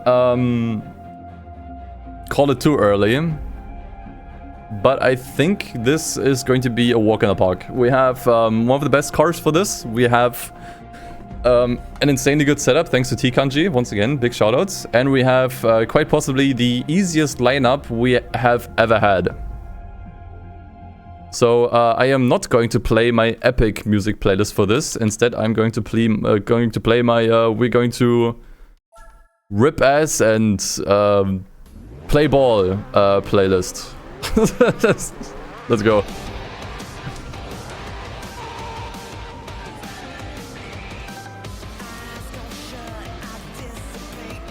Oh, did I set up the springs slightly differently? Okay, that's fine. Holy. Okay, yeah. This thing is a beast now. I didn't even check what turbo he applied. Oh, we might actually have the... Wait, I actually might have the stage 3 turbo in here. Accidentally. Because I bought that last. So this thing actually has 1,000 horsepower now. I didn't actually mean to do that. Oopsie! Oh, stage 4, sorry, yeah. The final one, basically. So I probably want to swap that for stage 3 before the next race. This is very fast, but man, it's gonna cook our tires.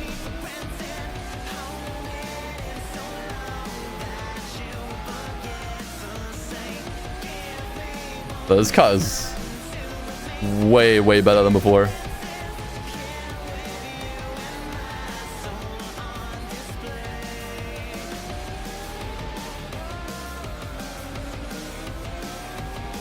With B-Spec, Bob could drive this.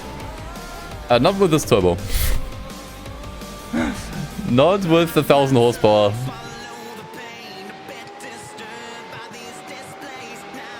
Streamer says the funny numbers. King Jack, we really didn't need a clip of that. Clipping is totally optional, by the way.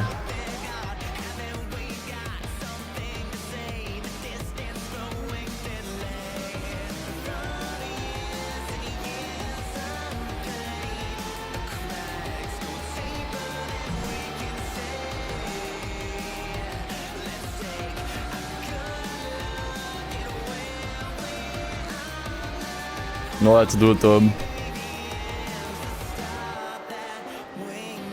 Doesn't take you to the credit screen after winning the World Championship. Yeah, it doesn't. Unfortunately, I think it's like one of my major nitpicks with this mod.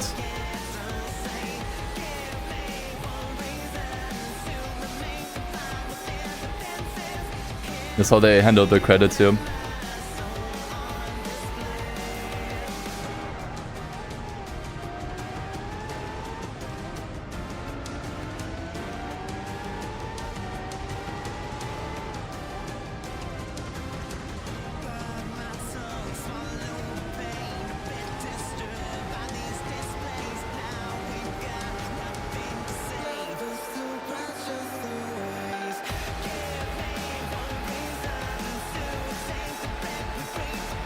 Really curious to see what top speed we can reach. Could probably reach 400. Yeah, this is really not much of a competition. I mean, I don't think you could have made this any easier with what we had here. Like, we rolled an absurdly good lineup here. Like, the Audi R8 being the fastest car is insane. Like, look how slow the rest are. Like, there's like 4 cars in here that don't match the LMP cars. Oh god, I need to be careful, man. 4 cars in here that don't match the LMP cars. And we got all 4 of them here. And then the only LMP car I see is pretty much one of the slowest ones. Like the R8 is really amongst the slowest.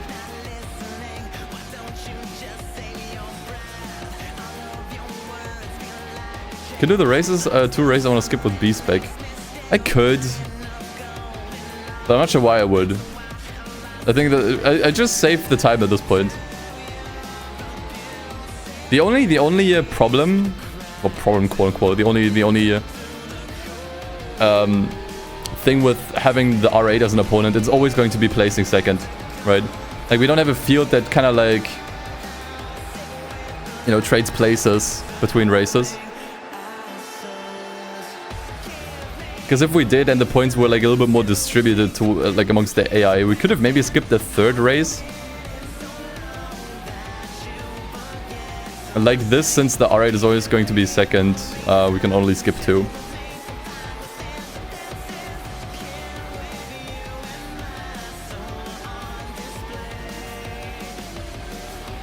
What's that car? This is a Peugeot 905. That I got by working 9 to 5. Haha. Not really though.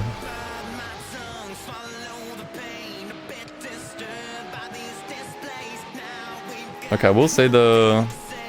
Alright, it's actually kind of keeping up now, which is a little scary.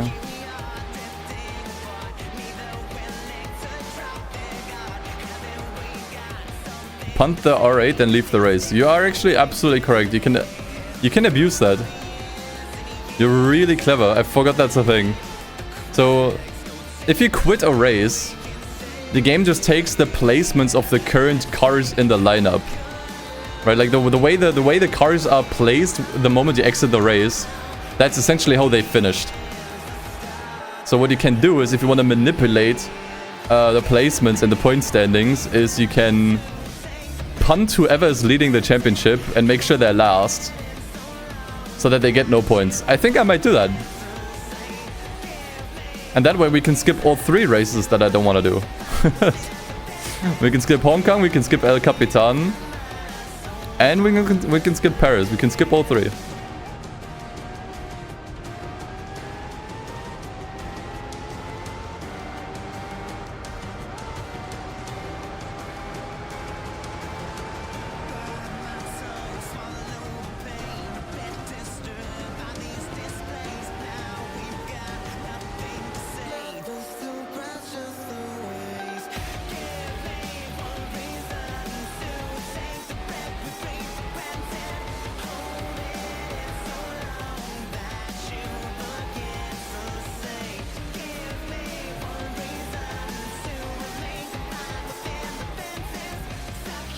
I think I'm gonna skip anyways. Yeah, exactly. If I'm already gonna be skipping an event, I might as well just take out the R8.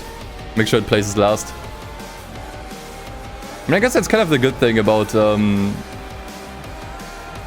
having a second, only one strong opponent in the race. Makes it easier to manipulate. This race has been manipulated, man.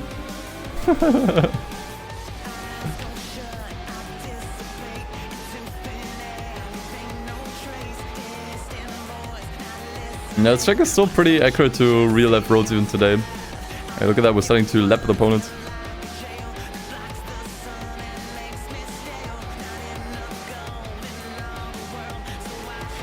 Neon.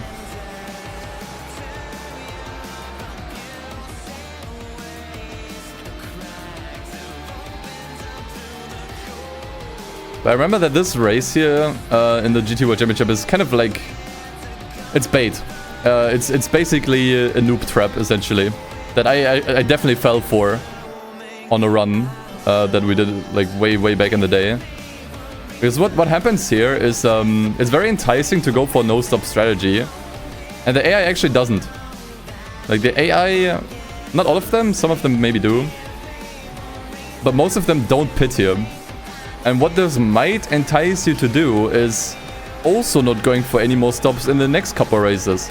Because you think, oh, I can do no stops on the other races and the opponents aren't doing it either, so I'm gonna put on the hardest tires and I'm gonna go for no stops. That will not work. Like this race here is essentially like a noob trap. It's very easy to learn the wrong lessons here. Now you can do a no-stop strategy on this race and this race alone. I'm doing Nürburgring, but not El Capitan. Yeah, I think it's more fun. They added the Nürburgring in this event in the Spec 2 mod, so I kind of want to do it. It's quote-unquote new, you know. Just woke up, how much did you miss? Everything.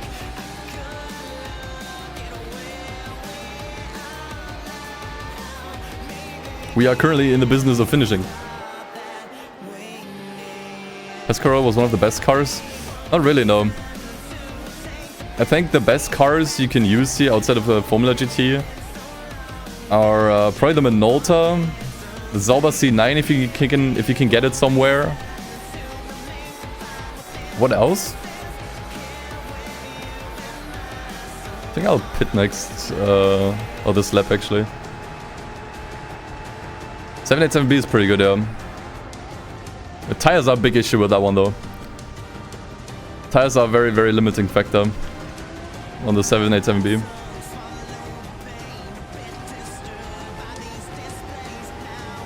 Okay, I'll be honest. We could go for a no-stop strat here. Looking at the tires. 2.5 laps. Could be doable. The thing is, if you spin here or like... The penalty for sliding off is fairly low. Because it's a city track. There are no gravel traps here that are hard to get out of. So even if you struggle with the car, the walls are just gonna be catching you. And it's gonna be fine. The thing is, we got enough of a lead that we can afford a pit stop, so I don't see why we shouldn't. No need for pit stop. We could, but it's an unnecessary risk. We got the gap, so I think I'm just gonna do it.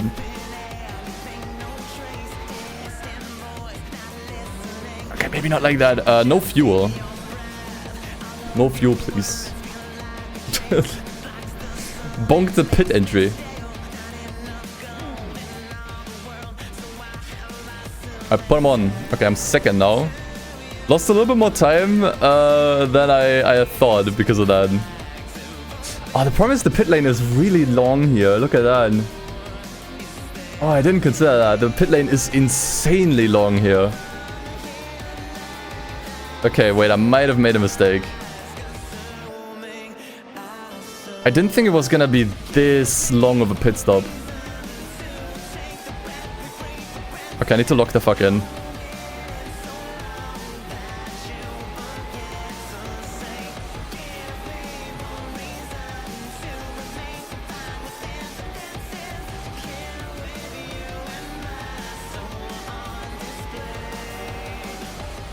"17 seconds. How long is the pit stop on this track? What the fuck? That has to be the longest pit stop in the entire game.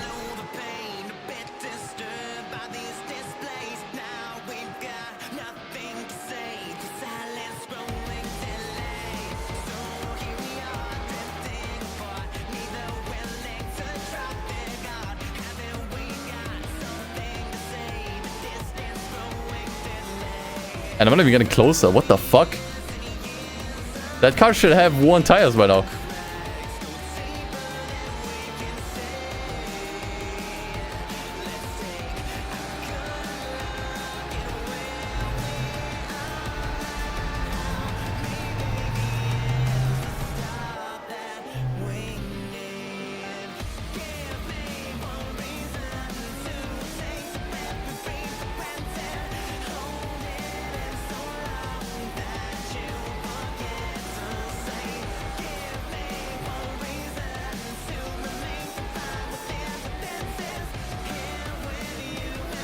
Yeah, there's no way I can catch it, dude.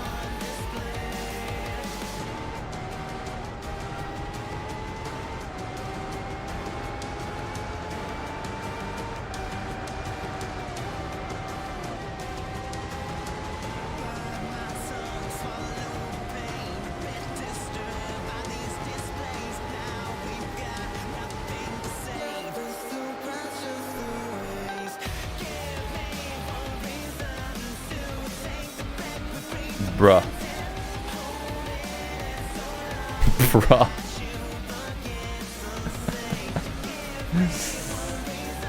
Okay. Lesson learned. Never, ever pit on this fuck-ass track. Never, ever pit on this shitty-ass track.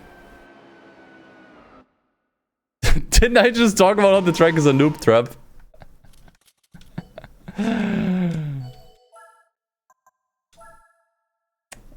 Chat, I would advise you to be quiet if you don't want to be banned permanently from the stream.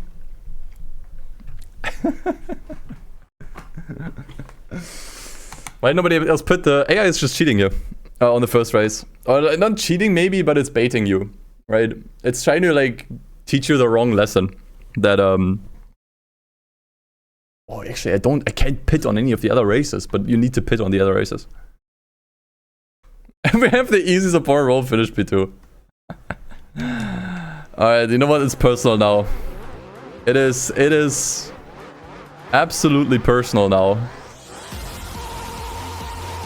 with the fucking R8. I have personal beef with that car now. Fuck right off. The Audi must die.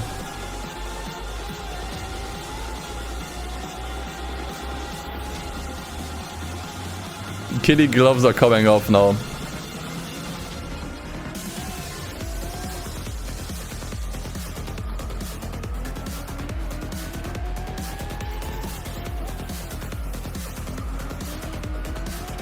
Also, this track has been replaced, right? Like, usually you would be on the oval track on Motegi. Now you're on Tramon, which is way more fun. Way cooler. I like it more.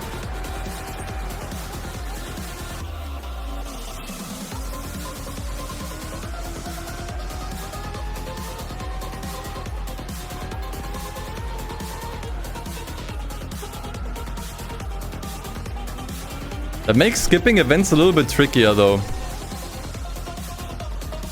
Now that I think about it. So the Audi now has 10 points and we have 6. So we need to be a little more careful. I definitely don't think I can skip 3 events now. We can definitely make sure that the Audi at least finishes like second to last on the events that we do skip. But we have to be very mindful of the point standings. Shit.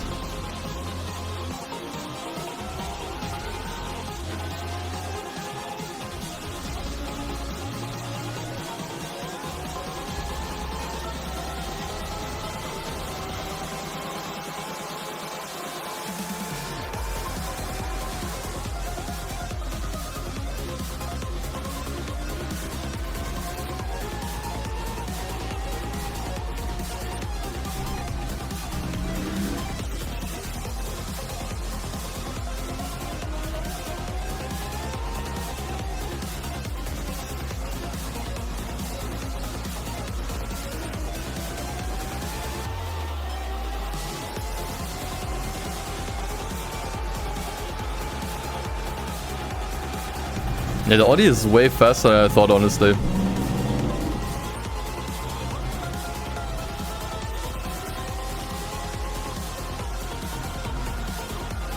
So don't drift. I mean, we're probably just gonna pit on lap 6 anyways.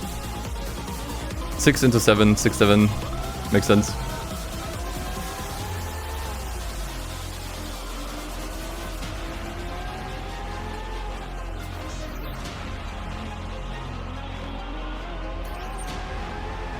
And the AI will pit here. Actually, I'm not even sure about this. Because this track was added in Spec 2 and I don't have much experience with it. But I cannot imagine that the AI does not pit on 12 laps on Trial Mountain. And to be honest, even if they don't, that's okay. The pit lane here is way shorter, so we actually have like a decently fast pit stop here. And the race is also slightly longer, I believe, so even if they don't, we can definitely catch up this time.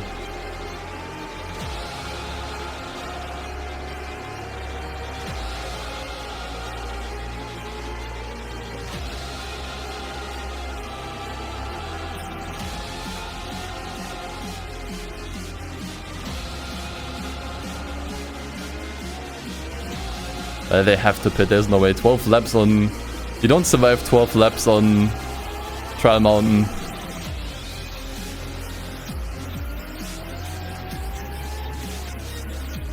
There's no fucking way.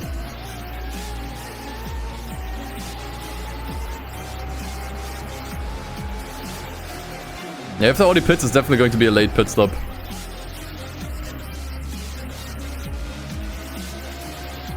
But since we don't have any other tire compounds than medium hard, doesn't really make sense to do like what would you call this, like a late pit stop? Might as well always just pit in the middle of the race.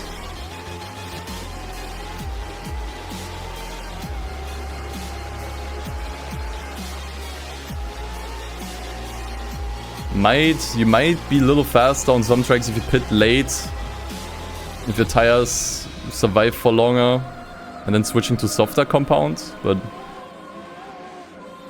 I did not think such advanced strategies were necessary, okay? I thought this was gonna be easy as pie. And let's be real, it is. That is, if you're not me, and stupid. And too cocky. Although honestly, pitting on Tokyo wasn't even cocky, it was too careful. I could have probably righted out the race just fine. We had a decent gap as well, so even if I spun or crashed into a wall, who cares?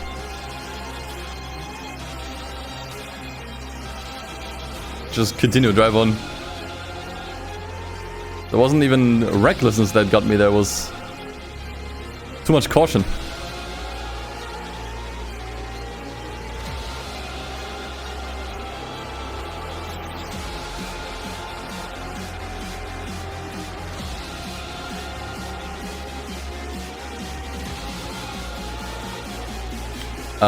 Yeah, Moon Over the Castle gets you copyright claimed, unfortunately. I had to learn that the hard way during the 100% marathon video. Thing is, it's not even the actual Moon Over the Castle bit that gets you gets the video claimed. It's the classical part ahead of it, like the opera singer part, basically. That is what actually claims you. Because apparently that's a different song altogether. In case you didn't know. Should only really need to pit if tires go from orange onwards. I think I need to pit if I know that I can't take the tires all the way. Which in this case we definitely can't. Like they're already starting to turn yellow now. On lap 6. Like we're at the halfway point. And if I know I have to pit, I should do it at the halfway point. Not like near the end, like earlier. I need to make a decision early. And if I want to pit or not. And if I do want to pit, we do it at the halfway point. But look how much shorter the pit lane is. Like we're already out, dude. Like what the fuck even is Tokyo's pit lane? Like it just goes on and on and on, man. It doesn't end. So we're stuck with a slow ass speed limit for like the entirety of the straight. And here it's like you're in and you're out. Boom. Like a pit stop actually costs so little time here. We're still ahead.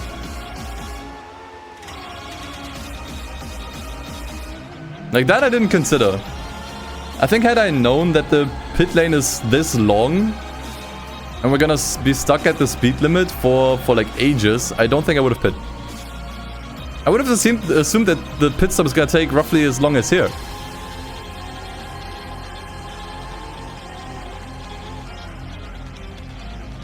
And if it did, we would have been fine.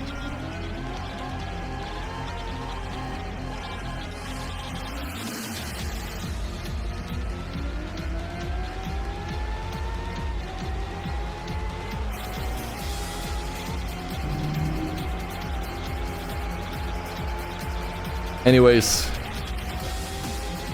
No use crying over spilled milk.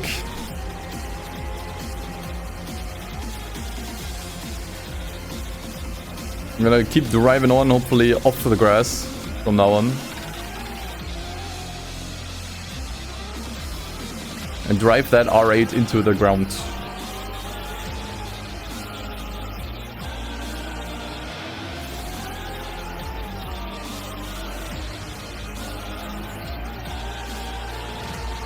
Bonk the rocks, remember. Don't bonk the rocks.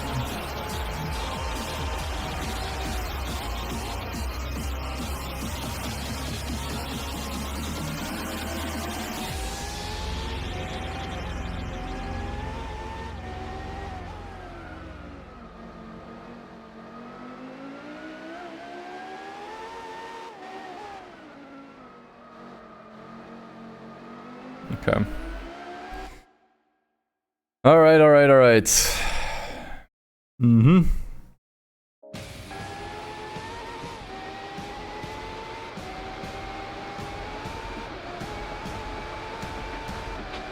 Yeah, the good thing is you can cut that corner so you can save even more time on this track.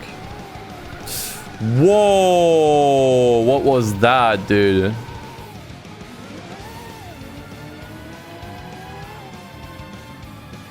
Sudden jump that just completely sent me off.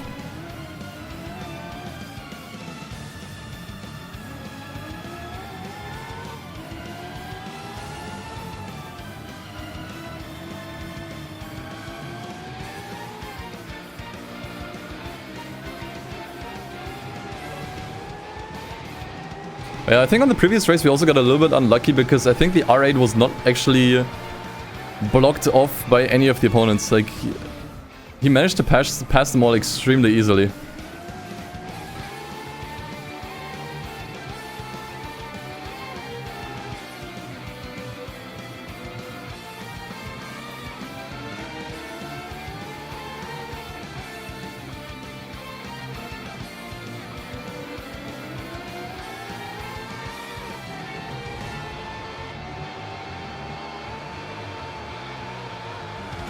Oh god, oh god, oh god.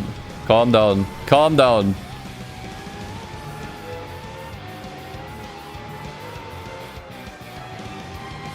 At this rate, the tires are not gonna survive this lap. Or this race rather. This race rather.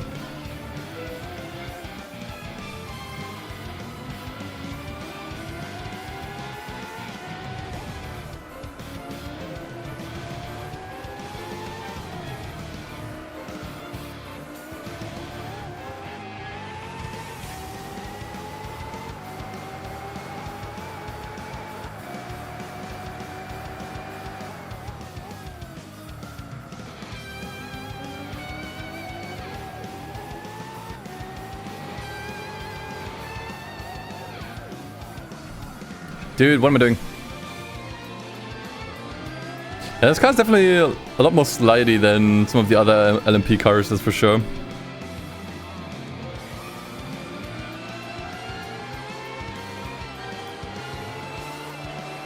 So I need to take a little bit more care.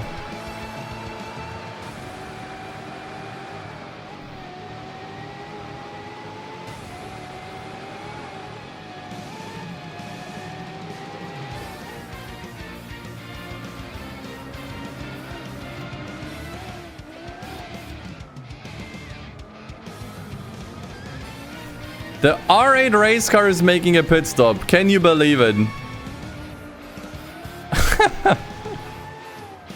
On lap 10 to 11. Now he fucking pits.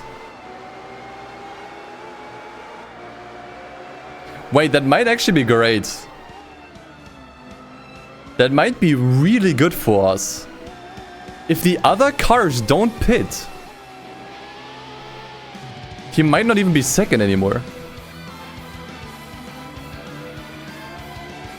I'm not sure where he is currently.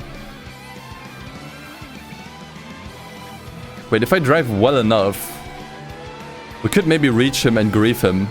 And make sure the other cars pass him. Wait, wait, wait. Can this actually happen? I only have one lap left, I'm not sure. But it's actually a phenomenal strategy. Try to get close to the R8 and just grief the shit out of him.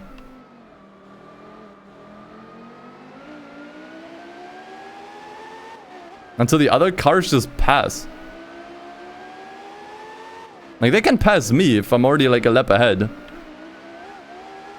But that might be a phenomenal strategy.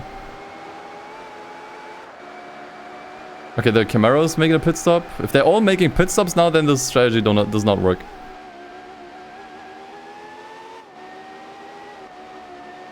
Okay, is this the R8 in front of me? Oh, it's not. Okay, then no way. I see the R8 is stuck behind some other car. Okay, I thought this was the R8 here. It's definitely not. Nah, I think it's definitely still second, because I'm still getting the splits from the R8.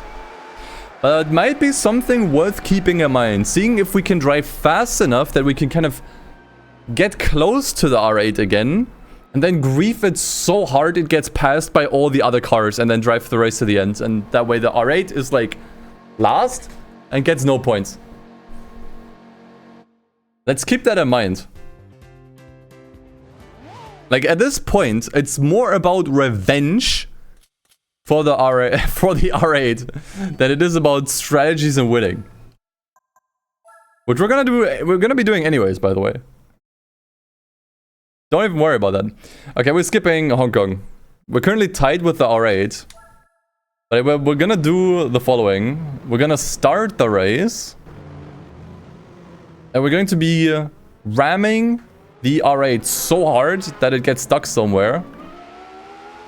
And it finishes 5th. And only gets like, what, 2 points? So this is where the revenge arc begins, guys. This is it right here. Right, I need to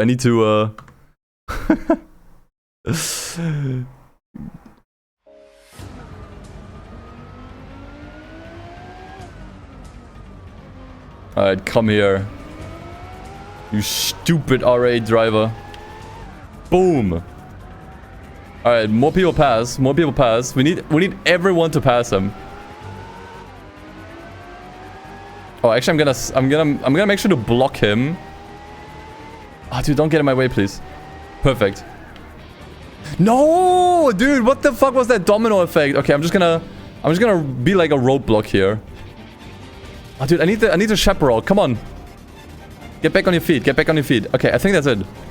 Okay, he's last. Perfect. Now we exit. And now look at the standings. R8 race car got 5th. And only earned 2 points.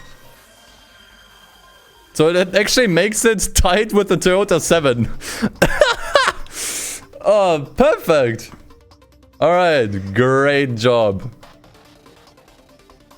Alright, and we're gonna be doing that again later. Alright, Seoul, I think we're gonna be doing. That race, I think we wanna do. I think this might be the race with the highest amount of laps in the championship.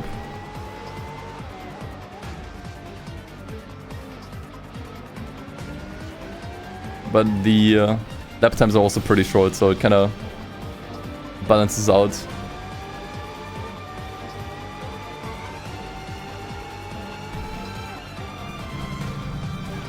Okay, I thought I would get more of a reaction there.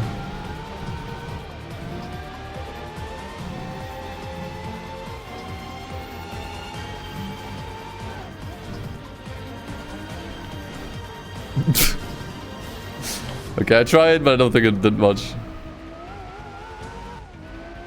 Nah, unfortunately not.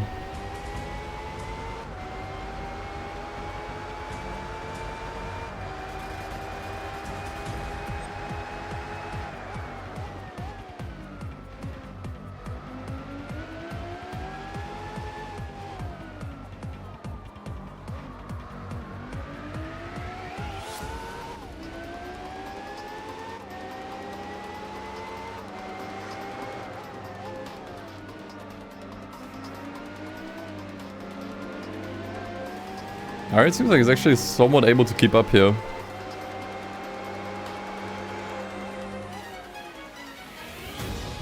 That's the thing, I think the R8 has pretty decent straight line speed, but in corners it's really slow. There's actually a track where it has like a bit of an advantage.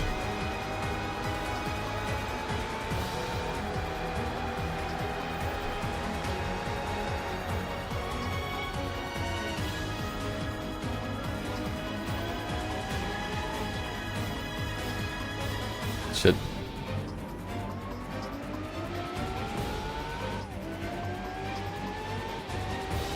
Not sure how long the pit lane is again here. Good chance that it might also take us a while for pit stop, but once again, I think the R8 will also pit here. Can't imagine that it won't. Like, other than the first race, these races are all way too long to go for no stops. You can maybe do no stops here, but it's also very risky. So I would not recommend it. Plane's pretty short. Okay, let's see. It starts here. That's where the pits are. Yeah, it's very short actually. You're right. The pit stops don't take a whole lot of time here. which is good.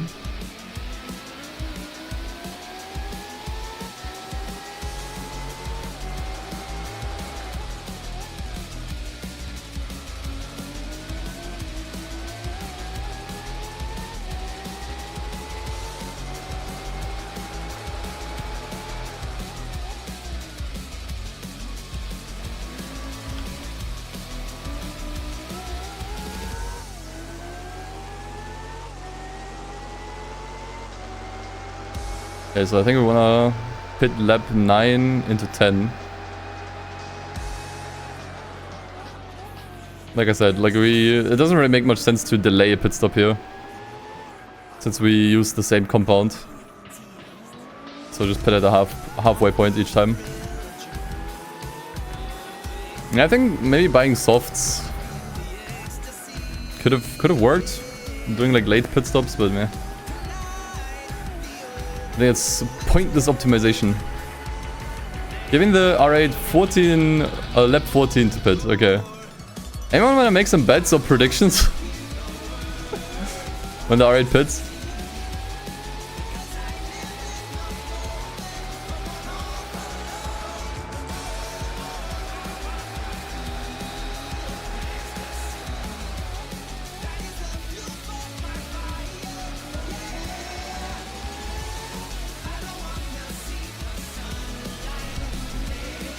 I hope the R8 has more issues getting past the lapped cars here. That would be nice.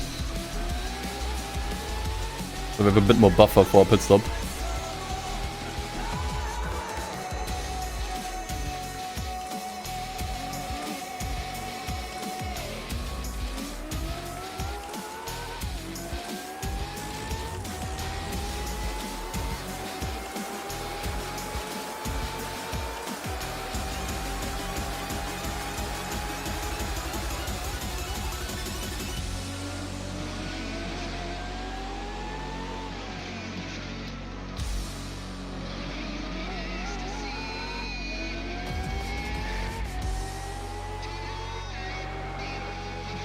Oh god.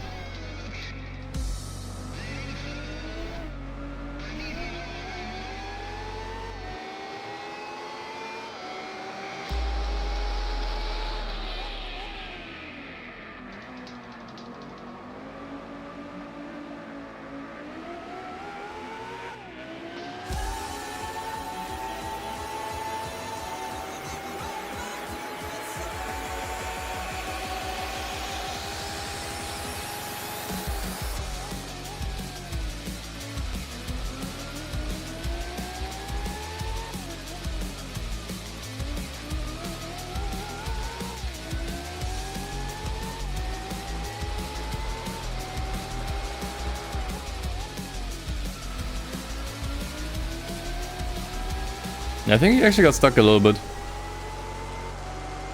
The gap is increasing a bit more.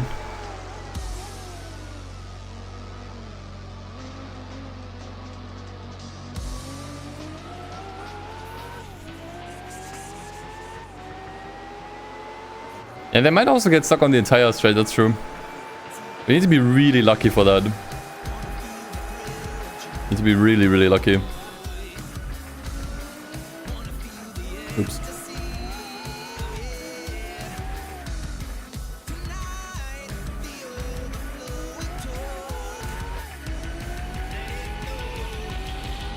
There's a Canadian flag there on the building. I'm not sure if you saw it. It's the first time I noticed it.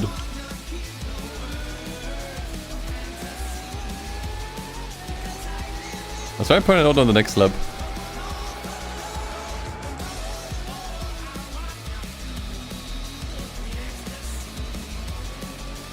Alright, let's go to the pits. I mean, tires are still looking like really, really good.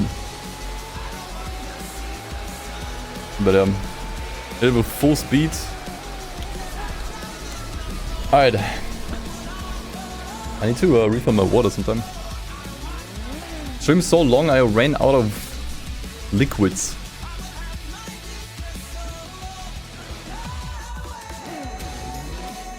And we should still be ahead, honestly. That is really good.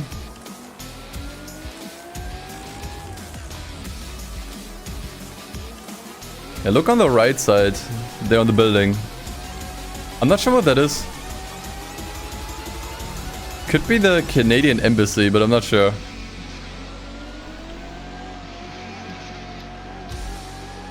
First time I noticed it. There's also a DHL billboard. What the fuck? They have DHL in Korea? Since when?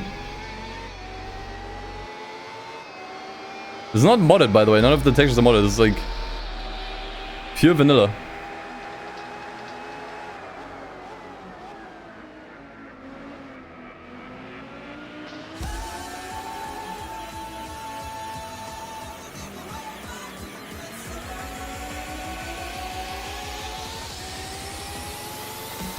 Yeah, I think it was Gran Turismo 5, where on... I think it was Tokyo. There are billboards of Yakuza 3. Because that one was getting heavily promoted at the time when they built the track.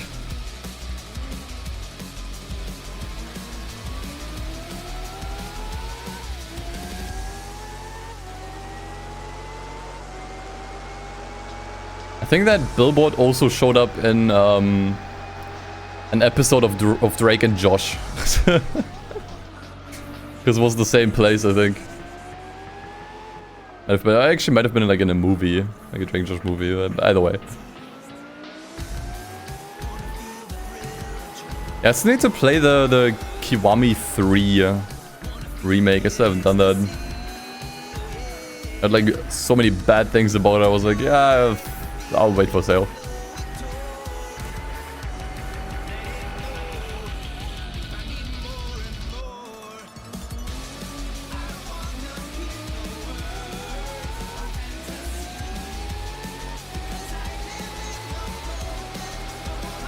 General feels like it's been a while since I played the Yakuza game. Like, I think the last one was Pirate Yakuza, when that came out.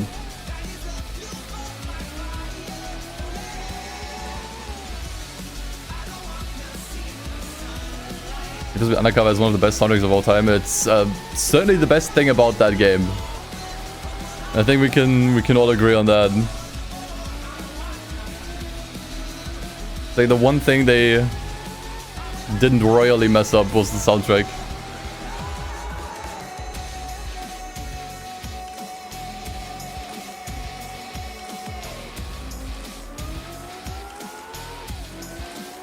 Wow, man, I'm not used to streaming this long, holy shit. I'm not built for this anymore. How did I do the 24, or like the 24-hour streams, man? Doing the marathon.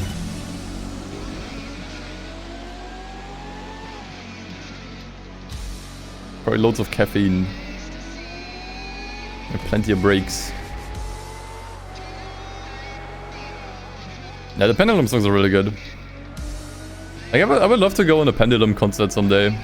Like, they seem to do them yearly. Lots of Mad Monk. I think I still have 2 bottles that Kuro gifted me ages ago. They're so old at this point, I think I should just throw them away. Unk Factor is appearing. It's being 26 already. Unk.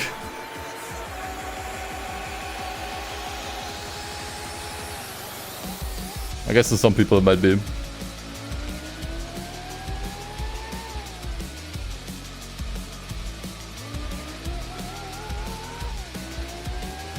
Yeah, it definitely works. I would even say that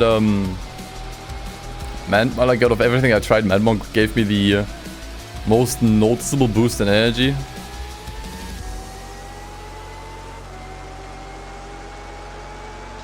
But for that reason, I also would not recommend using it often. Like, really only when you need it.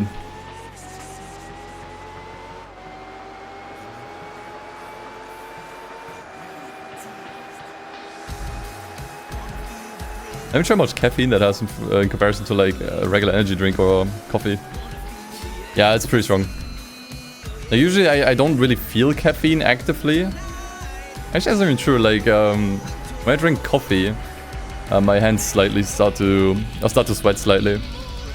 With Mad Monk, it was like, okay, holy shit, I'm awake. Like, I remember I was doing a Need for Speed 24-hour stream, where I was actually like not even sleeping either. Like I was like, you know, playing through the night and everything. And when I got like really tired, I had a Mad Monk and I was like, holy shit. Like I'm back. Like it kicked me back.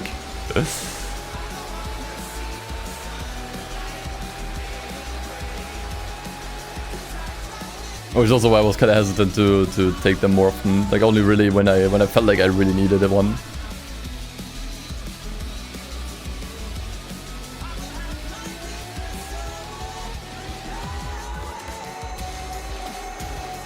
It's too much caffeine is not good for you.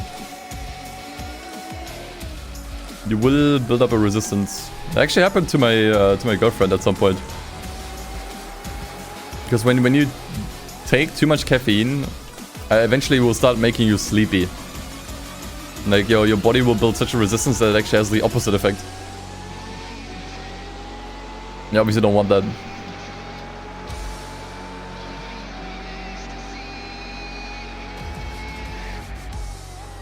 Okay, pretty easy win, but unfortunately we weren't able to get close to the R8 this time.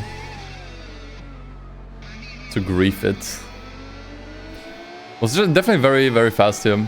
Like the long straights definitely heavily favored the R8 here. Overall, we still had the faster car, and obviously, like, you know, you're generally faster than AI in this game, because AI takes corners pretty slowly in this game. With a few exceptions, like on Tsukuba. But I'll take a win. They didn't pit here, yeah. What the fuck? That's actually kind of nuts. I mean, honestly, my tires are looking insanely good still. But I guess I shouldn't be too surprised that they didn't pit here. But I mean, it's like one track where you really can go for no pits as well if you go for super hards, but yeah, it's just really generally not very recommendable, I would say. Okay, I need to turn on extra light because it's getting dark. Not sure if you can even see that in the camera. Alright, what's next? Yeah, El Capitan, I think I'm not sure if I feel confident in skipping it. Given that I got a second place the first race.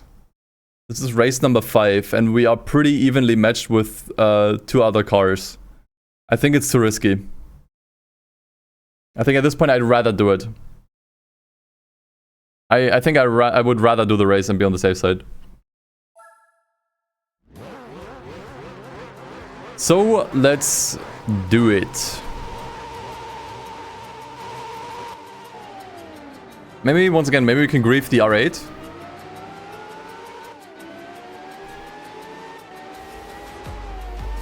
I think had I not lost the first race, I think I would have definitely been confident enough to skip it, but now I'm not so sure.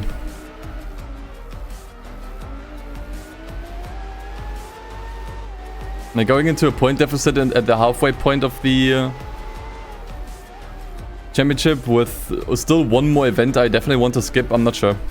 I think it's too risky. You could probably do the math and know for sure.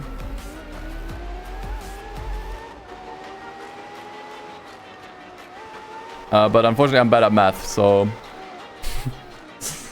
I'm just gonna go for it.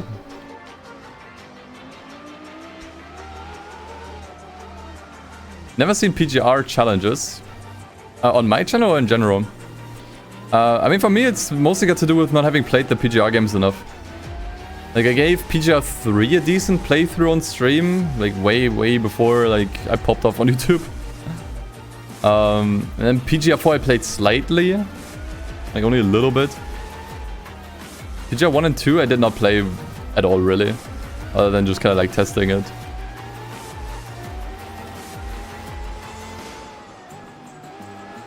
Like, I can't really do challenge runs on games that I don't know, right? I need to at least have played it at least once and know what the game is kind of like and how it works to know what challenges make sense.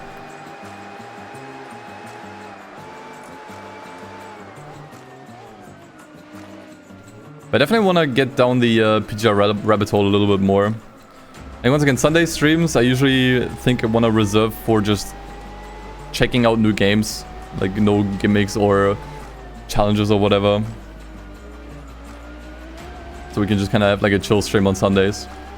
And I was thinking about tackling PGR 1.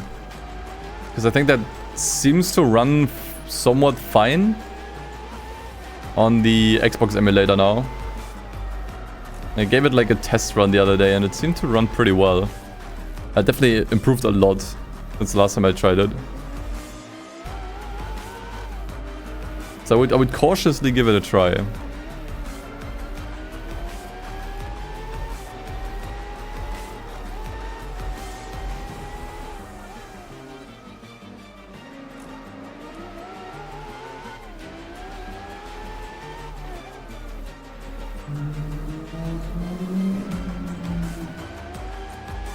I would say the R8 is surprisingly fast here. I was thinking they were gonna be even slower.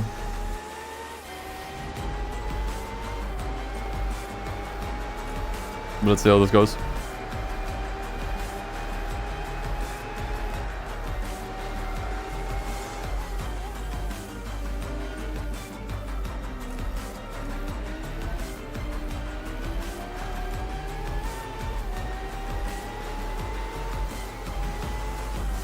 Oh, crap.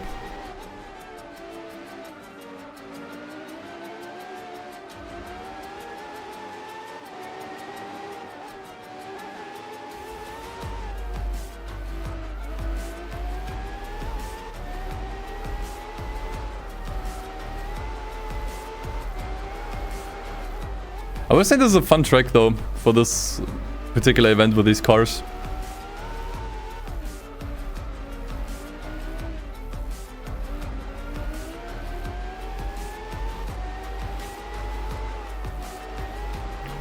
I'm not sure when I want to pit here, because it's an uneven lap count.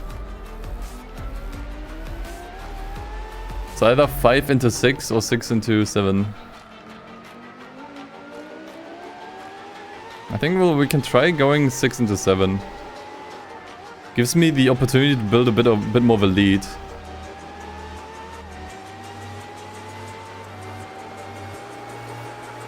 So in time to see the beloved Moai. Where was it? I kind of forgot. People mentioned that last time. But I forgot where it was, like the face.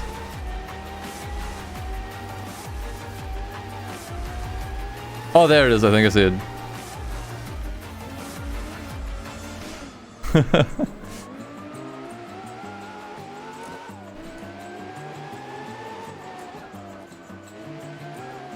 Yeah, this here on there, right in the middle. Like the trees make it look like a face.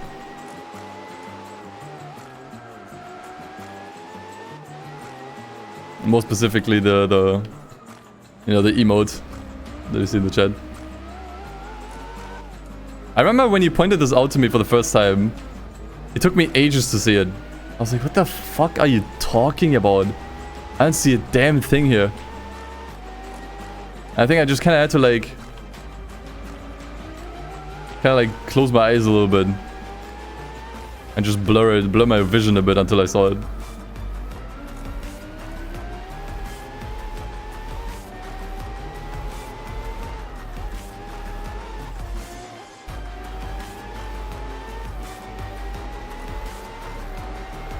Yeah, Need for Speed, I'm not sure. I think the best course of action for Need for Speed at this point is to just be sold to a different publisher so that someone else can work on the games.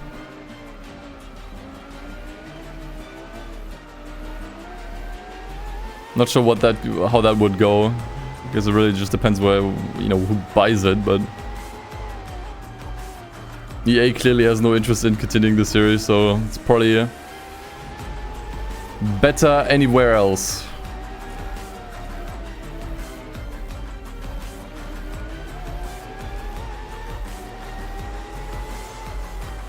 That does remind me, it's something I actually kind of wanted to talk about, because I've been thinking about it for a while. So, technically, I'm still in EA's creator network. Technically. I say technically because I haven't done anything for them in like 3 years. And at this point, I really heavily consider exiting it. Because fuck EA, man. Like, I initially joined because I thought it was like exciting to get like early access to stuff. And give like honest opinions and maybe some genuine feedback. And some creators actually got the chance to meet some of the developers for of Need for Speed. Unfortunately, I didn't because I guess I wasn't really involved enough. So like my hope when joining was like, hey, maybe I can do like some actual like honest content on like new stuff that they're doing for Need for Speed and maybe some other racing game franchises. And maybe I can give them some feedback. Maybe I can change things for the better. The thing is now, what does EA even do right now? Like, what are they even doing for racing? Like, all they're doing is F1, and they're just gonna be doing the same shit as always. And I don't give a fuck about F1. Like, I gotta be honest. I really don't care. Like, I'm at most going to do like one stream, right? On whatever the newest game is, and that's gonna be it for me. I don't think it's worth even staying in the network at that point, especially because I can't stand EA, man.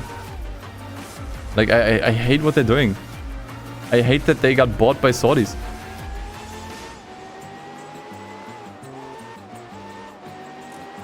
Like, I feel like I should just quit on principle, honestly. On ethics alone.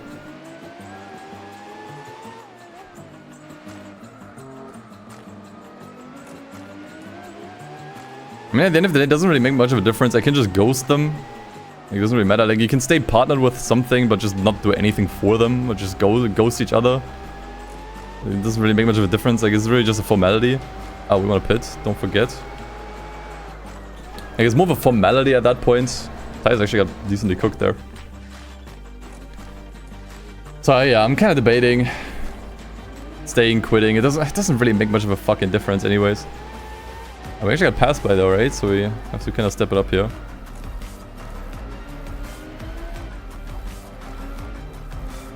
Yeah, EA is in a really sad state. And I gotta be honest, I talked about this as well, I think on the extra channel. I don't see them staying around much longer. I mean, maybe for like a few years, but at some point someone is gonna close the book, I believe. Oh, Berkey, hey, what's up, man? Nice to see you.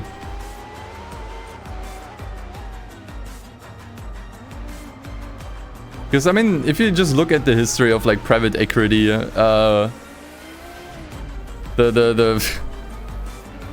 rate of businesses going out of business is extremely high.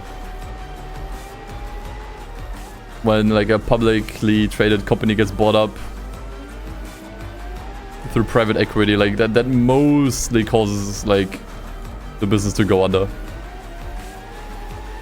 I don't really see how EA would be any different. So I just hope that before they get shut down or before they close, they at least have the decency to sell their IPs to other studios.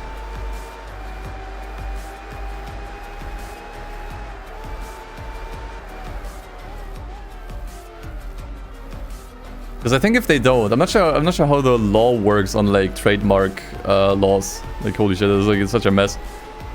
But I think it makes it so that the IPs like Need for Speed and whatnot, like they're basically in trademark limbo. Like technically they still belong to EA, but EA doesn't exist anymore. But no one can use the IPs. So at that point you have to wait like 100 years, I think, right? Or whatever. Until an IP is like 100 years old, and then it's basically, what was it, like public, forgot what the name is, but you know what I mean. Kind of like how Disney's IPs, like Winnie the Pooh and whatnot, are kind of like a public thing. Public domain, yeah, there we go. But once again, I'm not like an expert on trademark, but my understanding is that that's how it works. And that would really suck if we need to wait like 100 years. Actually, when did Need for Speed get established? When was that first thing? Was it like 1994? So assuming EA does not sell the rights to Need for Speed, and they keep them and then shut down, we would have to wait until 2094 for a new Need for Speed. Awesome, can't wait to be playing that shit in my grave.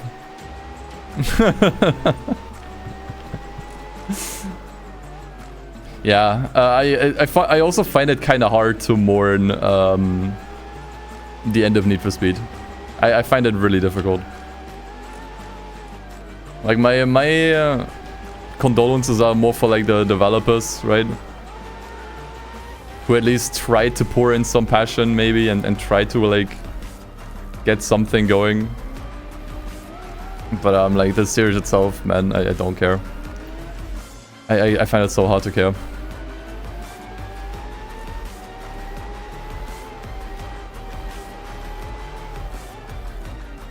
I mean, I'm still grateful that Need for Speed even stuck around for this long. It's extremely rare for any franchise, let alone a racing game franchise with like licensing and bullshit, to stay around for this long. It's super rare.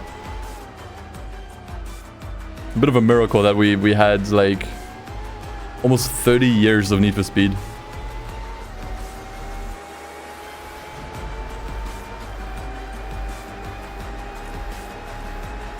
I don't think there's any other racing game franchise outside of Mario Kart that stuck around for that long. And the R8 is pitting again. So I would rather just appreciate that and appreciate the good games that we did get in that time span rather than mourning that we're not getting any more, you know. And it's like, okay, we got like what, like 25 games in that time frame. Is that not enough? Like how much is enough? Like when can we say that we got enough games out of a series, you know? Like how many more games did they need to make until it was enough? Like I feel like we had enough games by the time like Undercover rolled around, honestly. Everything after that was just a bonus, for being honest. Or at least I consider a bonus, like a treat. That's kind of how I see it. It's kind of how I see it, you know.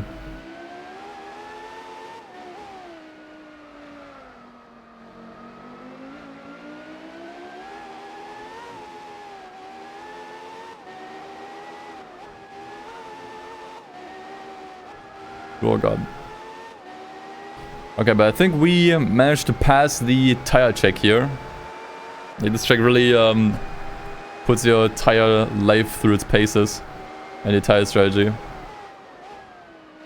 I think we did pretty well here. I think they only got yellow on the 6th lap. But my take at the end of the day is like I would rather see other studios do new cool shit with racing games than the 30th Need for Speed that once again cannot fucking let go of its broken physics and awful brake-to-drift handling model. That is gameplay-wise identical to the last game, just with a different coat of paint that I don't care about. You know?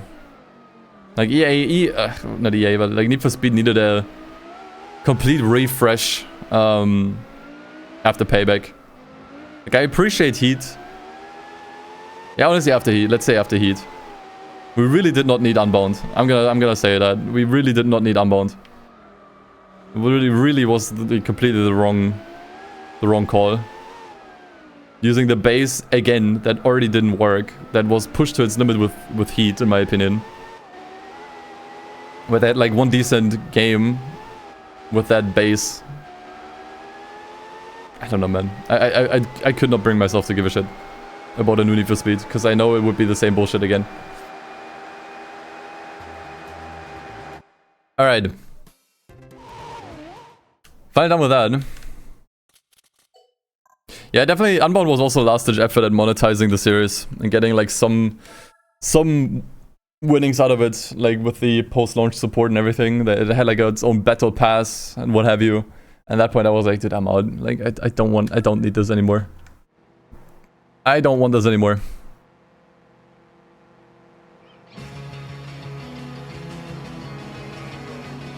Yeah, we're past the halfway point now. Oh god. And it is looking pretty good.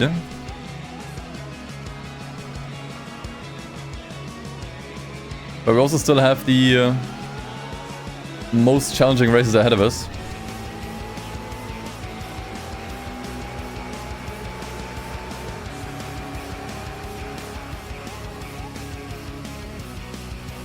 Oh, what is the Toyota 7 doing here? Once again, if we can, try to lap the R8 and slow it down so much that the others pass it. And that way the R8 gets less points. But I don't think it's going to be happening on this track.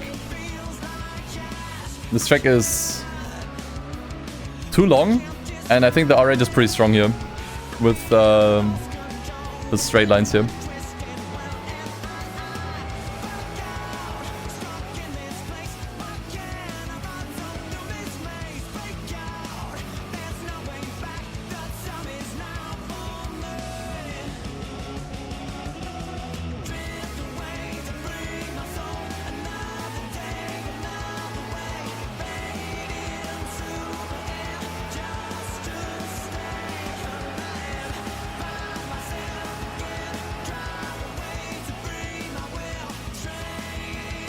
I was maybe a little bit early on the brakes.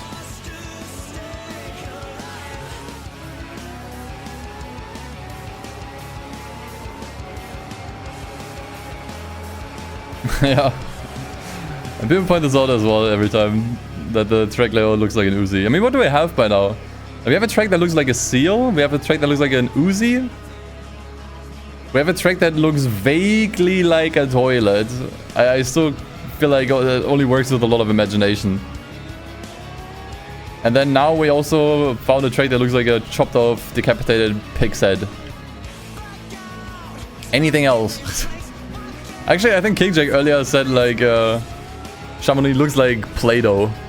But it's like, okay, like at that point anything would look like Play-Doh. Peugeot love, yeah. The French power actually getting us through this.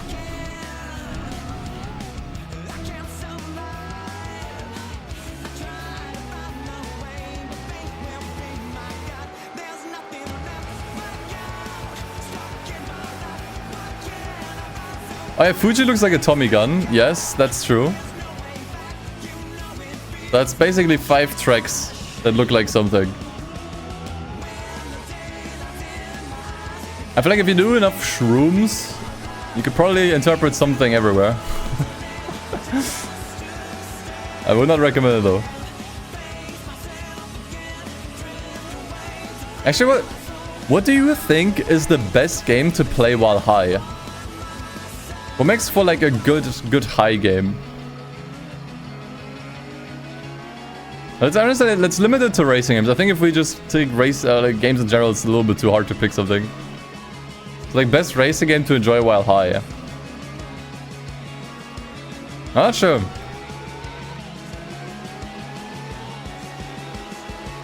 Never been high, so you can tell. I haven't been high either, but I can imagine what it's like. I was thinking maybe Burnout, but I think Burnout is too fast. Sad, that's not sad at all. Like, not being high is not something you should be ashamed of. It's your body, you decide what to do with it. And if you decide to stay healthy, that is perfectly understandable. And honestly, kind of like probably the better thing. Probably the better thing to do. Yeah, I guess Mario Kart, yeah. Mario Kart with friends while high is definitely a good pick. Ooh, I think Blur could hit hard. Blur with all the colors and the contrasts, I think that could hit really hard. And the music. I think that's probably better than Mario Kart even. Because you take all of that in way more intensely.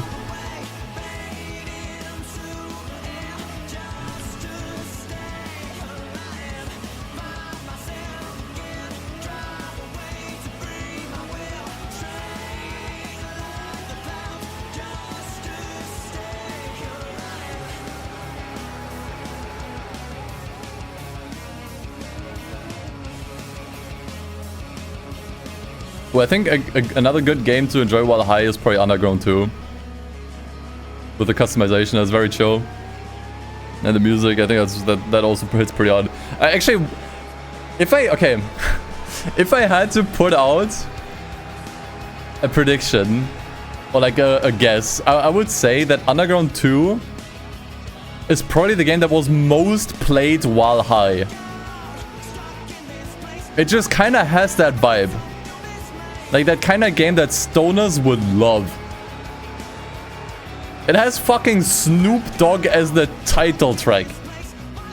Like, it has to be.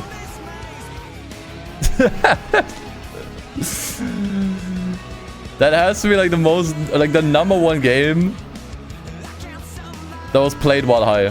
That's the most amount of play hours, so to say. Collective play hours while high. That is like my #1 guess.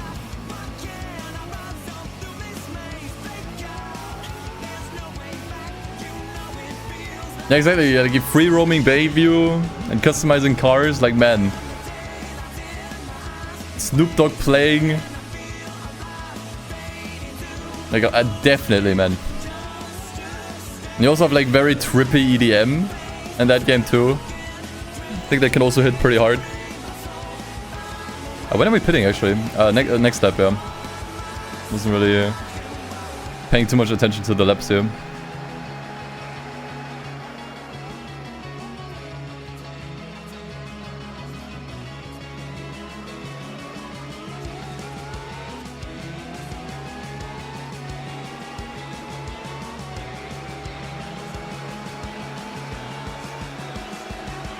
Yeah, Bayview as a map is incredibly well done. It holds up so well.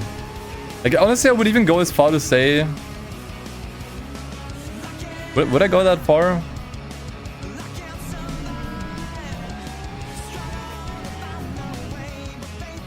Yeah, I think I would. I think it's the best map in Need for Speed. I said it. The first time they made an open world was like literally it was kind of like lightning in a bottle. They made more good maps after that. Like, I'm not saying that the rest was awful. But I do think Underground 2 had the best map out of Need for Speed. Or what do you think?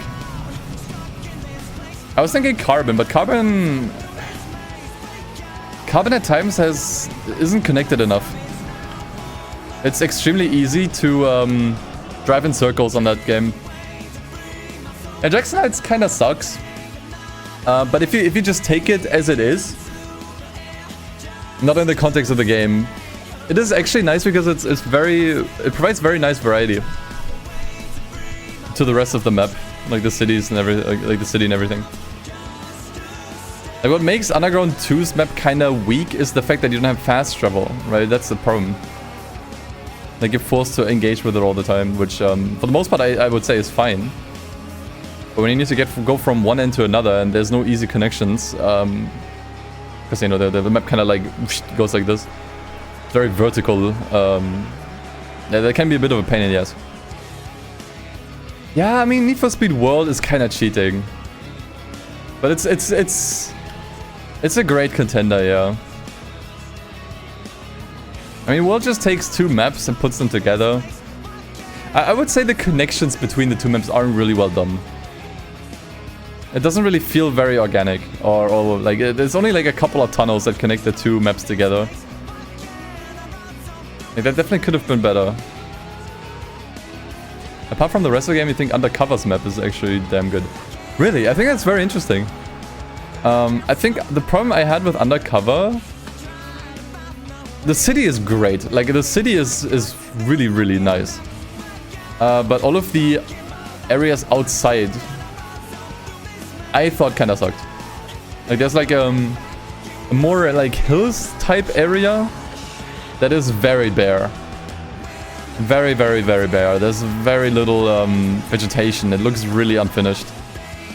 Plus, I think like, you know, since Undercover has like a heavy focus on police, it's solely lacking pursuit breakers and hideouts, which makes pursuits kind of a pain, especially because you can't ram Well, you can't use ramming as effectively as in Most Wanted in Carbon. Like, the cop cars are way heavier and sturdier. And also, like, the connections between the different sets were very, like, kind of inorganic. Like, you have these, like, really long, fairly boring highways connecting the, like, districts together. Whereas, I'd say, for example, in Carbon or in Most Wanted, it was, like, a little bit more... It was all a little bit tighter. There's also, like, a reason that, you know, why I think that Underground 2 was so nice. Because other than the connection to Jackson Heights, all of it felt very, like, interconnected.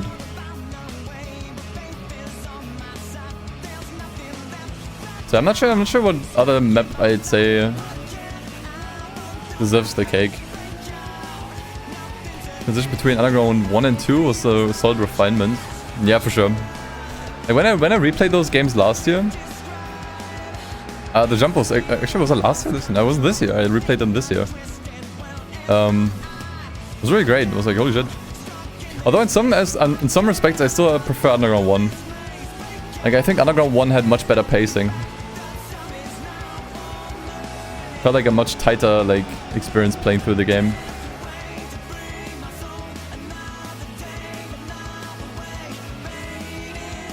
Pro Streets map was great. Yeah, it's true, can't argue with that. Actually, Hot Pursuit had a map. Like, although Hot Pursuit's races are kind of like closed circuits, it's actually all still interconnected. You can free roam even through it.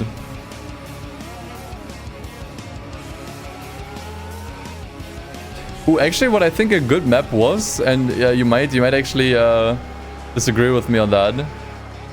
Rivals. Need for Speed Rivals map was pretty good. The main problem with that was just the transitions between the biomes were too sudden.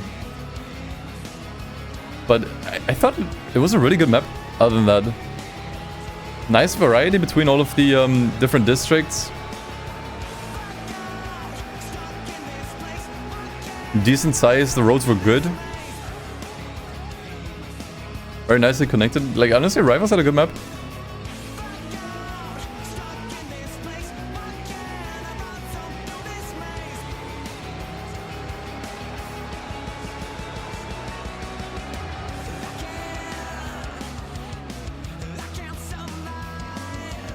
And I guess also, like, to the same degree, I would also give it to, like, Most Wanted, 2012, that is. I would say Most Wanted 2012 definitely peaks in the city. I think all the areas outside of the city are not interesting, if I'm being honest.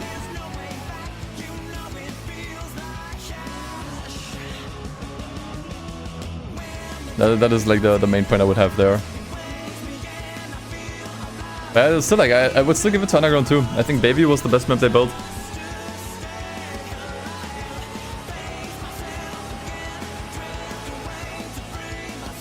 Despite all of the quirks.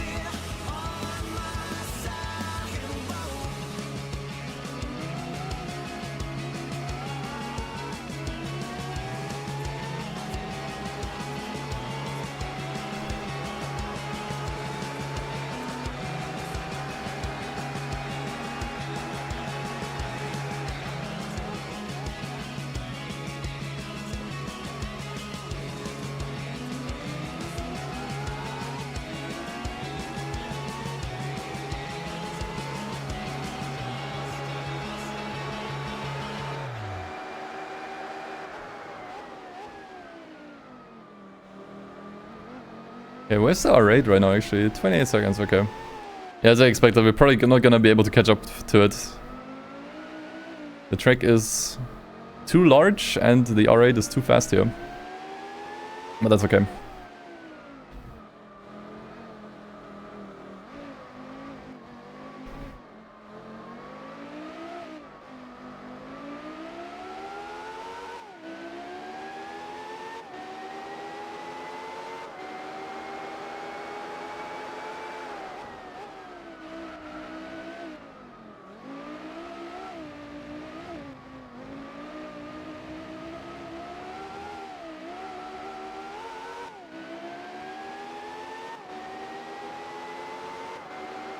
Okay, final lap. Not sure what the next race was. I think the next one might have actually been Opera Paris already. So once again, we're going to be skipping that one, making sure that the R8 is in 5th by the time we exit. That way it only gets 2 points instead of 10. And then I think after that we actually might be sent to the Nordschleife already. If I remember correctly. Like we're currently on race 6. Opera was probably the 7th, I believe, yeah. Oh, the R8 is actually making a pit stop on the final lap. Good job. Which means there's one more race. I'm not sure what I forgot.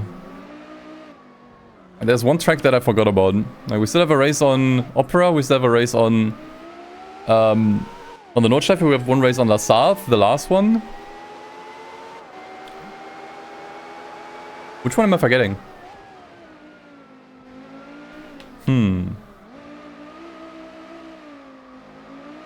I forgot.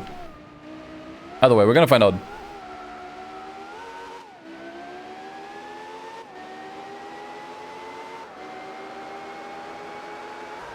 Alright, and across the line. Had to pull off a drift. Oh yeah, Suzuka, I think. Yeah, I think you're right. I think one race was on Suzuka. The last race is Nordschleife, not La Sarthe. Was La Sarthe moved then?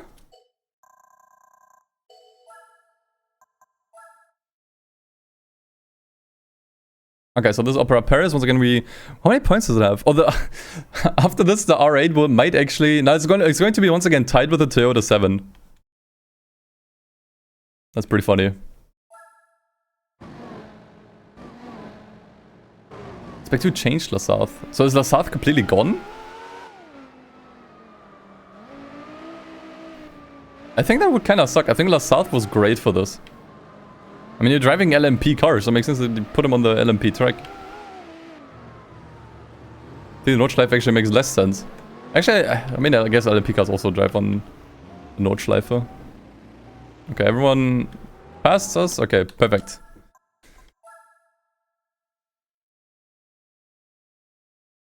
Okay, so points are looking 46 points for me. And the Toyota 7 and the R8 are tied with 38.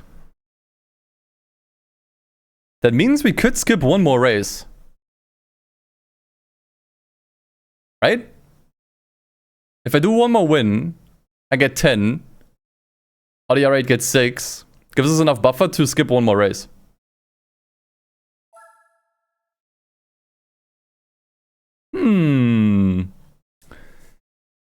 Race number 8 is this. I think I'll do Suzuka just to make sure.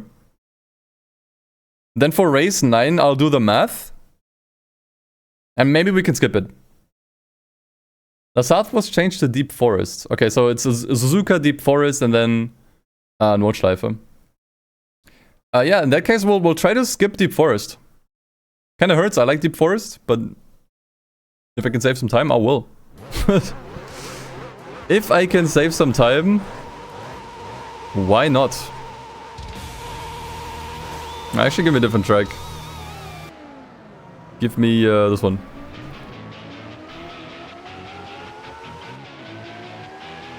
Yeah, I need an 11-point gap.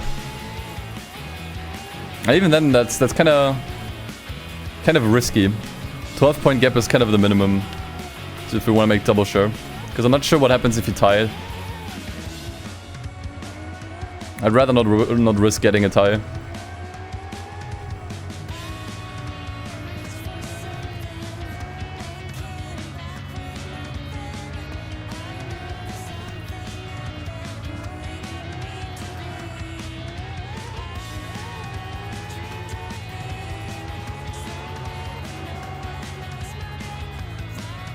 I'm actually insanely surprised how fast the R8 can be here. I still have the stage fucking 4 turbo. Honestly, at this point I'm just gonna leave it, fuck it. At this point I'm used to it. Whatever, dude. At this point, forget it.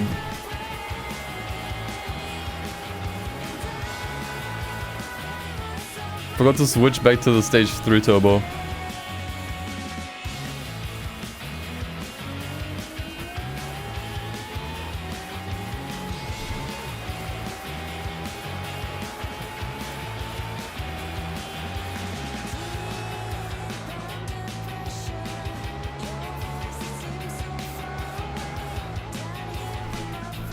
toe. There was a bit of a heavy hit. And I didn't do shit to him. What the fuck? Oh, never mind.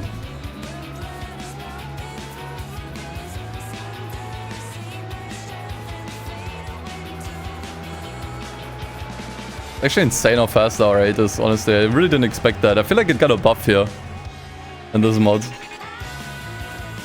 I can't imagine how much more difficult this would have been if I got like a Sauber C9 in here or a Minolta. It would have been insane.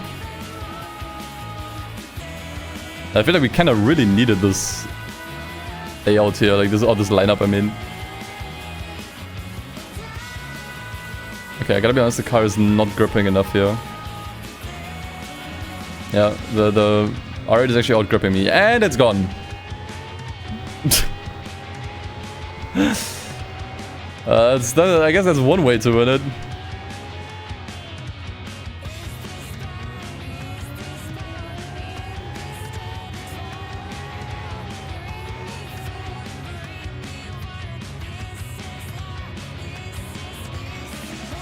And somehow still in second, that's crazy.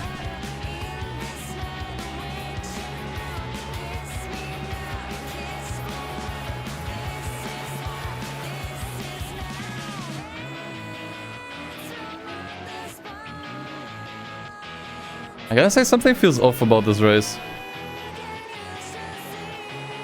I don't know why, but I'm really struggling to build a gap here. Not sure if I'm just not driving fast enough, or what it is. I mean, I can abuse the cuts here. I think I'm going to. I'm actually going to.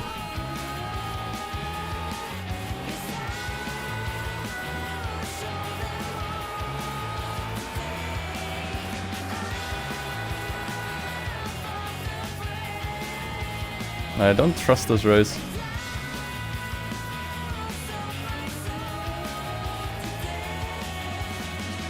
Is the 905 rare? I mean, have you seen 1,000 of these in a picture somewhere? I don't think so. Have you seen 1,000 of these before?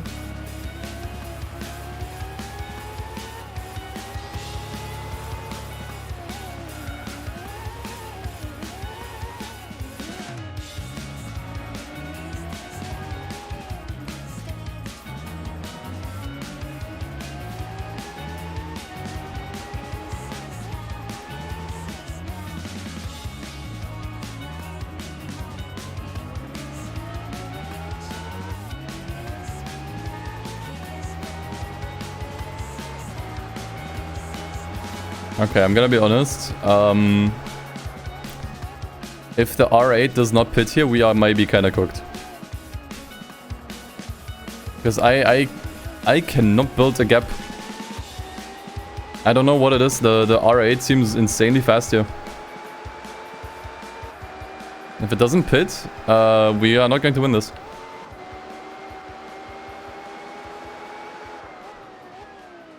Which I don't like where this is going, to be honest. Really, really struggling here.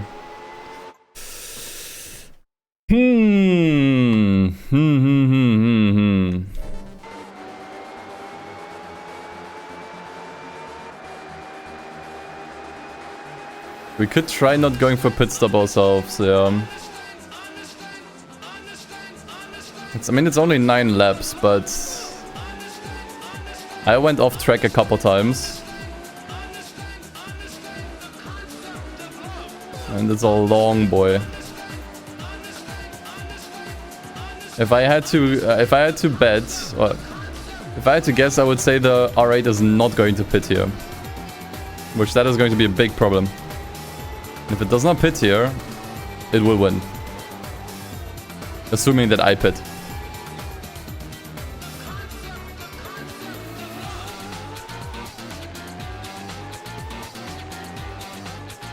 Like, the R8 drives insanely well here. Like, pretty much out of nowhere. Not sure where it got so much skill from.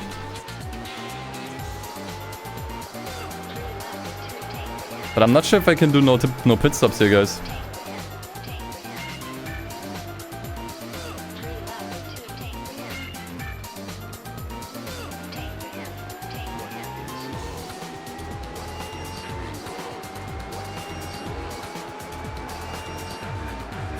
I'm not sure if we can afford that.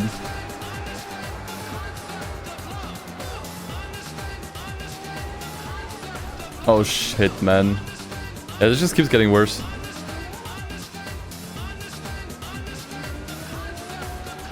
So I would usually pit this lap here. Lap number 5.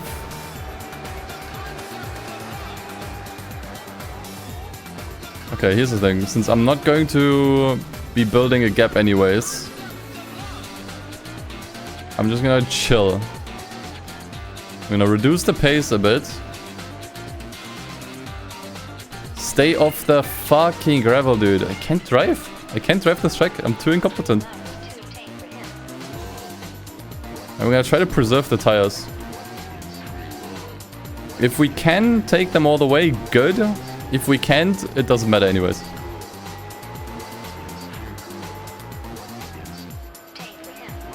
Because I highly suspect that the R8 is not gonna pit, so if we need to pit, it's whatever.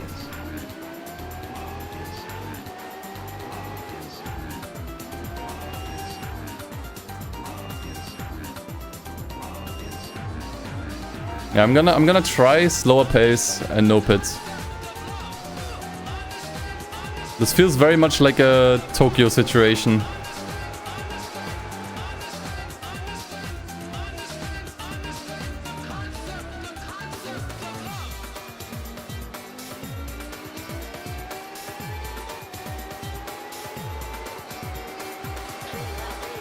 We have to sit it out.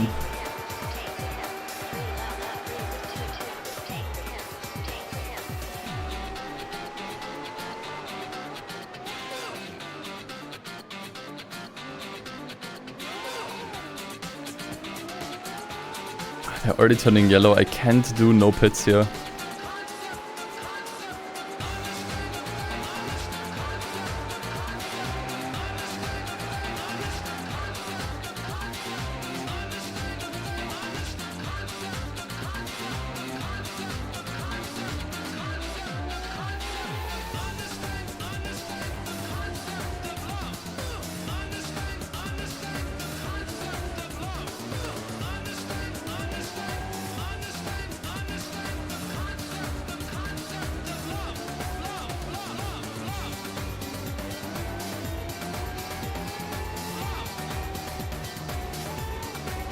I mean, the tires stay yellow for a while, right?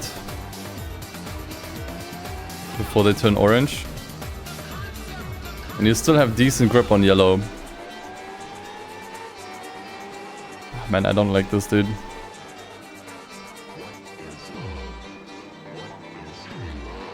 We need to pray for pit stop on the R8.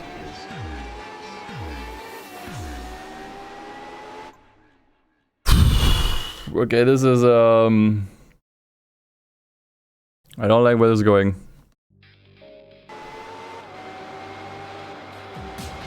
Pretty suspenseful race.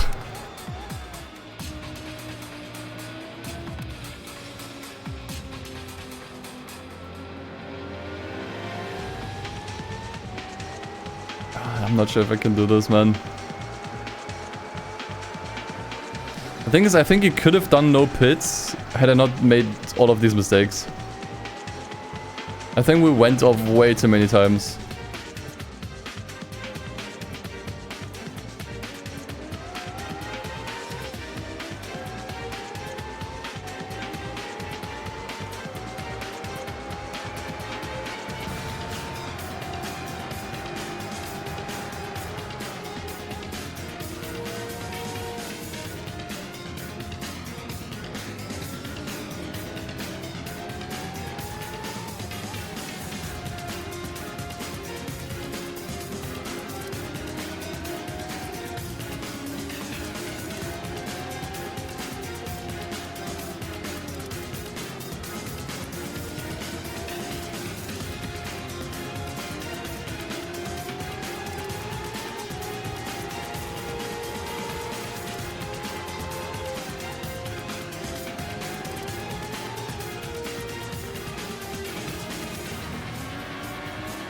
And the gap is sort of stable, it's not decreasing much. Despite the slower pace.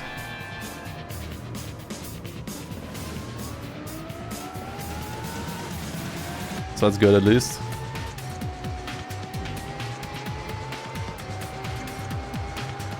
Yeah, maybe it's slightly lower, but not much. Not relevant.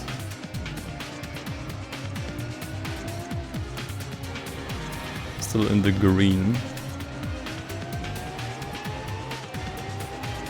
Okay, so we're going into lap 8 on full yellows. We still have 3.5 minutes of race ahead of us.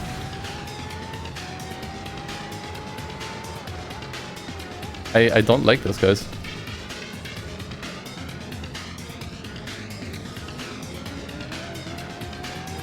We might actually have to pit on the last lap.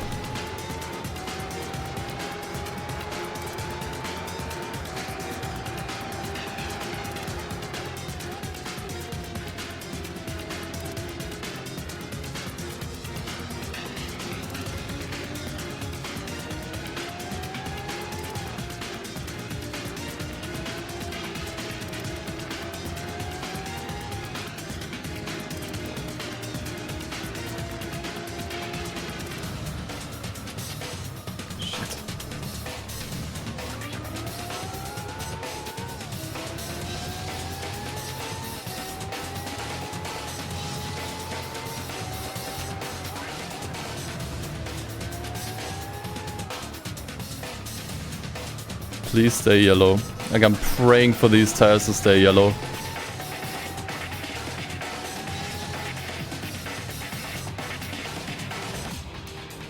A general rule of thumb is that you want to pit when they turn tangerine. That's like your sign to pit. So I'm just praying that they stay yellow. But since this is a longer track, you might want to actually pit earlier.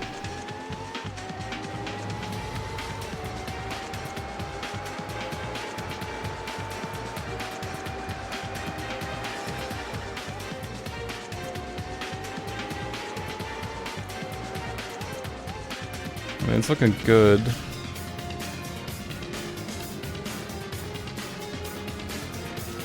I'm staying out. Making the call, I'm staying out.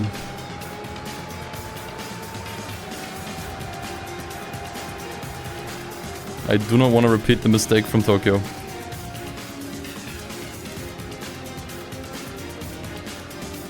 It pits on the last lap! Okay. Whatever, dude. All of that shit did not matter at all. All of that overthinking did not matter shit.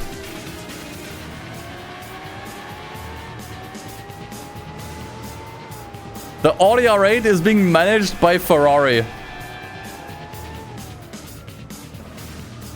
Fuck it. So as long as I can drive this to the end, we should be fine. I was so preservative of the tires. I drove this so damn chill.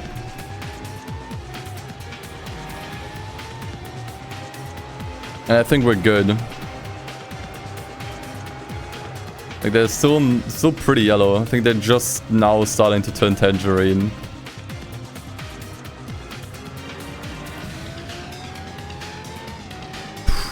Wow. God damn.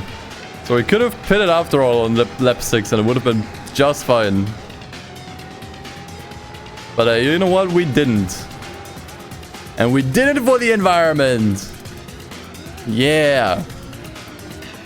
Save the planet.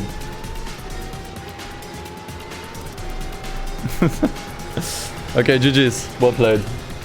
Well played regardless though. Alright.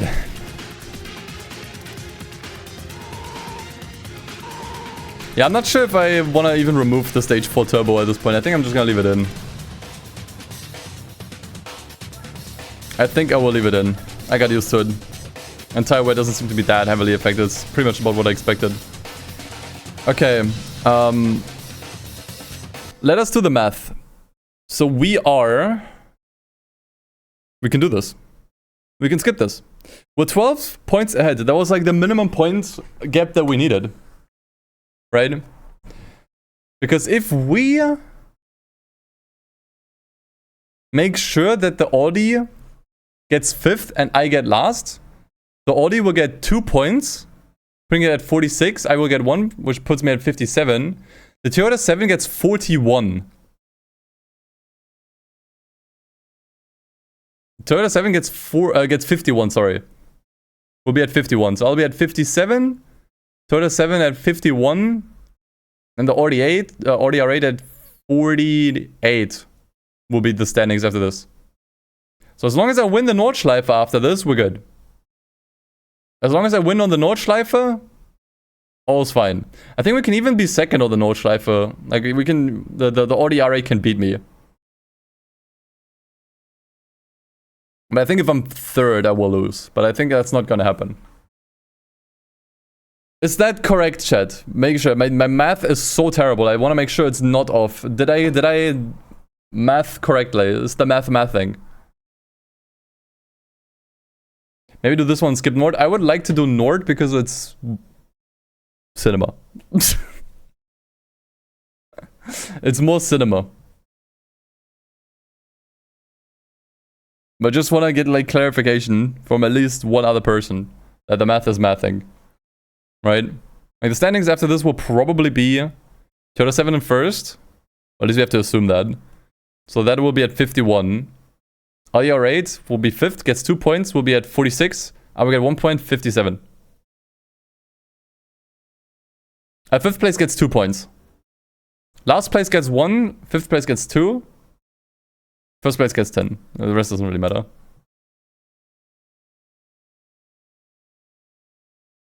Yeah, that's the thing. We can ensure that the Audi R8 gets only 2 points here. We can manipulate this. DNF's got you 0. I mean, DNFs might get me 0, but I don't think that would matter. Like if I get 0, I'll still be at 56. Toyota 7 race car will be at... Oh, you might be right. Wait, hold on. I didn't think about the Toyota 7. The problem is not the Audi R8. The problem is the Toyota 7. It got too many points.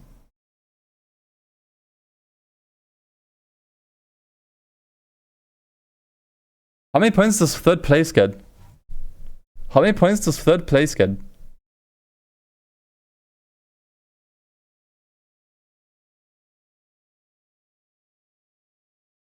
Four. Okay, then we're fine. We will win. Okay. So I need paint for this. Holy shit.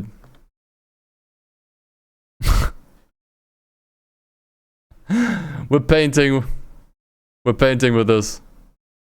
Okay, so hold on. We have... Okay, dude, give me like a... Do I have like some thinking music?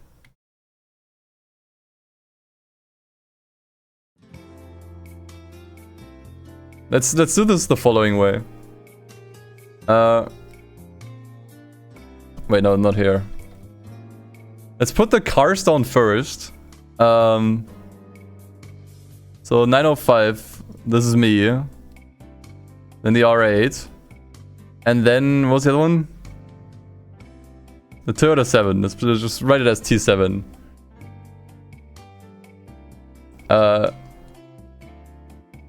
We have race 9. And then race 10. This is for the finishing, right? So right now the standings for me... Actually, let me write down all three. It's gonna make things a little bit easier, I think.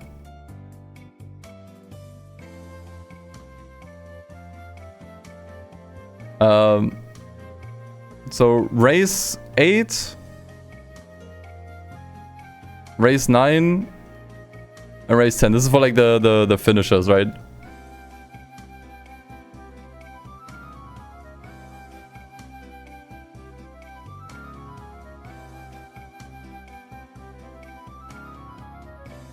So currently, I have, what was it, 56 points?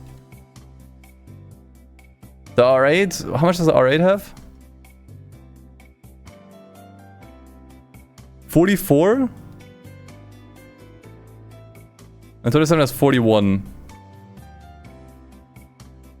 So we're going by the worst case scenarios right now, which is Toyota 7 wins, or the R8 wins, and I get no points throughout the entire thing if I quit. So assuming I quit and I get 0 points, because I'm not sure, like usually if you get last, you get 1 point. I'm not sure if quitting means you get 0. Let's just assume you get 0. That means at the end of race 9, I'll still have 56 points. I will obviously... No, actually, we're gonna leave this off for now. We'll make sure that the Audi R8 gets 5th. So it'll be at 48. The Toyota 7 will win. Probably. Let's assume it will win. It will be at 51. So what will happen in the last race if I win? I'll have 66 points.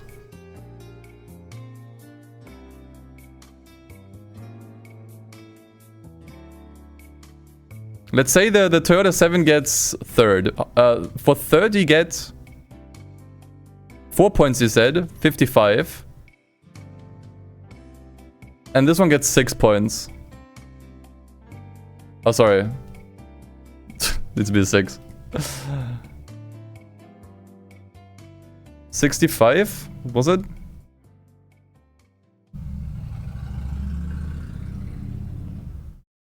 Oh yeah, 46. I'm bad. I'm bad at math. Sorry, you're right. 46 for the R8. Which means that the R8 will be at, if it gets 2nd, 52. Which means we will win by 1 point. This is prime edging. Wait, what did I calculate here? Wait, how did I get from 51 to 65? See, this is why you don't let me do math. I almost failed high school because of math. No, we will be safe, guys. Is my math off? If this gets 4 points, it'll be at 55. Wait, what am I missing? What am I afraid of?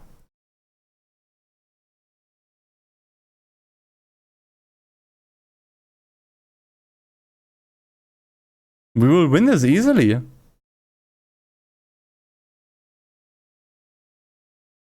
We can skip this. Look, if I drop out, I get 0 points. The only way I won't win is if I don't win the dude, even the Nordschleife race I can lose. Yeah, as long as I get 3rd on the Nordschleife, I will still win. Which means I'll at least have to beat the Toyota 7, and like surely I can at least beat the Toyota 7.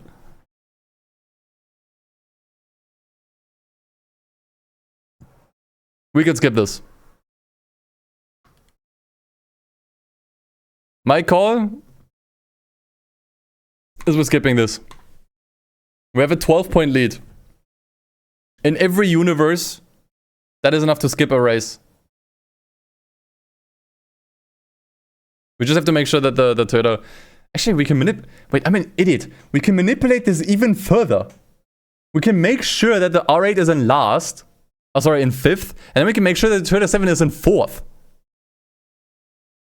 And then we have nothing to worry about. Why am I overthinking this so hard? Why am I doing the math? I might actually be stupid. I might actually genuinely be stupid.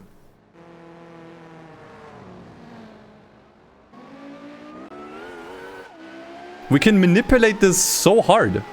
What am I doing?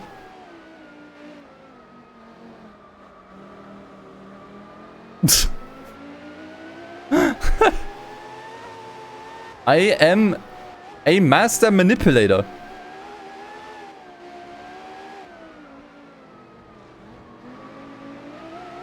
Okay, alright, I'm gonna need you to go. I'm gonna need you to go. So I think the Toyota 7 is still in 1st. I'm gonna make sure this guy is gone. I'm gonna break him out completely. I'm gonna make sure this guy is gone. Okay, please do me a favor and keep an eye on the R8 on the dot. Because now I'll try to catch up to the pack. And punt the Toyota 7 out of the way. I should have probably slowed the Toyota 7 down first, if I'm being honest. But whatever, it's too late now. Okay, these... Oh, fuck's sake. I'm just gonna quit. You know what? I did the math. I'm gonna quit. This is gonna be fine. It's gonna be fine. The Toyota 7 is not going to be dangerous. We did the math. It's going to be okay.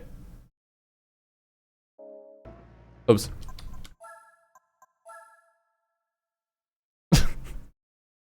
This is exactly what like overthinking looks like, Chad. This is overthinking. But I see the points are exactly how we calc them. 51 on the Toyota 7. 46 here. 56 for me. So the only relevant point here is there's a 5-point lead between the Toyota 7 and me. If I win, I will be at 66 points.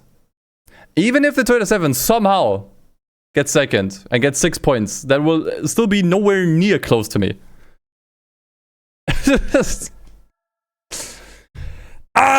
Dude, I wish I was better at math, so I don't need to like overthink this so hard. Okay, 3 laps Nordschleife. I assume we will do 2 pit stops here, 1 after each lap, and then that'll be it. All right, what am I gonna play? Yeah, hit it. Hit it. Maximum volume. Just win. Yeah, it's that easy. I just need to win.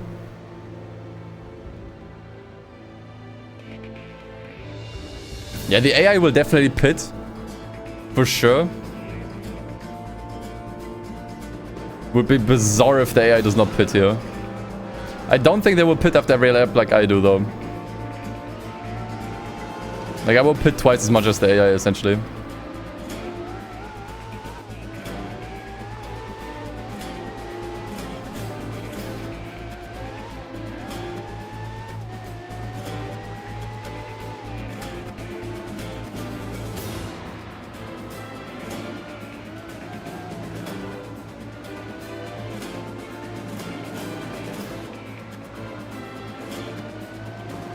Okay, the Audi R8 is already in first, what the fuck?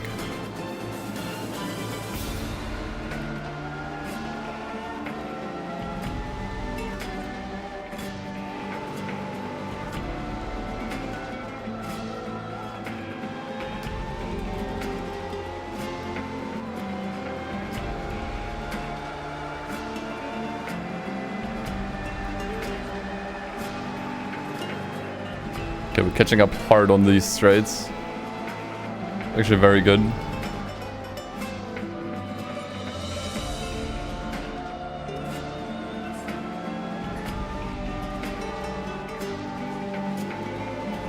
Okay, he's completely blocking me here.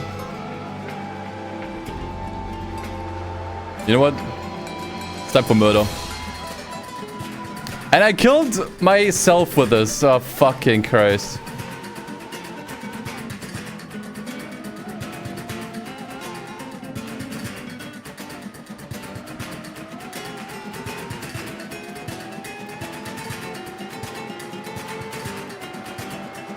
Fine, there's always next time. Fuck it, write it out. I don't give a fuck anymore.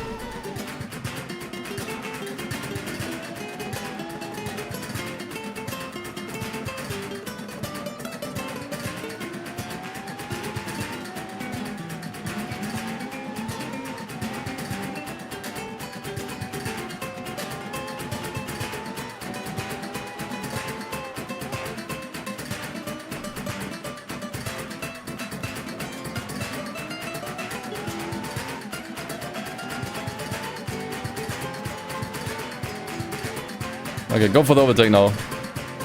You left the gap, idiot. Shit. Bro, what? There's no way you can take that so fast. This guy's cheating. That guy is hard cheating, man. I'm calling this. I'm calling it now. Oh my god, dude. I can't with this shit.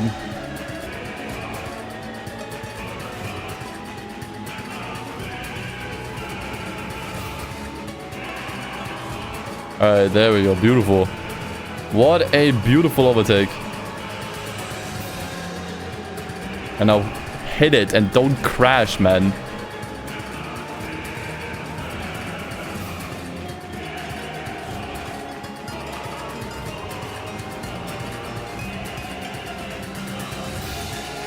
And we still need to do an extra pit stop. The good thing is I can go full pace. I can go full force here.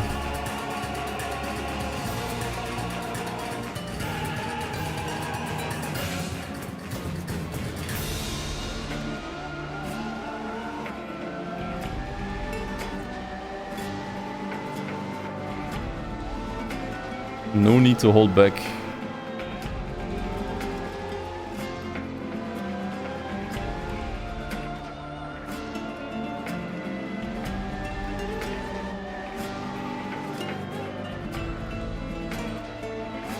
Crikey.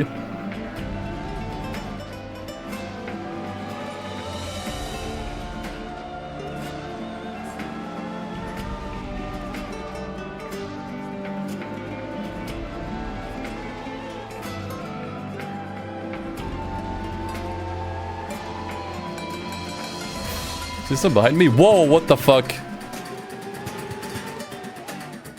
What is wrong with this guy?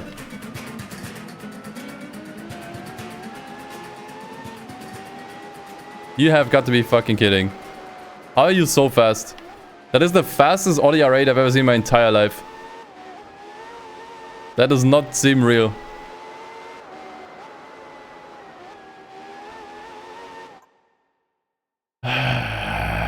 What is this guy on, man? What is this guy on, dude?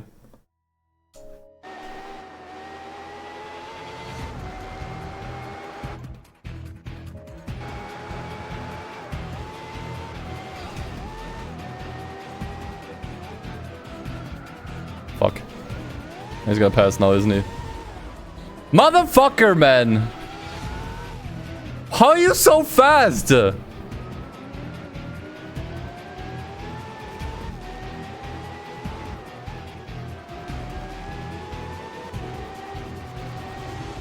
Like, that is insane. What is even... What is this car? Like, that thing is somehow faster than every car I've ever encountered in this championship. This is unreal.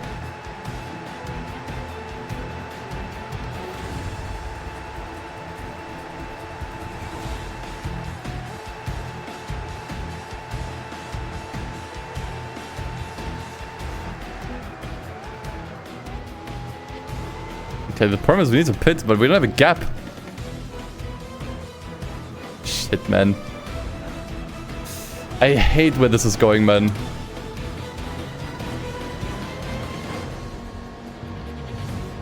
The good thing is this pit lane is really short.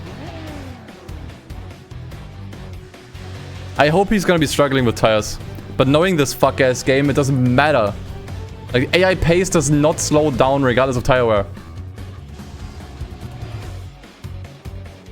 10 races ago, we got an amazing pull. We did! It's just for some reason this R8 is faster than everything I've ever encountered here. I don't know why.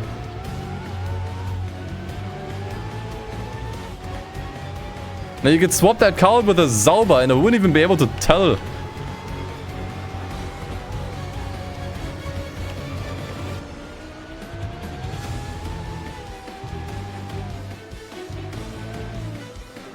Alright, time to lock in. We need to catch up that gap.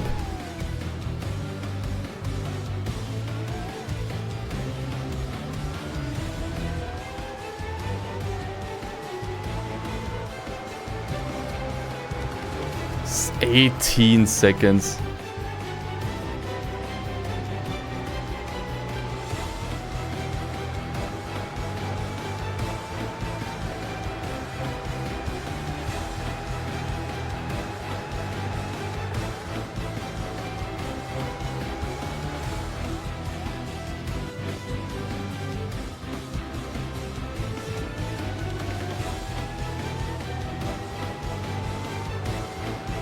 Dude, the gap is not narrowing. What am I doing wrong?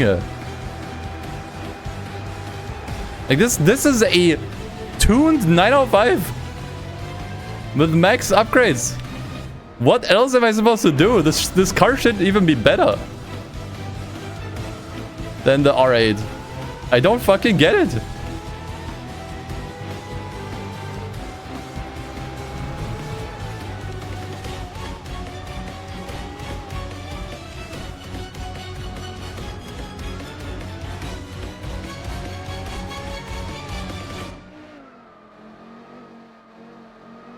Dude, okay.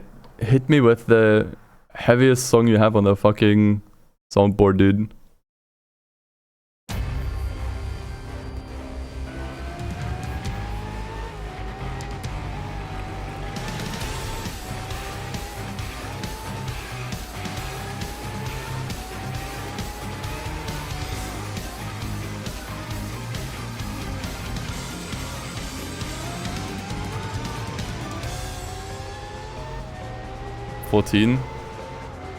I want to see that whittle down.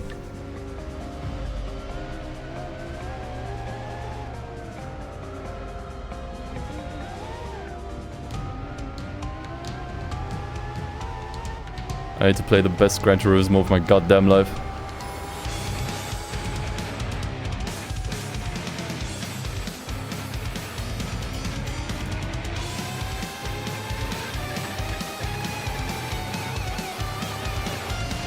Dude, the gap has not changed.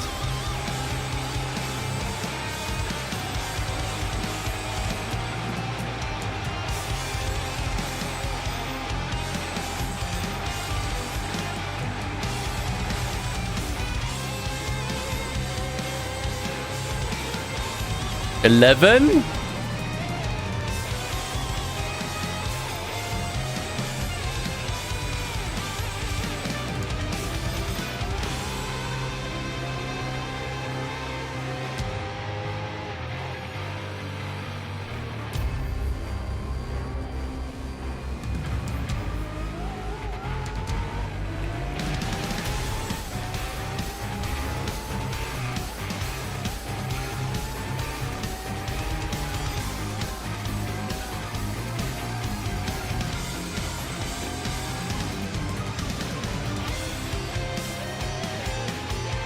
Oh, within 10.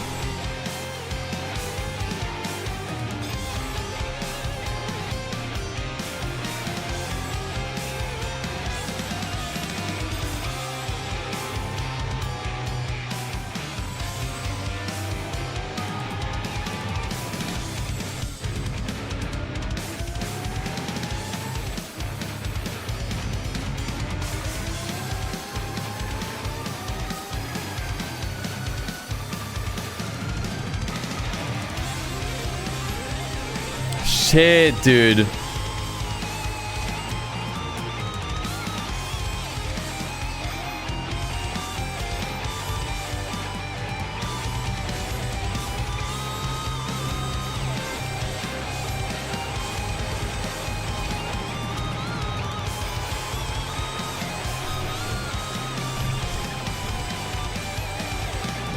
I want to make sure at least enter the pits before him.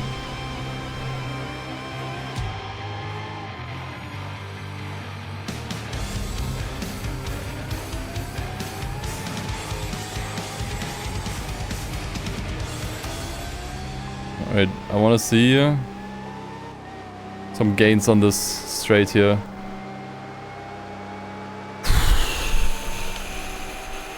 Alright. Come on. Some gains. Anything, I'll take anything.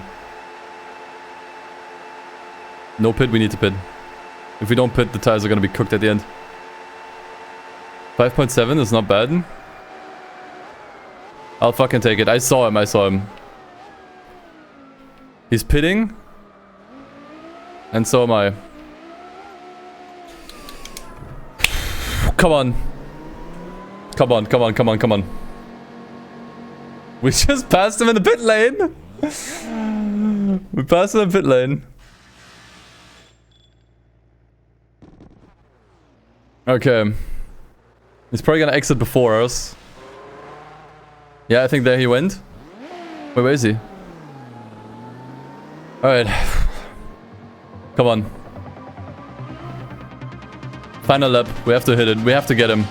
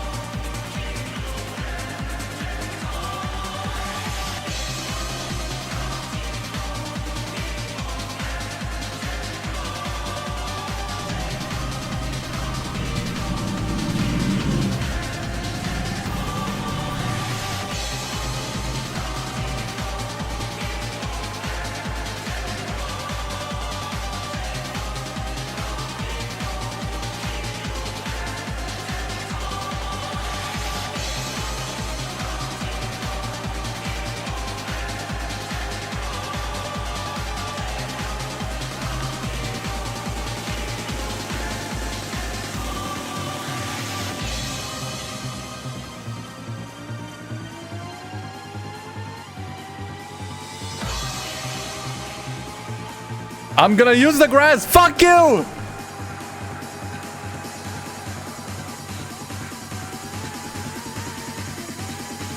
This is what it means to touch grass. And I'm gonna do it again.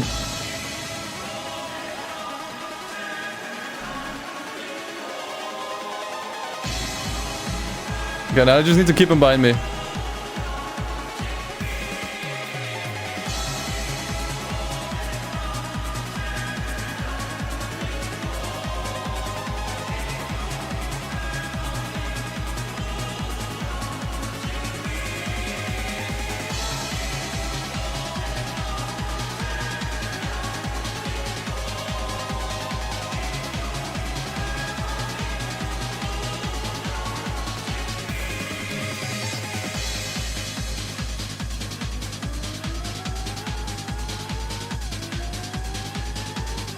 I'm losing him.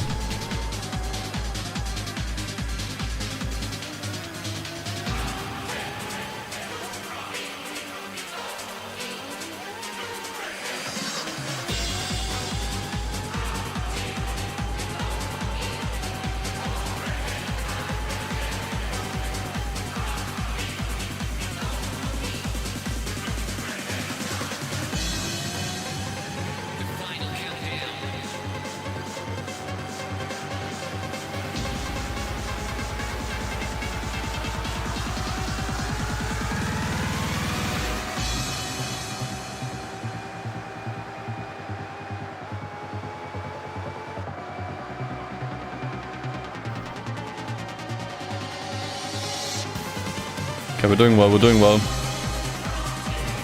And the gap is increasing. Now all I have to do is not mess this up.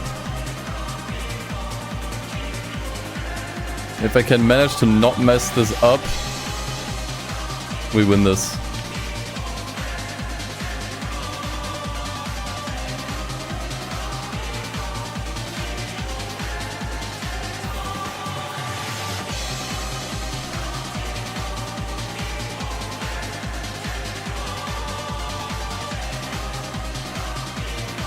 No!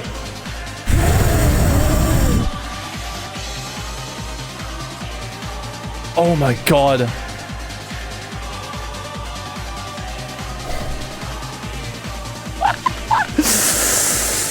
We're good, we're good, we're good. Nothing happened. Nothing happened.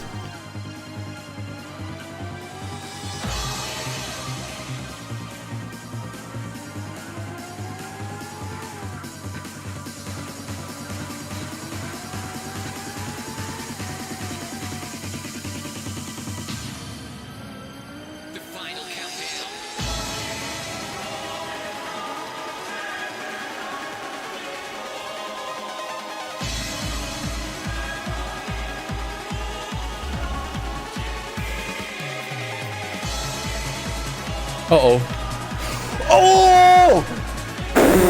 Not again, dude. I can't keep doing this. I'm going to die of a heart attack. I cannot keep doing this. Keep it on the fucking road. Oh my god.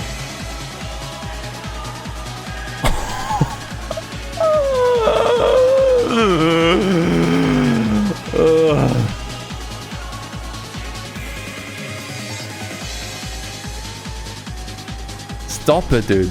I swear I'm not doing this for clip. Like, I'm not clip farming. This is genuinely me being just shit at the game.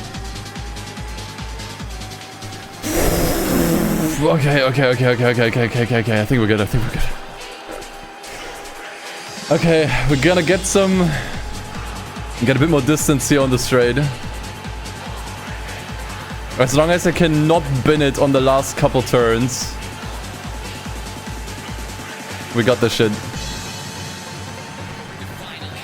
Oh my god. That was the grass. Oh my god, dude, just fucking drive to the finish line. Oh my god, just end it, dude. Man!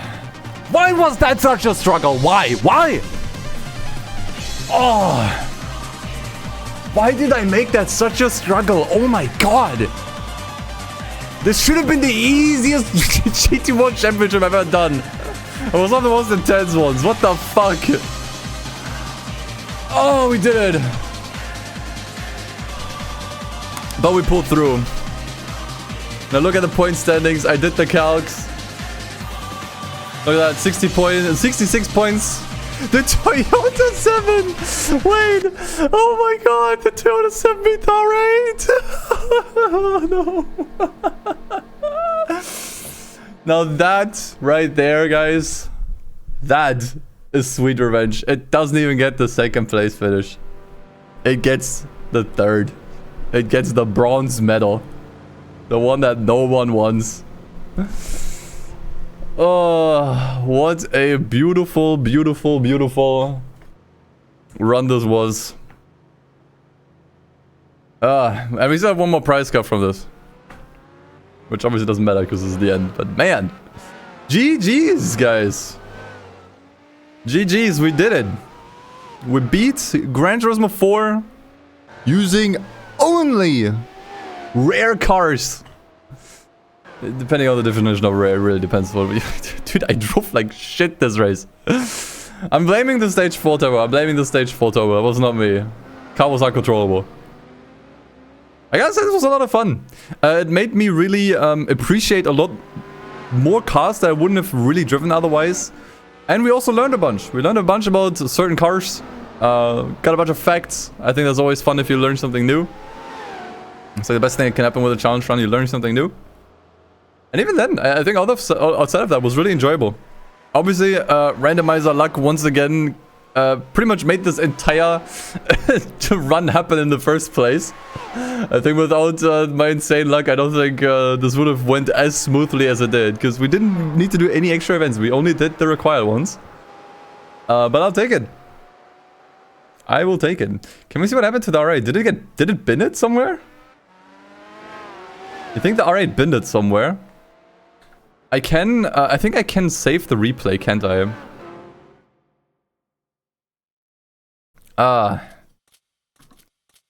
But yeah, GG's, guys. We did it.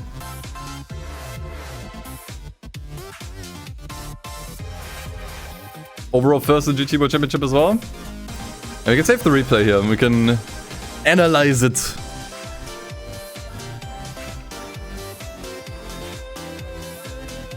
Maybe that was overall score. Yeah, I think it was just the overall score. Alright, let's see. One more prize car. To end it all off, give me Cinema. We already got the Motorwagen. So, it can't happen again. It technically can, but I don't care. I was gonna assume it can't happen again. That is the most mid-ass car, the most whatever. I don't give a shit. I'll take the preload, whatever. The most common car. It wasn't even rare. Doesn't even fit to the challenge. It wasn't even rare. Whatever. Doesn't matter. There you go. There's our stats. We actually found some B-Spec skill level even. That's kind of nice. Did it all in 248 in-game days. On December 5th. GG's. Yeah, all that for prelude. All that for prelude. Coolio. Alright. I think with that, I'll leave you here. I can't promise that the VOD will be immediately available tomorrow because I have run out of hard drive space, so I can't even re-render it, which I usually want to do. But alright, that's it for today, guys. Thanks so much for tuning in once again. I will send you to Hoki because I actually streamed so long that I can rate him. Actually, I've rated him a bunch in the past, so this isn't even the first. But I haven't rated him in a while because I haven't streamed in a while. Okay. Yeah, thanks so much once again for tuning in. My overlay is freaking out, dude. I can't even press the rate button. Super bugged. Yeah, appreciate y'all. Thanks for tuning in. This will probably maybe be a video on the second channel. I have yet to decide. Look what's happening to my chat, dude. What is this? It's gonna be so hard to hit the rate button. Can I hit it? Can I even click this? Oh, dude, I'm trying to hit